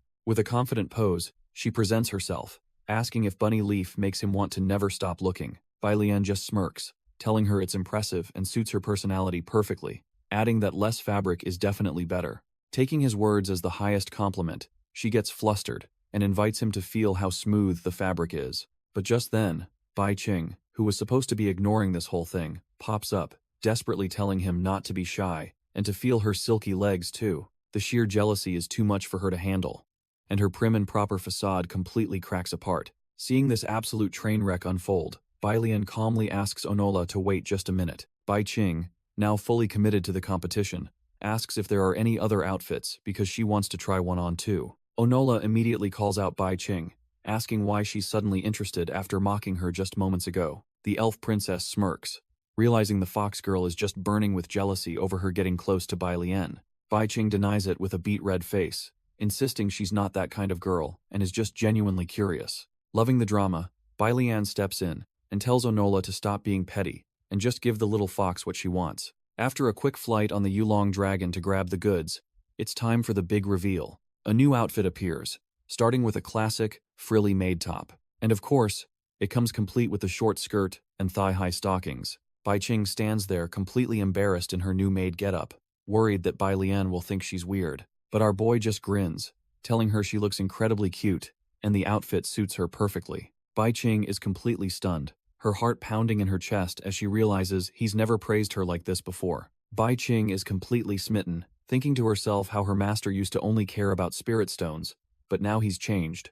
Our boy, on the other hand, is just standing there dumbfounded, unable to handle this level of cuteness. But the moment is shattered when Onola grabs him, demanding to know why he's staring at the fox when she's not cute at all. Bai Lian just deadpans that Onola isn't cute, she's just flirty. Onola blushes, admitting she just can't control herself whenever she sees him. She leans in close, whispering that she thought he preferred flirty girls like her. Bai Qing fires back, calling Onola too vulgar, and insisting that Bai Lian would never have such poor taste. She declares that he needs someone gentle and caring, someone just like her. Onola isn't having it, retorting that Bai Qing has no idea what he thinks, and shouldn't assume he likes her more just because they've been together longer. The two get right in his face, arguing over who he likes more, while our boy is trapped in the middle, wishing he could be anywhere else. Finally snapping, Bai Lian tells them to stop arguing, deadpanning that he likes them both, but with his eyes glowing red, he sarcastically adds that them fighting over his arm sets his heart on fire. He's clearly had enough of this nonsense, his patience completely worn thin. Suddenly, their ride, the spirit dragon Yulong, has some thoughts of its own. It materializes in the sky, absolutely fuming. The divine weapon complains that it's being treated like a common mount for their trash-tier romantic drama. Having reached its limit, the dragon decides it's done with this nonsense and begins to buck wildly. Onola and Bai Qing are sent flying, screaming as they plummet through the air. Bai Qing is completely dumbfounded, wondering where their dragon transport just went. Onola, meanwhile, is just upset that the mood was ruined right when she thought Bai Lian was about to make a move. The ground rushes up to meet them at a terrifying speed. They're just a blur, plummeting from an insane height after their ride ditched them. Bai Qing is absolutely losing it, screaming that a fall like this is going to be fatal. Onola, on the other hand, is completely unbothered, thinking that if she can't win his affection, she might as well be dead anyway. Suddenly, a streak of bright blue energy zips past her, and she has no idea what's happening. The energy slams into the ground below, creating a massive crater with a deafening boom. Turns out, our boy Bai Lian landed just fine, already grumbling that he needs to teach that runaway dragon a lesson. But first, he focuses on the more urgent matter at hand, raising his arms to the sky. With a soft snap, he effortlessly catches the falling fox girl. Bai Qing is completely flustered, realizing he's saved her yet again, and feeling that as long as he's here, everything will be okay. Just then, with a soft snap, the elven Princess Onola also lands right in our boy's lap. She's completely losing her mind, thinking he couldn't hold back his desires for her. While Onola is already planning their future children, Bai Lian awkwardly tells her to pump the brakes. He then lectures them about carrying such heavy backpacks, promising to take care of it himself. With a single command, he summons the Qiangqiu mirror, a powerful storage artifact. A brilliant flash of light engulfs the area, leaving both girls completely dumbfounded. A massive sack materializes out of thin air, floating before them as he stores their gear. Onola gets a wicked idea, thinking he packed her sexy outfit so he can have her every night. Bai Qing just sighs, realizing she needs to keep a close eye on this delusional elf princess. To deal with their bickering, our boy just throws both Onola and Bai Qing over his shoulders, looking completely done with this whole situation. As they descend into a nearby town, the locals are absolutely baffled, wondering who these weirdos falling from the sky are, though the ladies can't deny he's handsome. Watching from a rooftop is a bounty hunter named Fira, who scoffs at his arrogance for carrying two girls like that. But she admits the guy has some serious style. In fact, she's so taken aback by his looks that she can't help but blush, finding herself staring at the handsome stranger. Her mind immediately drifts into a fantasy where he's holding her instead, thinking that feeling would be way more thrilling than any fight. She's completely lost in the sauce, thinking a face that charming has to be a crime against humanity. But then she snaps out of it, realizing something feels a little too familiar about this whole scene. She quickly peeks over the ledge, trying to get a better look at the man who just scrambled her brain. As she focuses on his face, a sudden realization hits her. She's definitely seen this guy somewhere before. Fira is absolutely smitten, realizing the breathtaking face she just saw matches a high-value target. She pulls out the bounty poster, confirming our boy is indeed the one she is looking for. It turns out this handsome guy is worth a staggering 10 million spirit coins, making him a prize. Fira starts to hesitate, wondering if turning in such a top-tier specimen would be a total waste. As night falls over the city, a strange energy begins to whir through the quiet air. Meanwhile, Bai Lian wanders the streets with his companions, disappointed that no spirit treasures are nearby. He decides to hunt for some kindred spirits instead, hoping to squeeze some spirit stones out of them. The group moves deeper into the quiet alleyways, unaware they are being watched from the shadows. Fira stalks them from the corners, her eyes locked onto her target with a mix of greed. Despite her years of cold-blooded hunting, she realizes this is the first man to make her heart race. Fira realizes that despite all her years of hunting, she's never actually experienced a man's touch before. Our girl is completely smitten, deciding right then and there that she absolutely has to have him. Meanwhile, Bai Lian strolls through the night, unaware that his flashy companions are making him a massive target. Onola suggests they find a place to stay, comparing their moonlit walk to a scene from a romance novel. Bai Qing chimes in, admitting that even though their leader is tireless, the girls definitely need a break. They spot a nearby bathhouse and decide it's the perfect spot to wash off the day's grime. Stalking from the shadows, Fira is stunned by the news, her mind racing at the mention of a bath. The group enters the luxurious establishment as the moon hangs high over the quiet city streets. Inside, the decor is top tier, featuring a massive chandelier that lights up the opulent bathing hall. Finally, alone, our boy sinks into the warm water, letting out a long sigh of pure relaxation. Baiqing and Onola sneak toward the bath, trying to act like they aren't totally peeping. Blushing hard, the fox girl claims she's only there to supervise, and was practically forced into this. Onola isn't buying it, teasing that her friend just wants a peek, and is using her as cover. Their bickering is cut short when the ceiling begins to crack under some heavy, mysterious pressure. Suddenly, Fira smashes through the roof, announcing her grand arrival with her massive greatsword in hand. She lands with a massive splash, completely ruining Bai Lian's peaceful soak in the warm water. Standing over him, the bounty hunter makes it clear she isn't leaving without her prize. She swings her blade and demands he comes with her since she's taken a liking to him. Despite her blushing face, she promises to protect him and brags about her money-making skills. Our boy just stares up, thinking back to his earlier warnings about their flashy behavior causing trouble. Bai Lian looks up, intrigued by her calling him a noble person, as if it were destiny. Fira points her massive blade at him, wondering if he has actually been waiting for her arrival. Our boy decides to play along, admitting he has indeed been waiting for her for quite some time.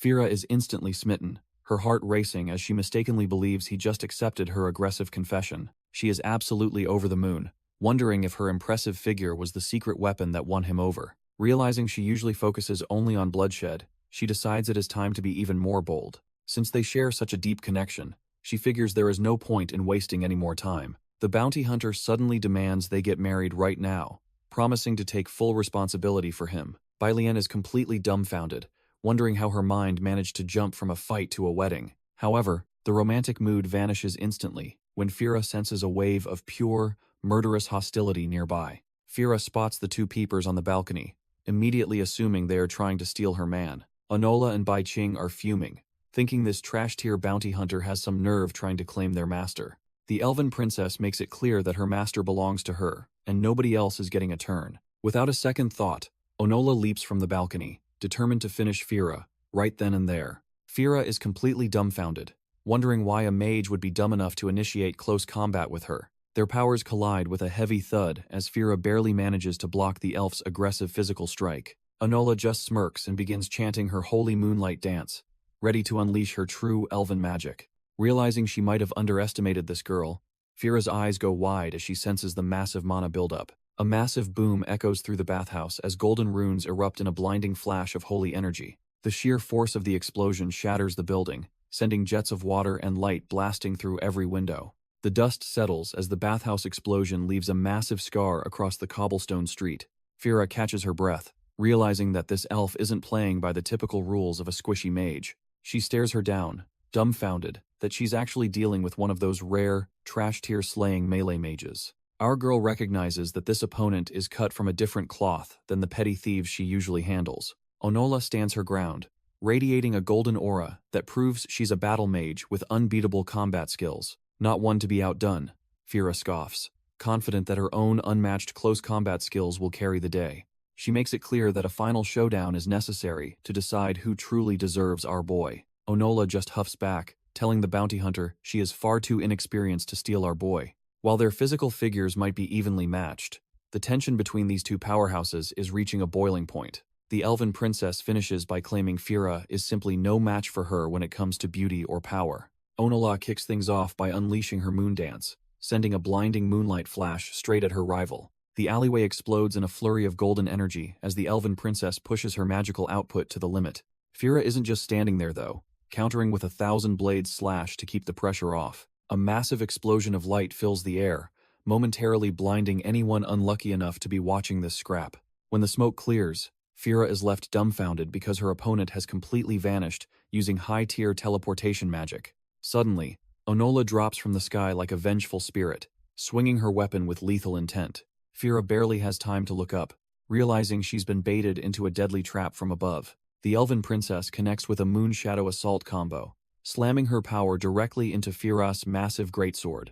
Fira grits her teeth as her blade starts to snap, refusing to lose to some stuck-up royal brat. Our girl finally snaps and triggers her sword intent burst, her eyes glowing with a terrifying, primal power. A blinding flash cuts through the battlefield as Fira finally unleashes her most devastating, high-tier sword technique yet. She channels every ounce of her S-class power into a massive, sky-shattering strike aimed directly at the princess. The impact is cataclysmic, but the elven royal manages to hold her ground behind a shimmering golden barrier. Anila admits that the move was savage, realizing she would have been toast without her specialized defensive magic. Fira acknowledges her opponent's skill, but vows to save her true, lethal strength for the man she's chasing.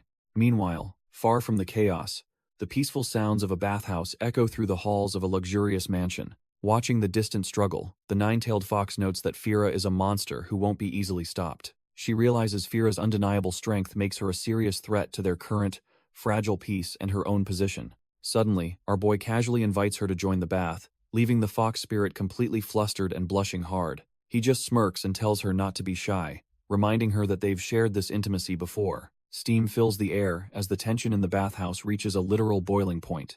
Bai Qing decides to oblige, reminiscing about how their very first encounter happened in a place just like this. Our boy teases her for peeping back then, but she insists she was just absorbing his spiritual energy. He recalls how she once used her charm techniques to test his resolve during their earlier days together. The fox spirit's heart thumps wildly as she struggles to keep her composure under his intense gaze.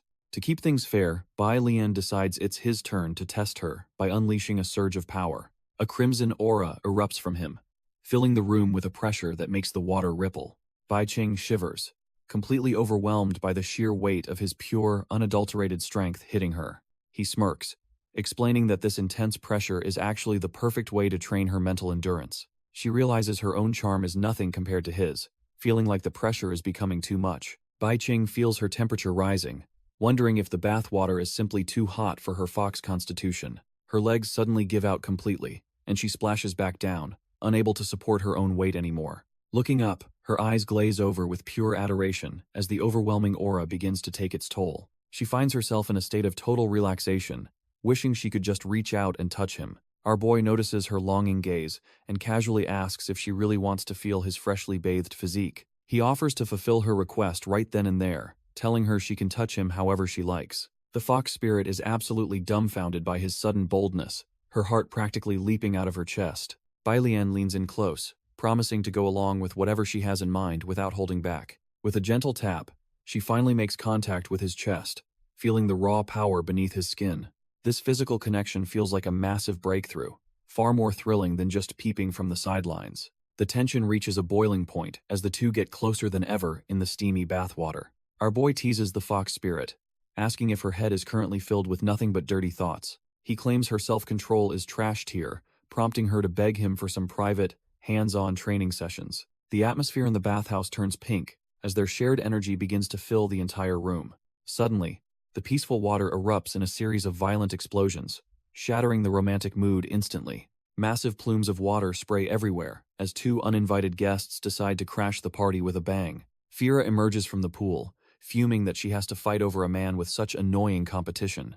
Aurora isn't backing down either, boldly declaring that her beloved has belonged to her for a long time. Both women are absolutely fuming with jealousy, while the fox spirit continues her bold play in the background. However, the elven queen suddenly pauses, wondering if she just witnessed something far more scandalous than she expected.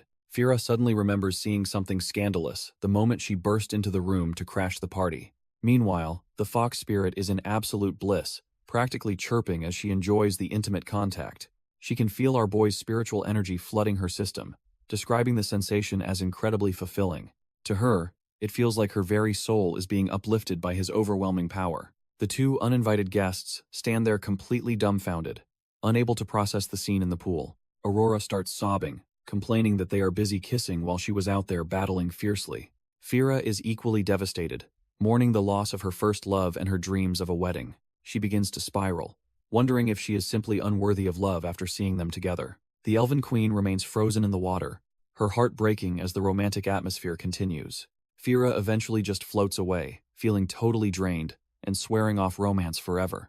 Aurora is completely stunned, honestly believing our boy has finally let his mental state crumble under the pressure. The grand hall falls into an awkward silence as the aftermath of the chaotic encounter lingers in the air. Bai Lian and the girls look down at the fainted bounty hunter, wondering if that kiss was truly lethal. Our boy narrows his eyes, sensing that this unconscious woman possesses a far more complex aura than she lets on. Aurora turns red with jealousy, accusing him of being drugged by the stranger's suspiciously charming and alluring energy. Bai Qing starts tearing up, feeling heartbroken that her presence alone isn't enough to keep his eyes from wandering. Bai Lian quickly tries to play it off, claiming he only smells the scent of cold, hard cash nearby. He zeroes in on her chest, convinced that some high-tier treasures are hidden away in her armor. Without a hint of shame, he begins his search, determined to find whatever valuable loot she is currently packing. The girls watch on in a mix of disgust and envy, realizing that hiding money there is actually genius. Bai Lian hits the jackpot, finding everything from spirit stones to hidden weapons stashed away in her gear.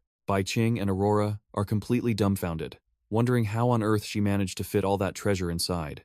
Our boy keeps digging and discovers a deeply hidden piece of paper, making him wonder what's so special. He pulls it out and is genuinely surprised to see his own face staring back at him. Turns out he's worth a cool 10 million, making him realize he's actually a pretty big deal in this world. Bai Qing finally catches on, realizing the stranger wasn't falling for him but was just hunting for a payday. Aurora declares that this woman is after his head and insists she needs a very strict interrogation immediately. Bai Lian gets a devious look on his face, clearly enjoying the idea of a strict questioning session. As night falls over the building, strange whirring sounds echo through the halls while the plan is set. Fira finds herself gagged and bound in heavy chains, realizing she picked the wrong target as the metal clangs. Fira slowly opens her eyes, feeling a massive headache and wondering what on earth happened to her. She quickly realizes she is in a total bind, finding herself tied up and gagged in this room. Panic sets in as she wonders why she is bound like this and what they did while unconscious. Our boy just smirks and tells her to relax, mentioning his friend has a few questions for her. Fira stares at them, completely dumbfounded by the situation, as the weight of her capture finally sinks in. Bai Qing holds up the bounty order, calling her out for making a living hunting people for money. Aurora demands a confession, accusing her of using her looks to get close before striking at the boy. Fira's heart races as she realizes her hidden items were taken, wondering if he saw everything during the search. Her imagination runs wild, convinced he did not just see her but definitely touched her while she fainted. Instead of being mad, she blushes and thinks it felt great, wishing she had stayed asleep much longer. Our boy gets dangerously close, tugging her chain while she stares, completely lost in his handsome features. He notices she is distracted and demands to know why she was carrying a bounty for his head. Fira blushes, admitting he is exactly her type, and that is why she kept the order so close. She confesses his attraction is simply irresistible, making it impossible for her to stay away from him. Aurora and Bai Qing remain skeptical, warning him that their intuition says this girl is definitely lying. He just looks back coolly, assuring them that taking his head is far from an easy task. Thanks to his massive yang essence, he knows no woman can maintain their rationality when he is around. Our boy strikes a pose, unleashing a surge of energy that ripples through the air with a swish. The heavy chains and ropes binding the bounty hunter suddenly snap under the weight of his overwhelming power. Fira hits the floor, finally free from her restraints, but still dazed by the sheer pressure he exerts. Fira is completely stunned that he actually let her go, wondering if her confession finally melted his icy heart. She starts spiraling, thinking about their physical contact, and anticipating that they are about to break every taboo imaginable. Our girl is fully prepared to cross the line, closing her eyes while admitting she is willing for anything. When nothing happens, she grows impatient and dazed, questioning if the powerful warrior is actually just too shy. However, our boy just tells her to chill out and demands to know where the Demon Hunter Association is. He explains that the Trash Tier Association is blaming him for the Pharaoh City disaster and even put out a warrant. With a cold gaze, he decides that the only way to clear his name is to dismantle the entire organization. Fira is absolutely dumbfounded by his words, her mind short-circuiting at the sheer audacity of his plan. She frantically asks if he is joking, since taking on the entire association sounds like a literal suicide mission. He remains completely serious, confused as to why she is making such a massive scene over a simple task.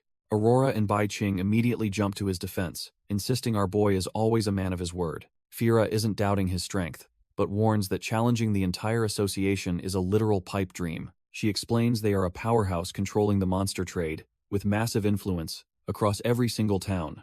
Their ranks are filled with elite demon hunters, all of whom are high-grade psychic power users. These hunters are the association's primary weapons, monopolizing resources while pretending to fight for justice. They even brand themselves with tattoos, where a smaller number signifies a much more terrifying level of power. Fira admits that even as a top-level S-class expert, she is considered completely average among their elite. This revelation leaves the girls stunned, realizing the sheer scale of the enemies they are about to face. But the real threat isn't the rank and file. It's the association's most terrifying and ultimate weapon. That would be their leader, the Archmage of Extreme Cold, a monster who has completely transcended the level limit. Fira warns our boy that being an association target is a nightmare they simply can't handle alone. She looks genuinely shaken, begging them to never even think about crossing the Demon Hunter Association. Bai Lian doesn't flinch, coldly stating that if he decides to destroy them, then they are already finished. Seeing his stubbornness, Fira desperately pleads with the girls to talk some actual sense into their man.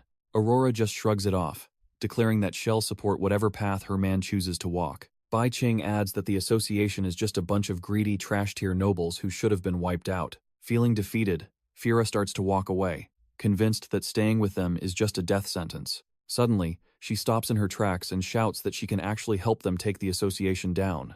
The girls are left dumbfounded, wondering what could have possibly caused such a massive and sudden change of heart.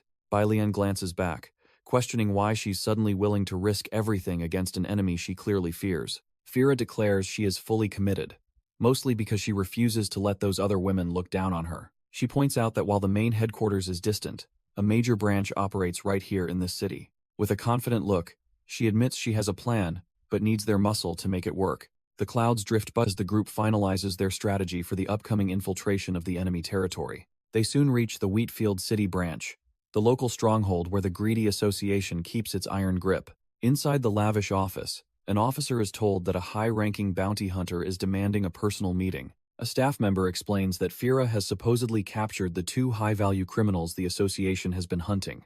The news catches the officer off guard, making her wonder if the bounty hunter finally decided to join them. She turns with a sharp look, asking for confirmation on exactly which legendary targets were actually brought in. The massive branch looms over the city, completely unaware that our boy is about to turn their world upside down. Fira warns the group to stay sharp and follow her lead as they approach the enemy's doorstep. She is banking on the fact that their names alone will be enough to bypass the usual security. Our boy Bai Lian wonders if his old reputation is actually worth that much in this era. While the plan moves forward, Bai Qing can't help but feel a bit uneasy about her current situation. She is absolutely dumbfounded by how embarrassing her disguise as a captive looks right now. Blushing hard, she questions if there is a tactical reason for being tied up in such a way. Bai Lian just gives a wicked smirk, admitting he did it purely for his own amusement. Suddenly, the heavy doors creak open, signaling that the high-ranking officer is ready to see them. A staff member announces that the boss wants to inspect the legendary prisoners immediately.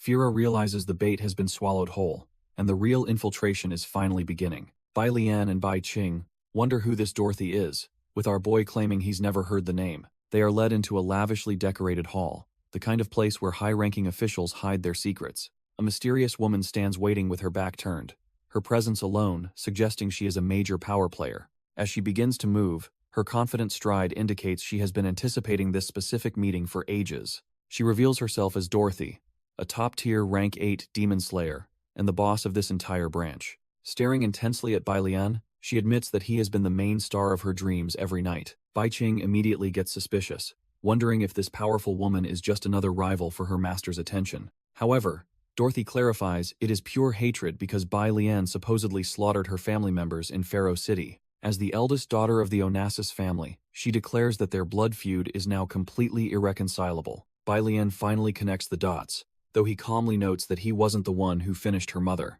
Dorothy mocks our boy for being a trash-tier human, with absolutely zero psychic power. She grabs him, threatening to flay him alive, just to satisfy her burning desire for vengeance. The moment her hand makes contact, a bizarre wave of energy ripples through her entire being. Suddenly, her aggressive stance crumbles as she's hit with a sensation she can't quite explain. She's completely dumbfounded, finding this weirdly thrilling experience unlike anything she's ever felt before. Shaking like a leaf, she suspects Bai Lian is using some kind of forbidden dark magic on her. Driven by a mix of confusion and curiosity, she decides she absolutely needs to touch him again. As soon as they connect, that overwhelming spark returns, sending her senses into a complete tailspin. Her legs turn to jelly, and it's clear she's losing her grip on the situation entirely. Dorothy feels totally liberated, as if her soul is ascending to heaven from just one touch. Dorothy wonders if this is love, but quickly reminds herself that this man is her mortal enemy. She tries to steady her nerves,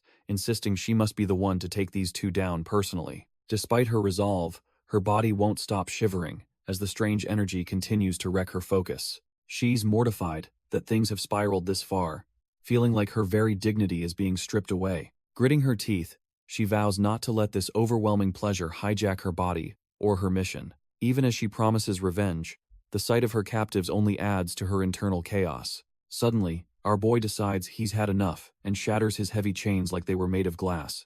Dorothy is left speechless as he steps forward, wondering how a prisoner could possess such terrifying strength. Bai Lian just stares her down, mockingly asking why she's so jumpy after acting so tough earlier. Dorothy's heart races as she wonders why she's suddenly feeling such a wild attraction to her mortal enemy. Before she can process the confusion, our boy lunges forward and grips her throat with terrifying speed. Lifting her like a doll, Bai Lian mockingly notes her high rank while calling her a shivering little quail. Instead of feeling insulted, Dorothy is horrified to realize that this intense humiliation is actually making her feel good. With a casual wave of his hand, he uses his overwhelming power to toss her across the room. She hits the mattress with a heavy thud, completely at the mercy of the man she was supposed to execute.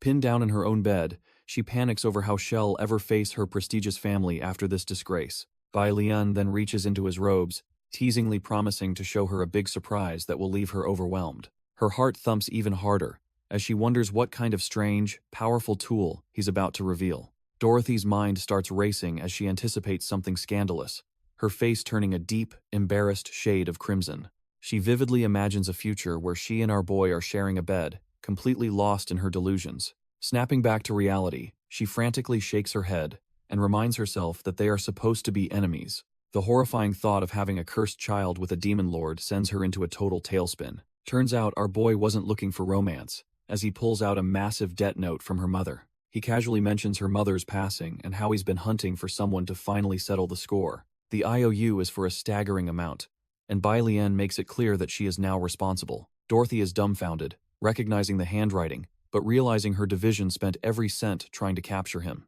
Since she is broke, he decides to seize all their assets and keep her around to collect later. Bai Lian decides it's time to head out and dismantle the local Hunter Association branch once and for all. However, Bai Qing is completely overwhelmed by his presence, calling out to his past self in a total daze. Our boy stops in his tracks, wondering why his companion is suddenly acting so strange and out of it. Turns out his massive spiritual pressure made those red ropes feel way too restrictive for the fox spirit's comfort. She's practically begging for his help, her mind completely clouded by the intense energy he just let loose. Even Dorothy is starting to feel the heat, her own delusions mixing with the raw power in the air. Bai Lian just sighs, realizing these two are becoming more of a distraction than actual help on this mission. Meanwhile, the group finally arrives at the Wheatfield City branch, the very heart of the local hunter operations. Fira is absolutely stunned by what she sees, her eyes glowing with pure shock at the unfolding chaos. Fira stares at the mountain of wealth, realizing 20 million is an impossible amount to spend in one go. She quickly shakes off the greed,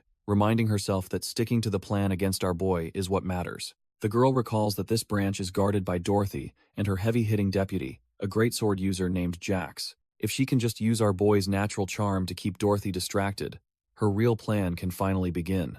Her goal is to team up with Leif, take down the deputy, and seize the entire association branch together. As she approaches the entrance, a familiar figure steps out to block her path with a heavy thud. Jax stands tall, declaring this trash-tier hunter won't be walking away with a single coin from their vault today. He is clearly bitter about the association trying to replace him and wants to settle the score right now. Fira just smirks, delighted that the hot-headed hunter took the bait exactly as she had envisioned in her head. Fira smirks with pure arrogance, fully convinced that Jax's high-ranking position will soon belong to her. Jax realizes there is nothing left to say to this delusional girl and prepares to end the conversation. He grips his hilt as sparks of aggressive mana begin to flicker around his hand with a click. Drawing his massive blade, Jax decides he must kill her now to avoid any annoying future troubles. He lunges forward with a heavy snap of his boots, closing the distance in a single heartbeat. Jax ignites his signature flame-burning sword, intending to incinerate the trash-tier hunter standing in his way.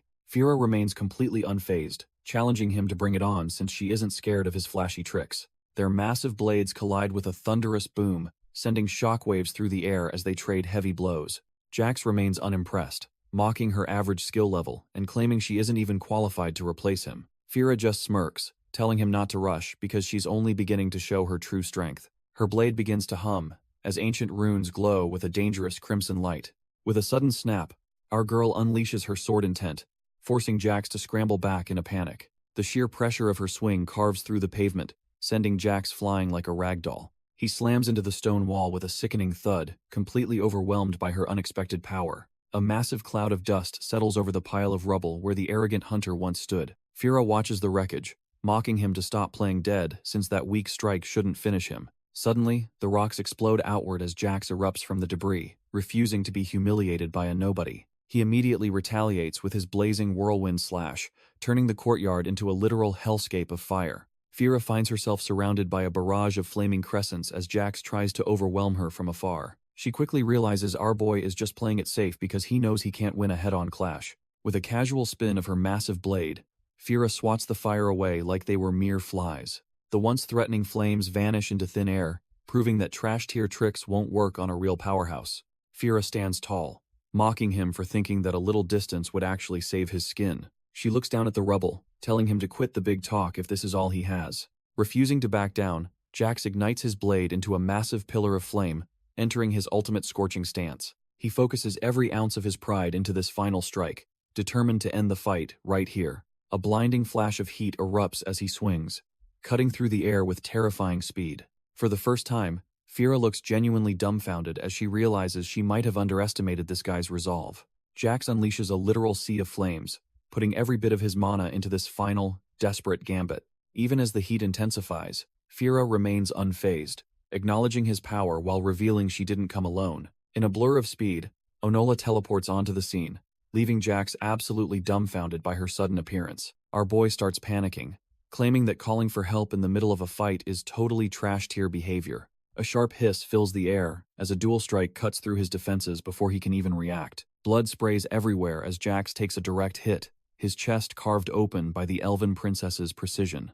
Onola stares him down with cold eyes, stating that anyone who dares provoke her master will face certain death. Shaking and barely clinging to life, Jax can only wonder who this legendary master could possibly be. Fira looks on with a smirk, mentioning that her sister's heart belongs to the man whole wreck the association. With a sickening snap, the reality of his situation sinks in, as he realizes he's completely outclassed. Jax collapses as Fira towers over him, the weight of his defeat finally crashing down. Coughing up blood, our boy stubbornly clings to the idea that he'd win in a fair one-on-one. Crimson stains the pavement as the last of his strength drains away into the cold stone. With a heavy thud, Jax hits the dirt, still refusing to accept that he's been completely trashed.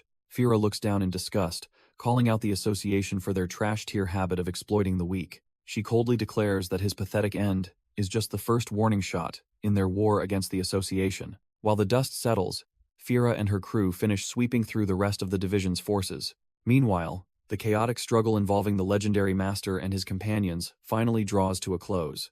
Back at the manor, Dorothy lies trembling, her mind completely overwhelmed by the master's terrifying presence. She's left breathless and flushed, realizing she had absolutely no control when facing his true, dominant nature. Dorothy rolls around her bed, questioning her own shamelessness after that mind-blowing encounter with our boy. She realizes the rumors about him were trash-tier lies, especially since her mother's debt proves he's legit. Meanwhile, Bai Lian and the fox spirit stroll through town, with him asking if she's finally satisfied. Bai Qing looks completely refreshed, her face flushed from the sheer power she just experienced. Suddenly, she stops dead in her tracks, completely dumbfounded by something catching her eye. Bai Lian pulls out a mysterious scroll that reeks of a sinister, dark aura. He wonders if this strange item belonged to Dorothy, or if it just coincidentally fell into his lap. It turns out to be an impressive treasure map, marking a spot deep within dangerous territory. Bai Qing gets a bad vibe, noting the locations look eerily familiar and give her the creeps. Our boy decides they'll head out immediately, hoping this lead finally uncovers the legendary spirit treasure. Bai Lian smirks, deciding they should tidy up the local association branch before moving on to their next lead. He activates the Qianqiu mirror, intending to strip the entire place of every single valuable resource they possess. A massive vortex begins devouring everything in sight, from structural debris to the very treasures they came for. The suction is so ruthless, it even strips the trash-tier guards of their gear and their dignity. Meanwhile, Dorothy sits in her room, blushing as she wonders how she will ever face our boy again. She feels completely overwhelmed, reflecting on how this was her very first time experiencing such a dominant presence. Suddenly, the walls and ceiling vanish as the mirror's power tears the building apart right around her. She finds herself sitting on her bed in an empty field, totally dumbfounded by the sudden relocation. Looking around at the new wasteland, she realizes her entire house has literally been wiped off the map. Turns out, Bai Lian leveled the whole city branch, leaving nothing behind but Dorothy and her bed. This stunt officially puts our boy and his crew at the top of the association's most wanted list. A few days pass, and Dorothy finds herself the prime target of a massive internal investigation. She stands amidst the ruins, likely wondering how her life turned into such a trash-tier disaster so quickly. Suddenly, a familiar presence arrives, and Dorothy realizes the association didn't waste any time sending a heavy hitter. It's Mina, the rank 7 sugar nurse, who immediately starts rubbing salt in Dorothy's very fresh wounds. Mina smugly announces that Dorothy is officially suspended and that she's stepping in to take over everything. Dorothy snaps back, refusing to believe this pink-haired newcomer is actually capable of replacing her. Mina just plays it cool, claiming she has zero interest in Dorothy's pathetic title or the branch. Turns out the big boss thinks Dorothy is too incompetent to handle the secret hunt for ancient relics. Mina makes it clear she only wants the treasure map and couldn't care less about Dorothy's pride. Dorothy tries to play it cool, claiming she searched the area and found absolutely nothing of value. But as she checks her belongings, her heart sinks when she realizes the treasure map is actually gone. A sudden memory of her wild encounter with Bai Lian flashes back, making her realize she likely lost it then. She starts sweating bullets, desperately trying to figure out how to break the news to the terrifying nurse. Mina isn't buying the silence and demands to know why Dorothy is suddenly hesitating like a deer in headlights. With no other choice, Dorothy finally admits that she somehow managed to lose the map entirely. Mina's expression immediately shifts to pure disgust, clearly thinking Dorothy is just a trash-tier liar. The sugar nurse begins charging a toxic green energy, convinced that Dorothy is just making up pathetic excuses. She decides that if Dorothy won't hand it over willingly,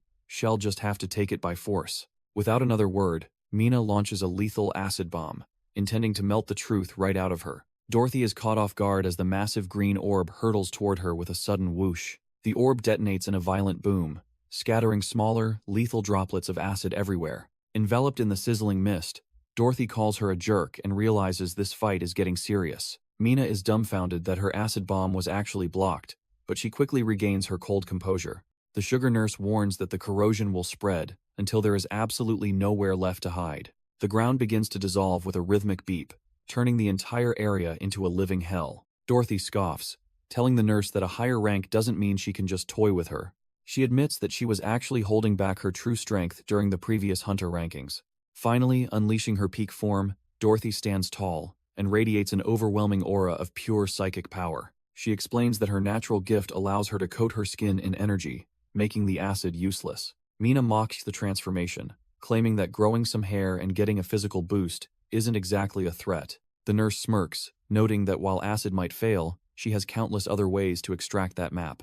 Dorothy tries to keep a straight face, desperately hiding the fact that she actually lost the map already. The two stand off in the clearing, both prepared to push their limits to settle this once and for all. Realizing that Dorothy won't budge, the sugar nurse decides it's time to drop the act and get truly nasty. Our girl Dorothy isn't intimidated, telling the nurse to quit the yapping and finally show what she's made of. Mina channels her inner darkness, manifesting a toxic green flame, as she warns that the consequences are now unavoidable. With a murderous look, she prepares to unleash a technique that's far more lethal than a simple chemical splash. She slams her palms into the earth, triggering a biochemical blaze that turns the very ground into a weapon. Dorothy is caught off guard as the terrain begins to shatter, realizing this trash-tier nurse had a massive trump card. The green flames erupt everywhere, but Dorothy remains unfazed, floating amidst the chaos like she owns the place. A massive blast shatters the ground, yet the sheer force isn't enough to touch our girl. She mocks the nurse, claiming that these underhanded tricks won't be enough to actually take her down.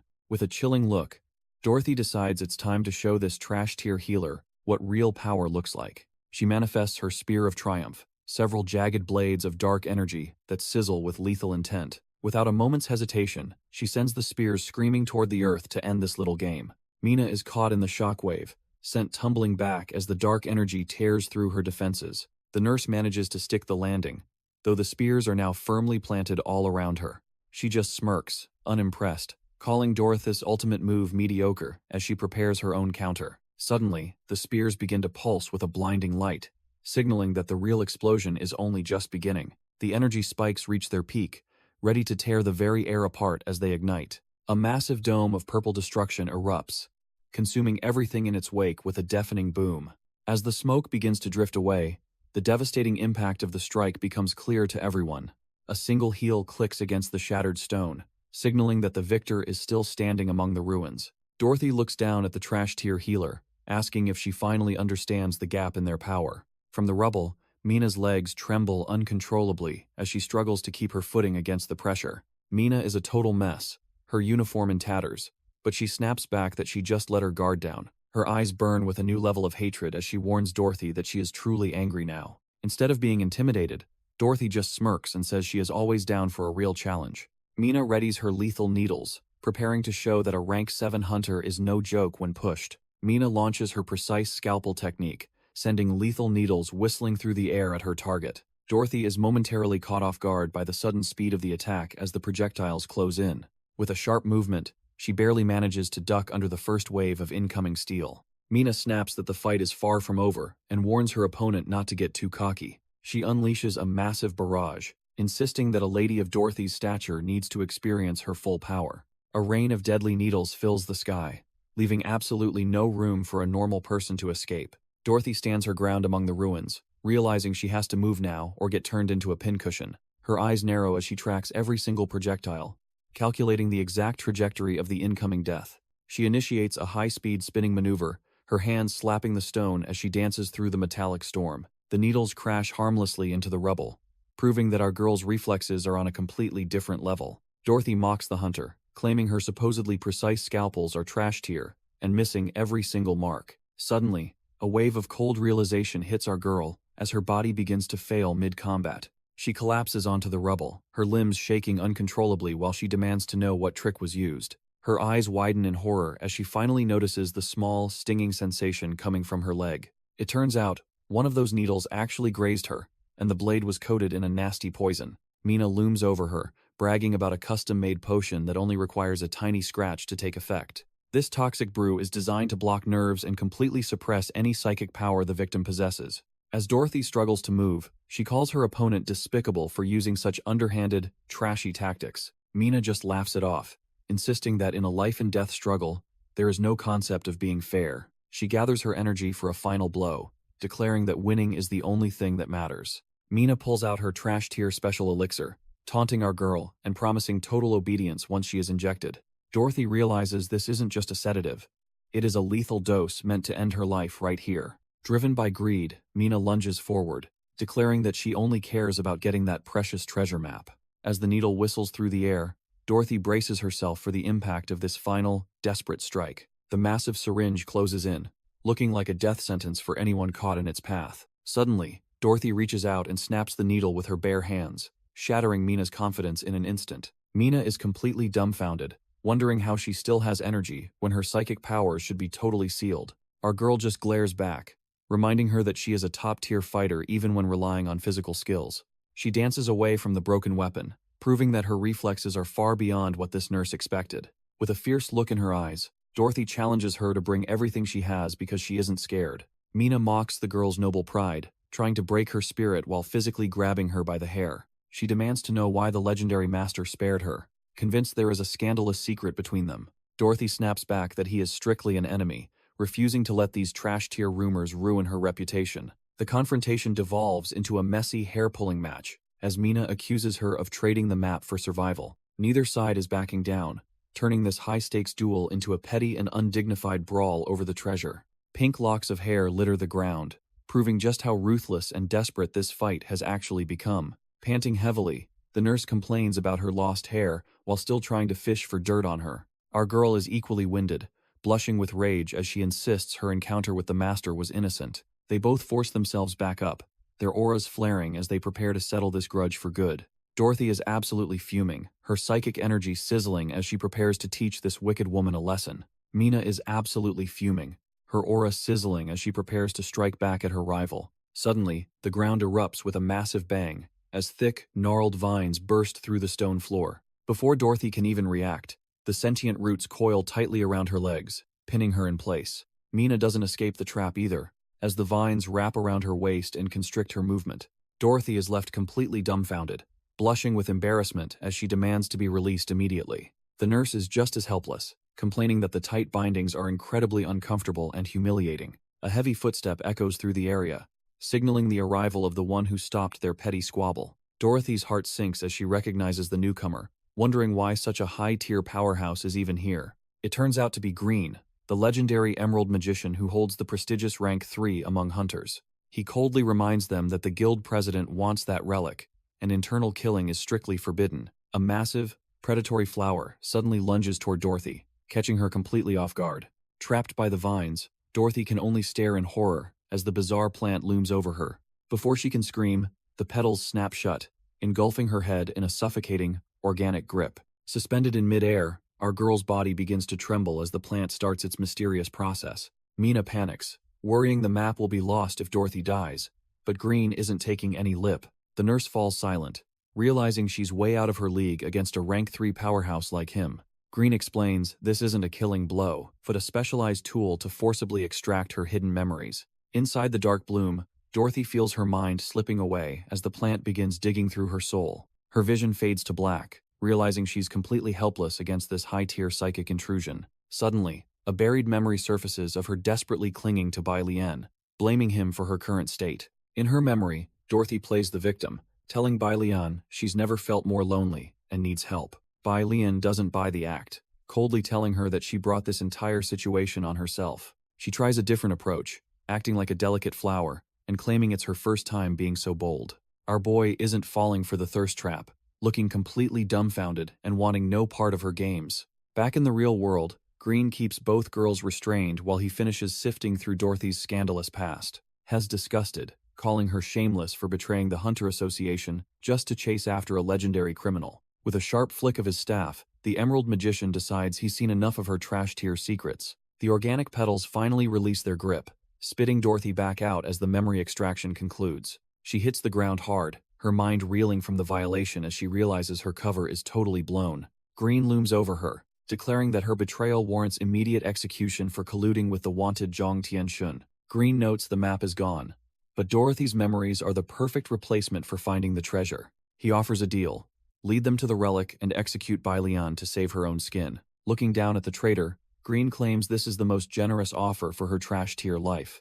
Dorothy is dumbfounded, her heart aching at the thought of betraying the man she's grown so fond of. The Emerald Magician doesn't take no for an answer, swinging his staff to silence her pathetic protests. He channels his plant magic, forcing her to realize that compliance isn't a choice, it's an absolute necessity. As the hypnotic light fills her vision, Dorothy's free will begins to crumble under his overwhelming mental pressure. Trembling on the cold ground, she finally breaks and agrees to follow every single one of his commands. With her eyes glowing with a hollow light, she declares her loyalty and readiness to die for the association. Green smirks, satisfied that he's turned a rebellious traitor back into a mindless, top-tier killing machine. Mina remains silent as the vines constrict, realizing her trash-tier defiance only led to this humiliating defeat. Across the realm, a dark cathedral sits under a blood-red moon, radiating an aura of pure, unadulterated dread. Inside the throne room, the Demon Lord detects a faint trace of ancient magic stirring near the mountains. He realizes a new artifact has surfaced and believes the heavens are finally playing into his sinister hands. His three-headed general notes how such relics once turned his own subordinates into unstoppable, rank 8 monsters. Desperate for merit, the skeletal warrior begs his master for the honor of retrieving this legendary prize. He swears on his pride that he won't fail, hoping to prove he's cut from a different cloth. The Demon Lord coldly reminds him that failure isn't an option, and the consequences will be utterly soul-crushing. The general acknowledges the threat, his hollow eyes burning with the weight of his master's cold expectations. He turns and marches out, ready to spill blood and secure the artifact to save his own skin. The skeleton general stops in his tracks, asking if his master has any final instructions for the mission. Our boy Bai Lian reveals that a surviving ancient cultivator recently murdered the Obsidian Princess during her last mission. He orders the general to find this killer and avenge her, ensuring the demon race's reputation isn't dragged. Outside the dark fortress, the air grows heavy as the general prepares to hunt down this mysterious threat. The skeletal commander marches out, confident that his 8th rank power will be enough to crush any surviving human. However, the Shadow High Priestess Sally blocks his path, insisting she has a few things to clarify first. She warns him that the cultivator who killed the princess is dangerous and shouldn't be treated like trash. Sally emphasizes that cultivators are their natural nemesis, so his top priority must remain retrieving the tainted artifact. The general feels insulted, wondering if she is just jealous of the contribution he is about to make. He tells her to watch her attitude, claiming she isn't qualified to question the strength of a high-tier monster. Sally doesn't hold back, flat out calling the commander an absolute idiot for his blind arrogance. This sets the general off, as he fumes and asks if she is tired of living. Not one to back down, Sally begins channeling her mana, summoning ominous red sigils all around her. She unleashes her death chains, ready to restrain the hot-headed commander before he makes a mistake.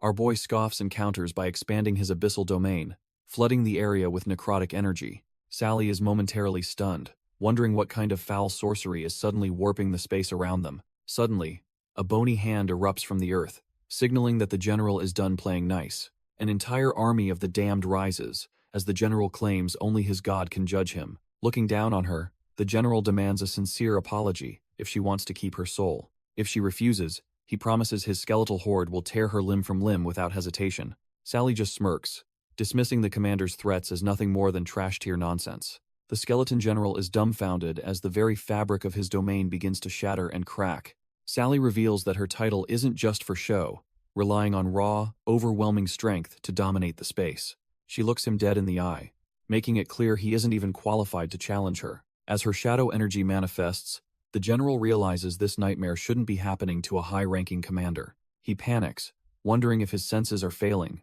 or if his death chains were just a pathetic illusion. Sally mocks his desperate demands for an explanation, calling him a fool for not seeing the power gap. With a sudden movement, her shadow energy lashes out like predatory claws through the air. The general is instantly ensnared, his bones cracking under the weight of her superior demonic authority. Sally smirks, warning him that disrespecting a high priestess leads to a world of absolute pain. Our boy, the general, is sweating bullets now, quickly apologizing for his earlier trash-tier attitude. Suddenly, reality itself begins to fracture, leaving the commander completely dumbfounded by the shifting space. Sally looms over him like a nightmare, deciding to drop some knowledge before he heads out. She reminds him that even though the fallen princess was weaker, she was still the demon god's subordinate. Cultivators are basically the natural predators of their kind, so he better not underestimate them like a fool. The general's mind reels as he realizes she literally reversed time just to make a point. Sally stands tall, asking if he finally understands the mission, or if he needs another painful lesson.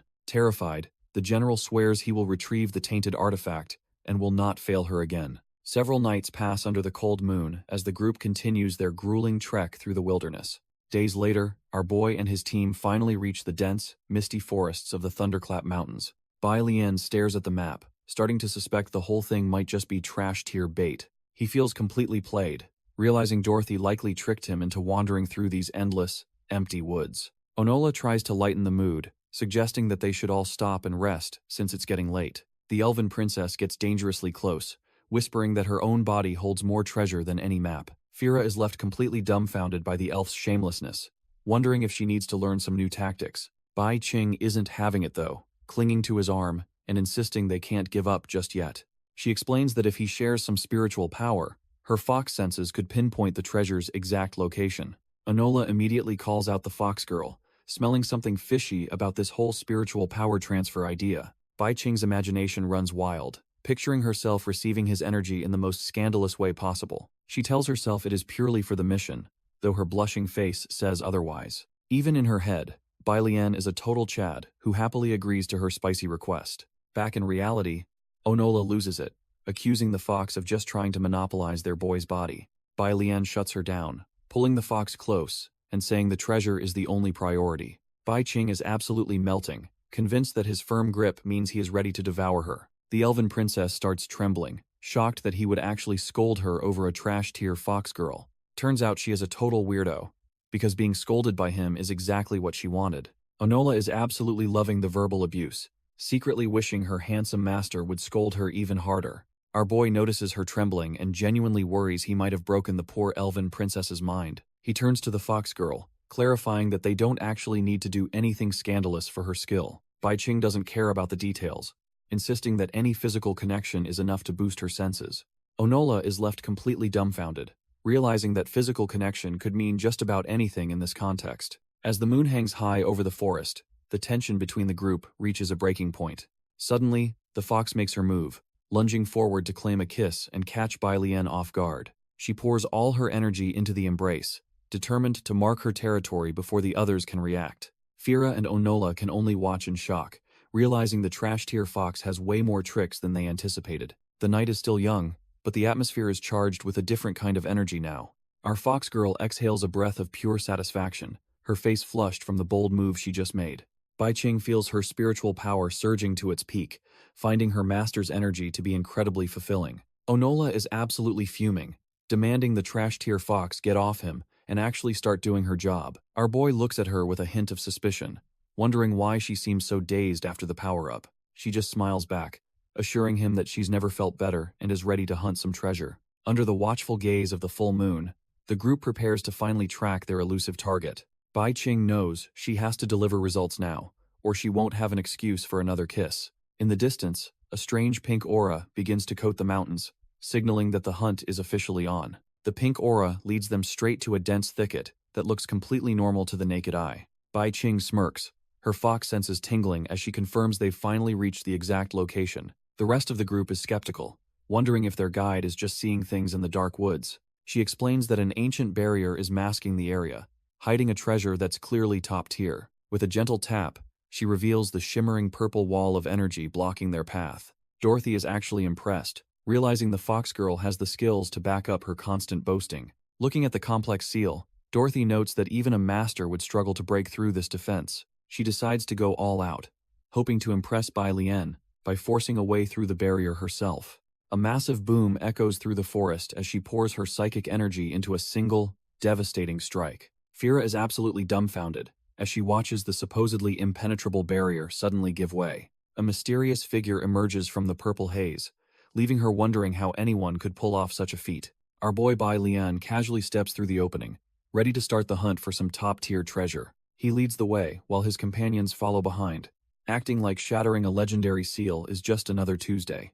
Fira can't wrap her head around their calm demeanor, questioning how they aren't losing their minds over this. She knows her own S-rank strength could barely scratch this wall, making his power seem completely otherworldly. Seeing the massive hole he left with a single kick, she realizes even the association's president is outclassed. Suddenly, her shock turns into pure admiration, thinking her man is just too amazing to handle. Under the glow of the full moon, the group finally enters the hidden zone, protected by the ancient seal. However, the interior looks like a regular forest, leaving them searching for the treasure they were promised. Our boy Bai Lian smirks, sensing a top-tier aura that tells him the real hunt is finally starting. He looks up and spots massive islands defying gravity, floating high above the moonlit forest floor. The sky is filled with ancient floating pagodas that look like they were ripped straight from a legend. Fira and Onola are completely dumbfounded, unable to believe such a magical scene actually exists. Bai Qing is equally shaken, identifying the place as cultivation ruins left over from ancient times.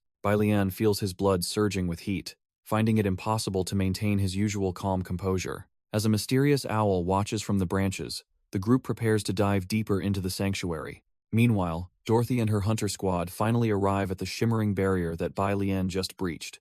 Dorothy is stunned, finally understanding that the treasure was hidden behind this massive seal all along. Mina just mocks her, suggesting her legendary lover might be inside right now, hoarding all the ancient artifacts. Green shuts down the bickering, reminding the girls that breaking through the barrier is their only priority. He begins channeling his mana, his staff glowing with a fierce light as he prepares to strike. With a massive swing, he slams his power against the shimmering seal, hoping to shatter it instantly. Dorothy and Mina are left dumbfounded when the barrier holds firm against a top-tier rank 3 hunter. Refusing to be humiliated, our boy stops holding back and commands his hidden power to bloom. A violent explosion of spiritual energy erupts, far surpassing the previous attempt, as the air itself screams.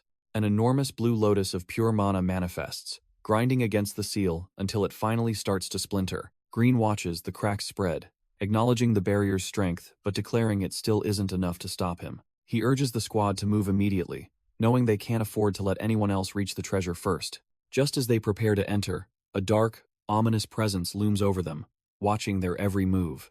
The three-headed skeleton emerges from the shadows, mocking the humans for trying to steal the tainted artifact. With a chilling gaze, the monster declares their death sentence, making it clear nobody leaves this forest alive. Master Grimm and his squad stand their ground, sensing the overwhelming demonic pressure radiating from the beast. Our boy Grimm remains unfazed, reminding the creature that they are professional monster hunters who don't scare easily. The skeleton just laughs, claiming that every hunter who came before them ended up as nothing but dust. The pink-haired hunter steps forward, insisting that Grimm shouldn't waste his energy on such a low-tier trash bag. She's desperate for a promotion, and thinks taking down this high-ranking monster is her golden ticket to success. Channeling her mana, she unleashes a barrage of acid bombs, hoping to melt the skeleton where it stands. The monster casually activates its abyss domain, summoning dark spikes that swoosh from the ground to meet the attack. Her acid bombs are easily neutralized as the skeleton proves it's cut from a much deadlier cloth. The acid bombs are sucked into the abyss,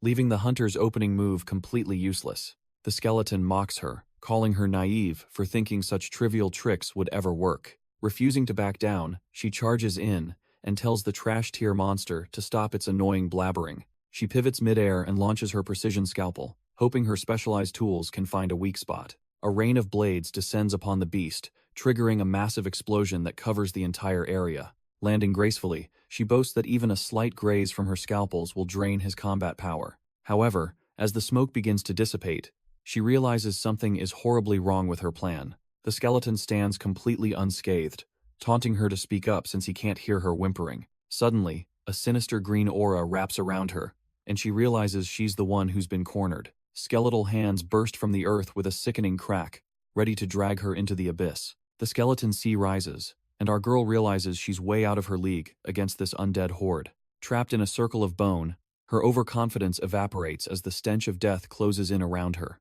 Suddenly, a powerful surge of energy lashes out, cutting through the oppressive atmosphere like a hot knife. A swirling vortex of green mana erupts, signaling that the real heavy hitter has finally entered the fray. The skeletal minions are instantly restrained by glowing vines, proving that their trash-tier tricks won't work anymore. Master Grimm steps forward, calmly ordering his subordinates to go find the artifact while he handles the trash. The three-headed beast is absolutely fuming, calling the master even crazier than a demon for his sheer arrogance. Ignoring the monster's barking, the master tells the girls not to worry and just focus on the mission. Under the cold gaze of the full moon, the stakes for this retrieval mission have never been higher. Trusting their leader, the two hunters head deeper into the glowing woods to complete their objective. The red-haired hunter is sweating, wondering if their leader can actually handle a monster that previously terrified them. Our pink-haired girl just smirks, reminding her that the Noble 3 hunter has a reputation for a reason. She is convinced that as the association's undisputed ace, Master Grimm simply does not know the meaning of defeat. Back at the front, the master stares down the skeletal freak, ready to show off some real power. With a heavy thump of his staff, he triggers a skill called Savage Growth to reshape the battlefield. Massive, gnarled branches erupt from the earth, cracking through the ground like they are hungry for bone. The skeleton just laughs it off, claiming such primitive wooden tricks could never hope to touch him. Suddenly, the master's vines tear right through the darkness, proving they are not just some trash-tier garden plants. The three-headed monster is left completely dumbfounded as his ultimate defense starts crumbling before his very eyes. He realizes too late that these branches can actually penetrate his abyss domain, leaving him wide open. The skeleton admits the master has skills, but mocks the idea of being challenged by mere branches. He easily slices through the wood, calling the master naive for underestimating a guardian of his caliber. Our boy Grimm is stunned to learn he is actually facing a terrifying rank 8 monster. The skeletal freak gathers a massive amount of dark energy, preparing to end the fight right here. He unleashes a devastating death cannon, intending to vaporize everything in its path. Not one to back down, Master Grimm calls upon the divine tree to shield himself from the blast. Massive slabs of reinforced wood slam into the ground, creating an impenetrable fortress of nature. The dark beam collides with the wooden wall, causing the entire area to shake from the impact. A blinding flash of light erupts as the two opposing powers cancel each other out. Meanwhile, the two hunters continue their search, completely unaware of the life-or-death struggle nearby. The girls stumble upon the Starfall Pavilion, a legendary relic that makes modern tech look trash-tier. Both hunters are completely dumbfounded by the magical architecture, realizing these ruins are far beyond their comprehension. The red-haired hunter wonders if their entire civilization actually traces its roots back to these mysterious ancestors. Suddenly, she finds herself dropping to her knees, overwhelmed by an inexplicable urge to show respect. She admits her body moved on its own, driven by a deep sense of reverence for the site. Without a second thought, she begins to worship the ancient gate with total devotion. Seeing this, the pink-haired hunter realizes they might actually score some divine blessings if they play along. Not wanting to be outdone, she dives into a bow, swearing she won't lose this weird competition. She slams her head down even harder, convinced that the loudest thud will net her the best rewards.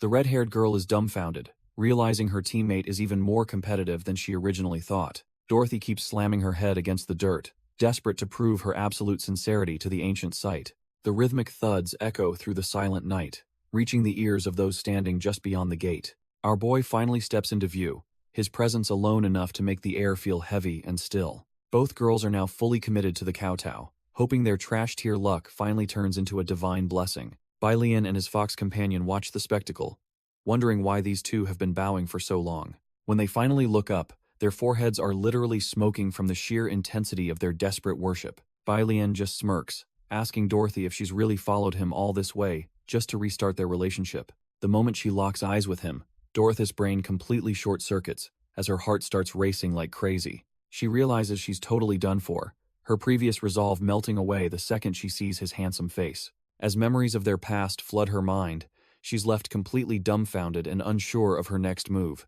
Mina is completely torn, wondering how a wanted criminal like Zhang Tianxun could be this insanely handsome. She knows he's a threat to the association, yet her heart refuses to listen to reason right now. Seeing Dorothy's thirsty expression, Mina decides she absolutely cannot let her rival claim our boy first. While the two hunters scramble on the ground, Bailian and his fox companion watch the chaotic scene. Mina suddenly stands up with a plan, deciding to use a classic honey trap to ensnare the master. She struts forward with total confidence, certain her superior figure will make any man crumble at her feet. Getting up close and personal, she shamelessly tells him that she is the real treasure he seeks. Bailian reaches out as if taking the bait, warning her that she's the one who offered herself. Mina glows with pride, convinced her charm is on a completely different level compared to trash-tier Dorothy. But her victory is short-lived when he suddenly grabs her wrist, leaving her completely dumbfounded by his strength.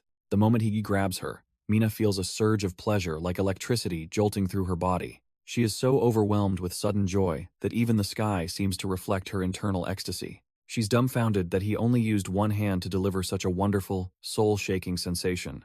Every single cell in her body begins trembling from the sheer intensity of his overwhelming presence. Her legs give out completely as she loses all strength to stand against his raw power. Reaching her absolute limit, she realizes she simply cannot hold herself together any longer. She collapses onto the hard ground, her body shaking uncontrollably at the master's feet. Bailian and his fox companion look down at the pathetic sight of the fallen hunter. With hearts in her eyes, Mina is completely broken, her pride replaced by total, shivering submission. Our boy finds it pathetic, disappointed that her trash-tier seduction attempt ended so abruptly. Bailian finds the hunter utterly dull and decides they shouldn't waste another second on such trash-tier company. Before they can leave, Dorothy steps up, adjusting herself in a desperate attempt to catch our boy's wandering eye. The pair pauses, looking back to see what kind of nonsense this other woman is about to pull now. She shamelessly asks for his touch, boasting about her experience as if that would make her more desirable. Their little spat is interrupted when a graceful figure suddenly lands on the roof with a light, rhythmic tap.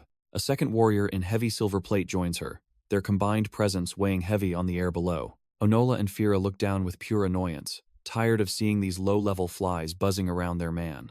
Mina snaps, calling the elf a shameless hypocrite for acting so pure while chasing after the legendary master. The elven princess just blushes, admitting that her flawless reputation is worthless compared to the master's nurturing touch. Dorothy is completely dumbfounded to see the famous giant sword Fira joining the fray for the master's affection. Fira explains she is just following the master's orders, and that her annoying adjutant deserved his grim fate. Onola tells our boy to focus on the big picture while she handles these two trash-tier intruders herself. Bailian takes the hint and heads off with his fox companion, trusting his girls to handle business.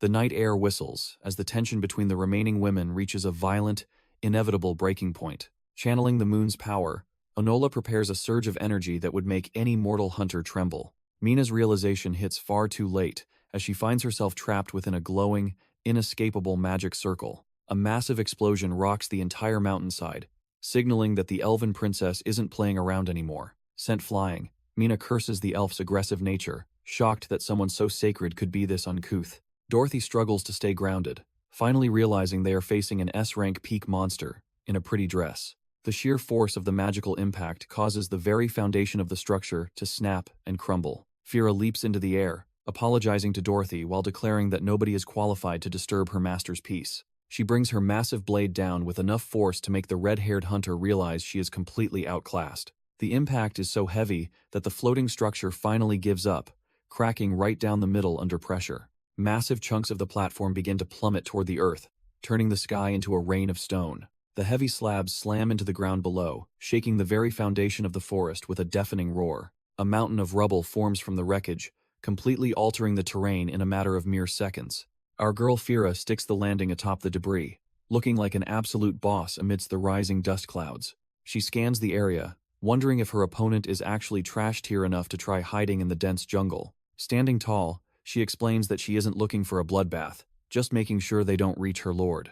If Dorothy wants to play the coward and stay hidden, Fira has no objections to ending the fight here. A dark spear whistles through the air, cutting the silence with lethal intent. Fira barely reacts in time, feeling the cold wind of the projectile as it grazes her ponytail. A massive purple explosion erupts behind her, but she is relieved her instincts kept her safe. She turns with a confident smirk, mocking her hidden foe for missing and revealing their exact location. Launching herself from the rubble, our girl spots Dorothy and prepares to bring the hammer down. The two clash in midair, starting a high-stakes dance between a heavy blade and a nimble spear. Dorothy flips away gracefully, calling Fira arrogant for thinking she could actually win this exchange. She catches her weapon and sneers that Fira is only fit to be a lowly subordinate. Fira grips her sword tighter, warning her not to underestimate the power she received from Bai Lian. Dorothy spins her spear in a blur, realizing they share the same nourishment and getting deadly serious. Dorothy spins her spear, preparing to unleash a unique move that she believes will end the fight. A massive vortex of energy erupts as her poison dragon drill tears through the battlefield with terrifying force. High above the chaos, Onola stands atop a floating ruin, looking down at the pink-haired hunter below. Mina is completely dumbfounded by the sheer pressure, realizing she is dealing with a woman far more dangerous than anticipated. Onola just smirks and tells her not to be surprised, claiming there is someone even fiercer than her nearby. With a sudden burst of speed, the elven princess swings her weapon to execute a devastating moonlight slash. Brilliant arcs of light carve through the air, slicing the very foundation of the floating island into pieces. The massive rock platform completely shatters, sending debris raining down into the dark abyss below. Thinking fast, our girl leaps between the falling stones, using them as stepping stones to avoid a lethal drop. Mina sticks the landing and breathes a sigh of relief, mocking Dorothy for being less agile than herself. Mina decides to use a secret trump card originally meant for Dorothy just to end this fight quickly. She reveals a syringe filled with a glowing concoction, brewed from rare and dangerous magical plants. This trash-tier juice supposedly unlocks a human's hidden potential, pushing them far beyond their natural biological limits. Without a second thought, our girl jams the needle straight into her thigh to trigger the transformation. The liquid sizzles as it enters her system, signaling the start of a volatile and intense power surge. She tosses the empty tool aside, fully committed to the risky chemical gamble she just took. A wave of intense pleasure washes over her as she warns the elf about her impending regret. Onola just looks on, completely unimpressed since the hunter doesn't look any different than she did before. Suddenly, a strange sensation ripples through the air as the chemical reaction finally begins to take hold. Mina feels like she's soaring through the heavens, completely intoxicated by the overwhelming rush of her new power. Mina brags about her complete transformation, promising to humiliate the elf with her newfound, drug-induced strength. Onola watches in confusion, realizing the hunter's mental state is spiraling into total madness from the chemical rush. With a crazed grin, our girl lunges forward, trailing toxic green energy as she closes the distance. She moves with such blinding speed that the air itself seems to crack under her momentum. The drug has clearly stripped away her inhibitions, leaving only a primal urge to tear her opponent apart. Onola finally retaliates by summoning her Moonlight Descend, raining down lethal beams of holy light to stop the charge. The projectiles pierce right through Mina's flesh, but she doesn't even flinch as the light tears her skin. Even as the beams shred her clothes, the hunter's expression remains locked in a terrifying, ecstatic mask. She simply powers through the pain, proving that her sense of self-preservation has been completely erased by the serum. Onola is left dumbfounded, realizing she's dealing with a total lunatic who would gladly die to land a hit. Mina lands a heavy biochemical kick, but she immediately senses that something is off. Our girl is dumbfounded when she realizes her foot didn't actually connect with a solid body. It turns out the elf used a substitute scarecrow to trick her, escaping the blow entirely. Mina just laughs it off, mocking the princess for relying on such pathetic, low-tier parlor tricks. Her body begins self-healing at an insane rate, while she threatens to target the princess's men next. Onola takes to the sky, moving so fast that even the drug-enhanced hunter is momentarily impressed. High above, the princess prepares her final strike, determined to put an end to this madness. a massive golden magic formation manifests in the air, radiating a terrifying amount of holy power. Despite the display, Mina just smirks and mocks the ultimate move as a complete joke. Onola is insulted, retorting that the hunter is simply too trash tier to understand true magical greatness. Onola tells her opponent to watch closely as she finally unleashes the true power of an elven princess. With a roar, she invokes the moon god's lament, pouring every ounce of her mana into the strike. A blinding surge of holy energy erupts, tearing through the air with a deafening swoosh. Mina stands dwarfed by the massive orb of light, her drug-fueled confidence finally starting to waver. The hunter tries to act tough, claiming she isn't afraid even as her eyes betray her mounting terror. The magic detonates in a massive boom, completely engulfing the battlefield in a pillar of golden destruction. As the dust settles under the quiet moonlight, the sheer scale of the devastation becomes clear. Looking down at the smoking crater, Onola feels certain that no trash-tier hunter could survive that. She smirks, thinking she's proven her worth and made it clear that nobody is stealing her man. Suddenly, her triumph turns to confusion as she spots something unexpected amidst the wreckage. Mina crawls out of the wreckage, shivering in her tattered clothes while fuming with absolute rage. Our girl pulls out a handful of syringes, mockingly asking how many times the princess can repeat that move. The empty potions hit the dirt as she pumps her veins full of that volatile, trash-tier magical medicine. A sickening green glow wraps around her body, knitting her flesh back together in an instant. She stands tall, fully restored, and gloating about how she is finally back to peak condition. The drug-fueled hunter claims she has become faster, stronger, and even more beautiful than before. Her mind starts to slip, her expression turning into something far more twisted and perverted. She dares the princess to bring out another trump card, eager to see what else she has got. Onola is completely dumbfounded, realizing her ultimate strike barely left a scratch thanks to those cheap enhancements. Seeing her opening, Mina gathers a sphere of toxic energy, ready to show the princess true despair. Onola is caught off guard as the toxic energy surges around her, realizing her defense might not hold. Mina loses what's left of her sanity, launching a biochemical explosion egg with a twisted, manic grin. The resulting blast is a sickening wall of green fire that consumes everything in its path. While the smoke clears, Mina basks in her drug-induced power, feeling like an absolute goddess of destruction. The shockwave slams into a floating mountain, nearly shaking the ancient temple right off its foundation. Dust and debris fill the air as the elven princess coughs through the thick, poisonous fumes. Onola hits the dirt, her clothes in tatters as she realizes this trash-tier hunter is actually a major problem. Her body shivers from the impact, but she refuses to let a junkie take her down like this. She grits her teeth, swearing she won't collapse because she refuses to lose her man to someone like Mina. Despite her injuries, the princess stands tall and dares the hunter to bring everything she's got. Mina is absolutely buzzing, sensing the elven princess's power and deciding it is finally time to play. A massive shockwave erupts as they clash, nearly sending the entire floating temple into the dark abyss. Before the princess can even react, the hunter lunges forward with a speed that defies all logic. Onola is completely dumbfounded by the sheer velocity, realizing her opponent is moving like a total blur. With a sickening snap, Mina's blade finds its mark, tearing through the princess' defenses in an instant. The impact is brutal, leaving the elf coughing up dark fluid as the world starts to spin. Our girl Mina just laughs, relishing the sight of royal blood and feeling like an absolute goddess.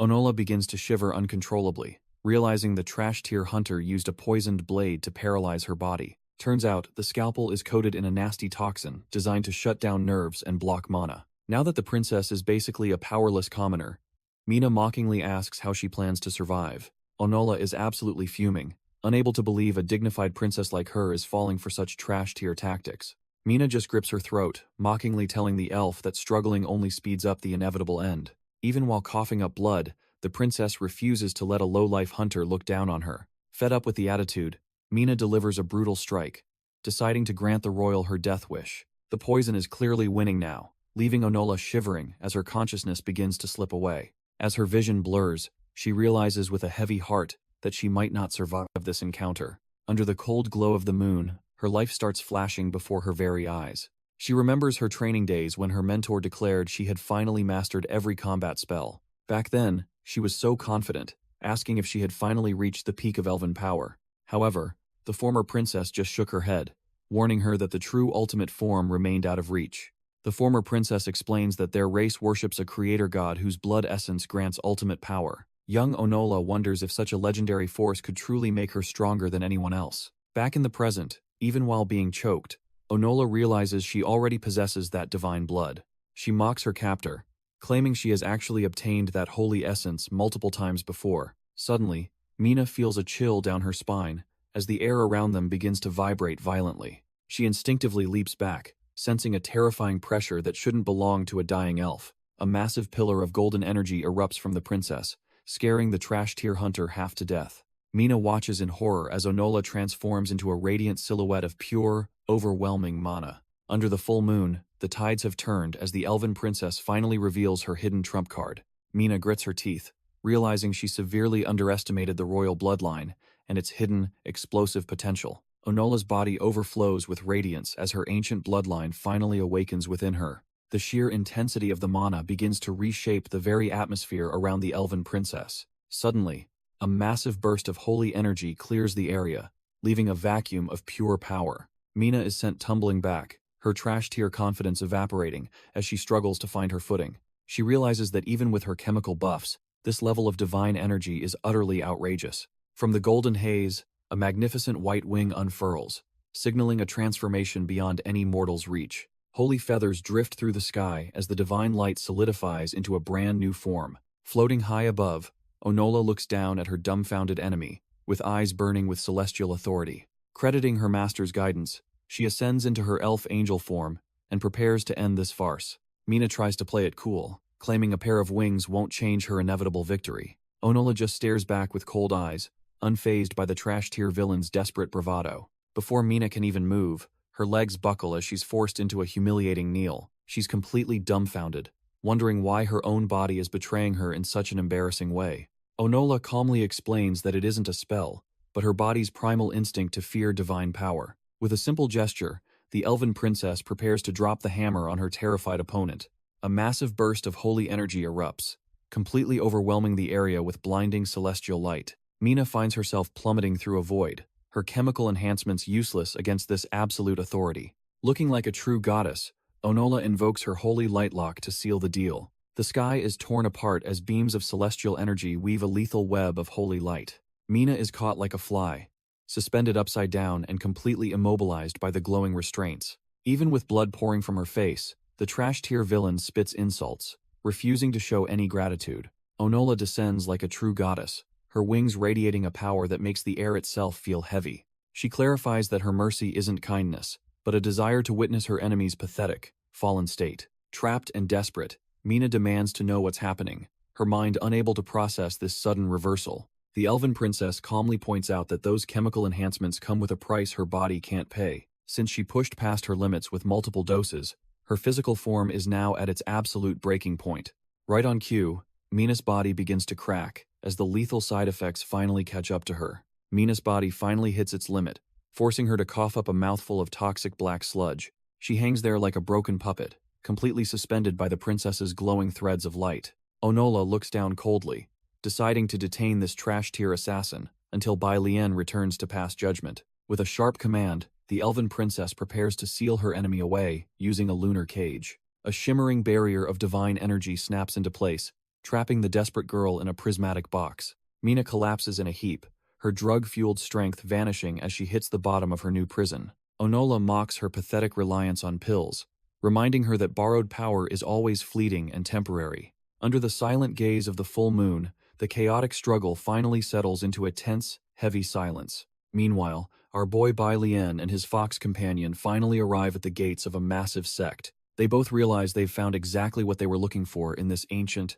imposing place. The shimmering pagoda stands before them, appearing to be the legendary treasure our boy has been hunting for. While it looks magnificent, Bai Qing senses something is wrong, noting that a holy artifact shouldn't feel this way. She realizes the spiritual energy radiating from the structure is tainted, heavily mixed with a foul demonic presence. Bai Lian finds the combination bizarre, wondering why a sacred treasure would house such a dark, conflicting power. Suddenly, the entire tower begins to hum with violent energy, shaking the very ground beneath their feet. Both of them are left dumbfounded as the artifact reacts to their presence with a sudden, overwhelming force. A swirling vortex of light erupts from the base, acting like a hungry maw ready to swallow everything. Before they can even react, the spatial distortion pulls them in, dragging them into the heart of the tower. Bai Qing finds herself standing alone in a hellish landscape of fire and brimstone, far from the entrance. She realizes the demonic energy must have triggered a trap, separating her from her beloved master in this wasteland.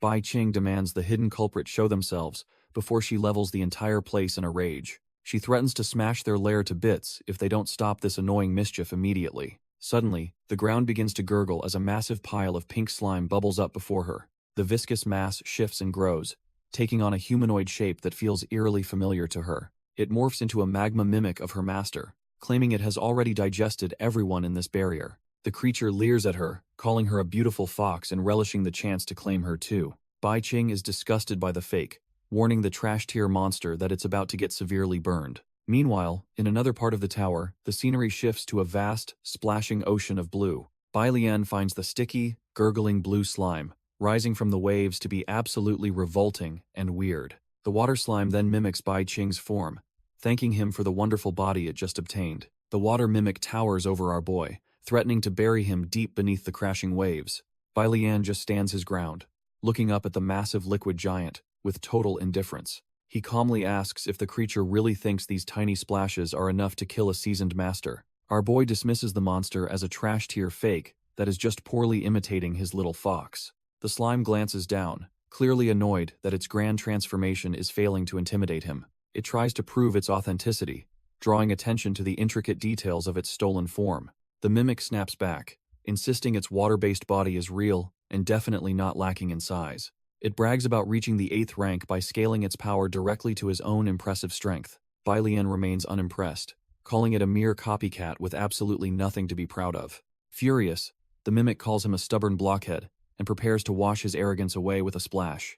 Bai Lian watches the mimic stir up the ocean, admitting the creature actually has a bit of skill. The fake fox unleashes her surging tide, desperate to prove her watery form packs a real punch. A massive wave erupts from the sea, aiming to swallow our boy whole in a single, crushing blow. The weight of the entire ocean crashes down as the mimic attempts to drown his annoying arrogance. Bai Lian isn't bothered, effortlessly drawing his blade to slice through the heavy pressure of the water. He splits the tide down the middle, casually grading the mimic's effort as a mere intermediate level. With a smug grin, he confirms this trash-tier copycat is nowhere near his actual level of mastery. The mimic is completely dumbfounded, wondering why its scaling power failed so miserably against a mere human. He mockingly asks if it's really that shocking to see its grandest attack get blocked so easily. Dancing through the air, he prepares to show this fake exactly what a real legendary master can do. The mimic is shocked when our boy's strike actually draws water, making it feel completely violated. It can't believe it looks so pathetic when its power level is supposed to be an exact match. Bai Lian just sighs, explaining that the mimic only copied the weakened version of him from the pagoda. He flares his aura, revealing that he hasn't even begun to tap into his actual full strength yet. The realization hits the mimic like a truck, leaving it absolutely terrified of the monster standing before it. Desperate to survive, the trash-tier copycat dives back into the depths with a massive splash. It tries to reassure itself that being made of water means it can recover from any wound indefinitely. However, looking back at him, the mimic starts to wonder why his face feels so hauntingly familiar. Our boy watches it flee, genuinely impressed by how fast the creature can move when it's scared. The mimic lands in the shadows, claiming it's just concealing itself for a better chance to strike back. The mimic thinks that since water is its home turf, dragging him down will guarantee a victory. High above the waves, Bai Lian just floats there, watching the creature's desperate struggle from a distance. Our boy calls it a fool, realizing its pathetic plan is way too obvious to actually work on him. Deep below, the copycat smirks, convinced that the legendary master is finally about to meet his end. It crosses its arms to trigger a slime tsunami, hoping to swallow everything, in a massive surge of power. The entire ocean begins to churn as the trash-tier monster pours all its energy into one final strike. A colossal wave crashes down, aiming to bury him under the weight of the sea in an instant. The impact sends water flying everywhere, seemingly consuming him as he disappears beneath the dark, freezing surface. He starts sinking into the depths, looking completely helpless as the water pressure takes hold of him. The mimic celebrates its supposed win, believing that absolutely nothing can stop it now that he's caught. The slime lunges through the depths, certain that our boy is finally cornered and helpless. It prepares a final strike, declaring that the legendary master has finally reached his limit. Suddenly, the target vanishes into bubbles, leaving the trash-tier mimic dumbfounded by the obvious decoy. It frantically looks around, realizing he might have never been caught in the surge at all. Before it can react, he manifests right behind it, proving that water is no sanctuary against him. He grabs the creature, wondering if its regeneration can actually handle the massive voltage he's releasing. Our boy just smirks, completely dismissing the idea that this fake could ever survive his lightning. The mimic panics and begs him to stop, but he has no intention of letting this pest go. High-voltage energy surges through its watery body, causing it to crack and evaporate in a painful sizzle. Deciding this isn't enough, he prepares to crank up the intensity to erase it from existence. Lightning strikes the water, turning the entire ocean into a deadly electric trap for the trash-tier mimic. The creature is absolutely dumbfounded, as the high-voltage energy fries its watery form from the inside out. As its consciousness begins to fade, it suddenly recognizes the cold, overwhelming power radiating from its executioner. It remembers encountering this unbelievable monster thousands of years ago, realizing it picked the worst possible target. The electricity finishes the job, leaving nothing behind but the crackle of lingering energy on the surface. Bai Lian hovers calmly above the waves, completely unfazed after erasing the persistent pest from existence. He notices a strange blue orb left behind, wondering if a mere slime could actually produce a core. Suspecting it might be a refined treasure from the pagoda, he figures it must have some useful properties. Without a second thought, our boy decides the best way to test the prize is to just eat it. He starts munching on the core, hoping this little snack provides a decent boost to his cultivation. Bai Lian feels a massive surge of new power constantly emerging from within after consuming the core. Our boy hovers in the air as the surrounding water energy swirls around his newly empowered form. He realizes this liquid essence is just like that trash-tier monster he just erased from the world. With a quick swish, he takes off through the night sky to find the rest of his crew. He spots a massive pillar of fire and realizes he needs to hurry back to his little fox. Far away, a giant crater of bubbling magma serves as a deadly arena for a desperate struggle. Bai Qing is looking rough and realizes her opponent's strength is perfectly tailor-made to counter her own. She refuses to stay down, even as the magma mimic tells her the result will never change. The fake master explains that his power constantly replenishes here while her energy is slowly being drained. Despite the overwhelming disadvantage, she declares her defiance and refuses to care about his rigged rules. Bai Qing is absolutely fuming that a trash-tier mimic would dare use her master's face. The magma mimic just scoffs and says he doesn't give a damn about the appearance he was forced into. Suddenly, a massive wave of water douses the monster, catching him completely off guard. He starts hissing and steaming, wondering how anyone could bring water into his scorching domain. Even our girl is dumbfounded, realizing she wasn't the one who launched that surprise attack. She looks up toward the sky, sensing a familiar and overwhelming presence finally arriving. Turns out our boy has finally shown up to deal with the fake version of himself. Bai Lian calmly notes that the mimic seems to have a serious issue with his handsome face. Enraged, the mimic powers up his red energy, claiming he has a massive problem with it. The entire area explodes in a violent pillar of magma as the real battle begins. A massive pillar of magma erupts as the mimic tries to incinerate everything in sight. He unleashes his ultimate inferno pillars, desperate to burn the sky and our boy along with it. Bai Lian just floats there looking bored, while the trash-tier fire show surrounds him from every side. He calmly watches the chaos, thinking these are just the pathetic death throes of a failing monster. Suddenly, a colossal dragon made of pure water surges forth to extinguish the mimic's burning ambition. The fake version of our boy is completely dumbfounded, realizing his heat is being snuffed out instantly. A massive watery tail slams down, drowning the entire area in a freezing, high-pressure tide. Even Bai Qing is stunned, wondering when her master learned such a ridiculously powerful water technique. The magma pillars begin to sizzle and fade as the overwhelming flood turns the battlefield into a lake. The mimic panics as his molten body starts to crack and harden into useless, cold rock. The magma mimic is absolutely stunned as his molten body begins to crack and cool under the pressure. He realizes his end is near, never imagining a mere human could extinguish his burning core so easily. Bai Lian floats over the petrified trash-tier monster, knowing that every mimic hides a valuable core inside. With a sharp glare, our boy prepares to extract the prize from the cooling remains of his former self. The hardened shell suddenly shatters in a violent burst, revealing a glowing red orb pulsing with concentrated energy. Without a second thought, Bai Lian grabs the core and swallows it whole to absorb its lingering power. Flames erupt around him as he integrates the mimic's essence, feeling the heat surge through his ancient veins. He notes that the pagoda's influence is exactly as he expected, boosting his strength to a new level. Bai Qing is practically glowing with joy, thrilled to see her master claim such a massive power-up. She tackles him in a massive hug, while Bai Lian just tells the hyperactive fox to settle down. A sudden splash echoes through the area as the duo finally finds a moment of peace after the battle. Bai Qing immediately clings to Bai Lian, her obsession flaring up after seeing his overwhelming display of power. She gazes at him with starry eyes, expressing how happy she is to see him growing stronger.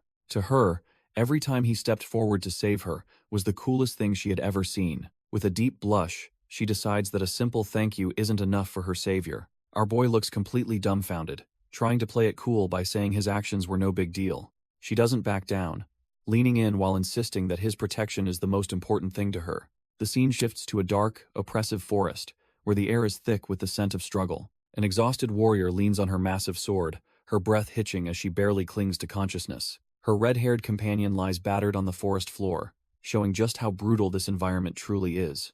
Our girl celebrates her hard-earned victory, though she's clearly pushed herself to the absolute limit. Looking toward the floating islands, she worries about her allies and realizes she needs to move fast. Deep in the woods, sinister thorns begin to tighten their grip on a new, unfortunate target. A skeletal lich finds itself completely ensnared, yet it arrogantly claims that no one can kill the undead. The creature laughs off the attack, convinced that its opponent lacks the power to finish the job. This marked mage admits that the undead's life force is impressive, but he's far from being done. He stares the monster down and insists that he has plenty of other ways to end its life. With a smug grin, he asks the trash-tier monster if it has noticed its energy slowly slipping away. Suddenly, the lich realizes its core is being exposed as the thorns begin to feast on its essence. The mage explains that his thorns don't just trap, they will eventually suck the monster completely dry. Our boy taunts the monster, asking if it really thinks it can survive once its energy is fully drained. He decides he has more important matters to attend to and leaves the trash-tier lich to rot alone. The desperate creature begs for mercy, offering to help him steal a legendary magic artifact in exchange for life. Nearby, the silent mountains stand tall as the stage is set for a massive shift in the world's mana. The injured mage lies among mystical healing flowers, her battered body finally getting a chance to recover and knit. He observes her severe wounds, noting that her opponent surprisingly didn't move in for the final, killing blow. Time is of the essence, and he knows he absolutely cannot let the treasure fall into anyone else's hands. Channeling his mana into a complex circle, he prepares to unleash a spell of monumental and world-shaking proportions. With a thunderous boom, a sky-piercing tree surges upward, tearing through the very fabric of the forest floor. The massive trunk towers over the landscape, reaching toward the moon and the mysterious floating ruins high above. Our boy with the number 3 on his head steps onto the floating ruins, radiating toxic green mana. He admits they are capable for taking down Mina, but his eyes are fixed on the ascended princess. Onola mocks the association, calling them mere lapdogs while warning him not to touch her beloved master. She points out that if he keeps this up, he'll end up just as pathetic as Mina. The mage isn't buying the trash talk, dismissing her threats as nothing more than empty, desperate words. He bellows that the man capable of threatening the Monster Hunter Association hasn't even been born yet. Suddenly, the sky-piercing tree lashes out, its massive floral vines swarming toward the floating duo. A massive burst of energy erupts as the wood-style magic collides with the princess's holy barrier. Refusing to let his prey escape, the mage swings his staff to reinforce the botanical trap. Onola takes to the skies, narrowly dodging the relentless vines as she tries to find an opening. Onola realizes these pests are really on her tail and decides she's had enough of running. She effortlessly shreds the incoming floral vines, turning the mage's botanical trap into a pile of useless mulch. Floating high, the princess mocks his ornamental flowers and tells him to keep dreaming if he thinks that'll work. The mage just scoffs, claiming she only blocked a single probing attack and isn't even in his league. He boasts about being the president's right-hand man, calling our girl a small fry who can't reach him. Onola isn't fazed, retorting that she's the most trusted confidant of her beloved master, Bai Lian. A surge of divine energy ripples through the air as she prepares to unleash her true, hidden potential. She reveals her 6-winged angel form, crediting this overwhelming power to the love bestowed upon her by Bai Lian. With a cold gaze, she asks if he's still feeling arrogant now that her true form is finally out. The mage refuses to back down, dismissing her divine ascension as nothing more than a flashy, trash-tier transformation. Onola manifests multiple magic circles, ready to show this clown the true meaning of divine retribution. The mage isn't impressed, weaving his mana into a restrictive spell he calls the Endless Entanglement. Suddenly, a massive sea of demonic vines erupts, completely swallowing our girl in a suffocating green tide. To protect herself, Onola quickly deploys a lunar cage, hoping this prismatic barrier can withstand the pressure. The mage just laughs, claiming that hiding in a box is a pathetic move that won't save her. With a cold glare, he commands his magic to bloom, intent on crushing her defenses from the outside. Massive roses sprout across the barrier, their roots digging deep into the cracks of her failing defense. With a deafening crash, the lunar cage shatters into a million shimmering pieces, leaving her completely exposed. But Onola charges through the debris, declaring that the power her master gave her isn't some trash-tier toy. Seeing her unscathed and more aggressive than ever, the mage stands there absolutely dumbfounded and breaking a sweat. A blinding flash of holy energy tears through the air as our girl finally makes her move. She slices right through the mage's defenses, proving her new divine form is on a different level. Hovering with her 6 wings, she smugly tells the trash-tier mage he finally understands her true power. The impact sends the mage flying, his robes shredded as he realizes he's in deep trouble. Suddenly, the ground erupts as a massive tree with strange pink buds surges toward the sky. The mage stands firm, claiming that no matter how hard she hits, he simply cannot be killed. Onola is momentarily dumbfounded, wondering what kind of twisted trick this guy is pulling now. He boasts that his vitality is his greatest pride, fueled by the endless regeneration of the plants. With the sky-piercing tree fully bloomed, he declares himself an immortal being superior to any undead. Looking at the overgrown mess, Onola just sighs and tells him he's talking way too big. Onola stares him down, promising to see if he stays this tough once she knocks him flat. The trash-tier mage just smirks, daring her to actually try and give it her best shot. His smugness vanishes instantly, as a lethal flash of light grazes his face, leaving him cold. Onola doesn't hesitate, swinging her massive staff with enough force to shatter the very atmosphere. She coldly reminds him that if she can kill him once, she can do it 100 times. Looking at the regenerating tree, she realizes that no matter how many times he revives, it's all pointless. A single petal falls, signaling the beginning of her final, overwhelming assault on his life force. The mage finally feels the pressure, realizing his supposed immortality might not save him this time. Before he can even react, a vertical beam of divine energy splits his vision in two. Onola decides to end the games, telling the pathetic mage he has officially run out of chances. The trash-tier mage laughs, claiming his tree provides an endless supply of bodies to replace any she kills. Suddenly, a swarm of clones surrounds Onola, each one looking just as ready for a fight as the original. He smirks, explaining that these aren't just cheap illusions but real bodies with power equal to his own. Our girl remains unfazed, declaring that numbers mean nothing when facing the divine judgment of an angel. The mage finally snaps, screaming that he doesn't care how many forms it takes, as long as she dies. In a literal blink of an eye, Onola vanishes, leaving nothing but a trail of light in her wake. She reappears instantly, mocking his pathetic reaction time and telling him he's absolutely nothing before her speed. With a moonflash combo, she carves through his physical form before he can even process the strike. The persistent cockroach just summons even more clones, convinced that overwhelming numbers will eventually crush her spirit. Onola just tightens her grip, promising to cut down every single one of them until nothing remains. The mage's eyes widen in terror as a blade of pure light tears through his desperate defenses. Before he can even scream, the divine energy cleaves his physical body right in two like wet paper. A violent surge of mana erupts, signaling that our girl is just getting started with this trash-tier opponent. His pathetic clones are tossed around like ragdolls, completely unable to withstand the sheer pressure of her presence. Hovering high above his precious sky-piercing tree, Onola looks down with the cold eyes of a goddess. She decides she's done playing games and prepares to end this entire farce with a single strike. In her ascended state, she doesn't even need a magic circle to channel her most devastating ultimate move. The sorrow of the moon god descends from the heavens, a massive pillar of light meant to erase everything. She knows that against a cockroach who keeps regenerating, the only solution is total and absolute annihilation. Channeling every ounce of her psychic power, she prepares to turn the entire battlefield into a distant memory. The pillar of light slams down, incinerating everything in its path with divine fury.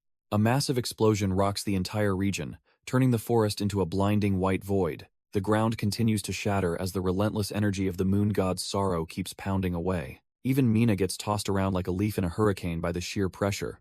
Onola realizes that if her enemy can regenerate from plants, she simply needs to erase every plant. She unleashes one final, absolute burst of power to ensure nothing organic survives the purge. Silence finally returns to the night sky as the blinding light fades back into the moonlight. Looking down, the once lush landscape has been reduced to a barren, scorched wasteland of ash. A colossal crater now marks the spot where the association's trash-tier mage once stood.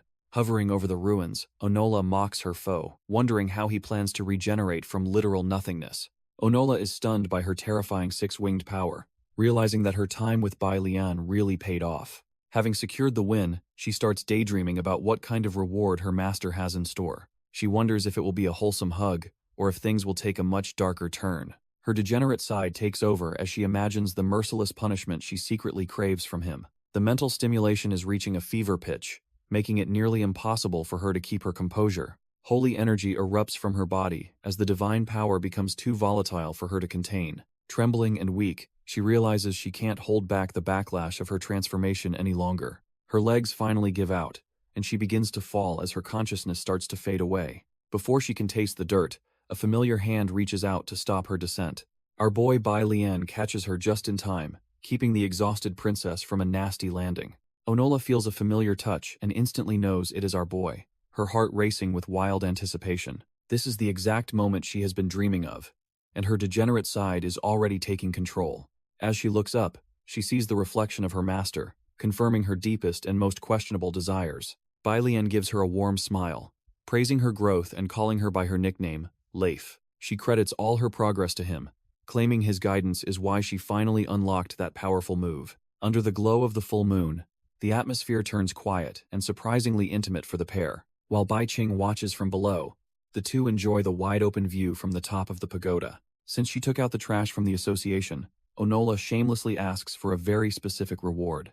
Our boy is a bit dumbfounded, genuinely wondering what kind of prize would actually satisfy a princess like her. She makes it easy for him, demanding he just beat her up good to settle the score right now. Bai Lian decides to play along with her wild request, giving her that signature confident look. Onola is clearly loving the attention, shamelessly begging our boy to not hold back any of his power. Down below, Bai Qing senses the mood shifting as a sudden, ominous pressure begins to rattle the pagoda.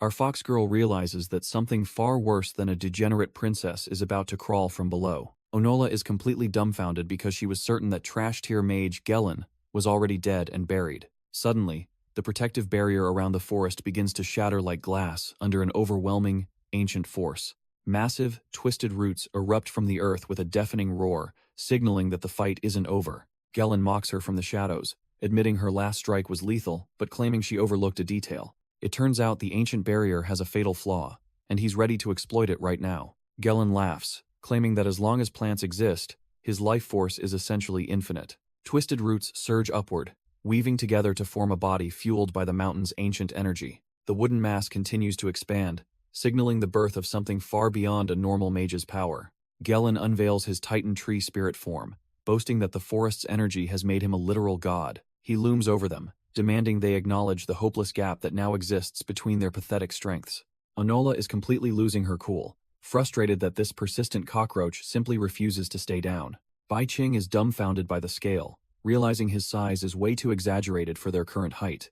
Our boy just stands there with a blank stare, seemingly unimpressed by the massive wooden monstrosity before him. He bluntly tells Gellin that his new form is just oversized and exceptionally ugly to look at.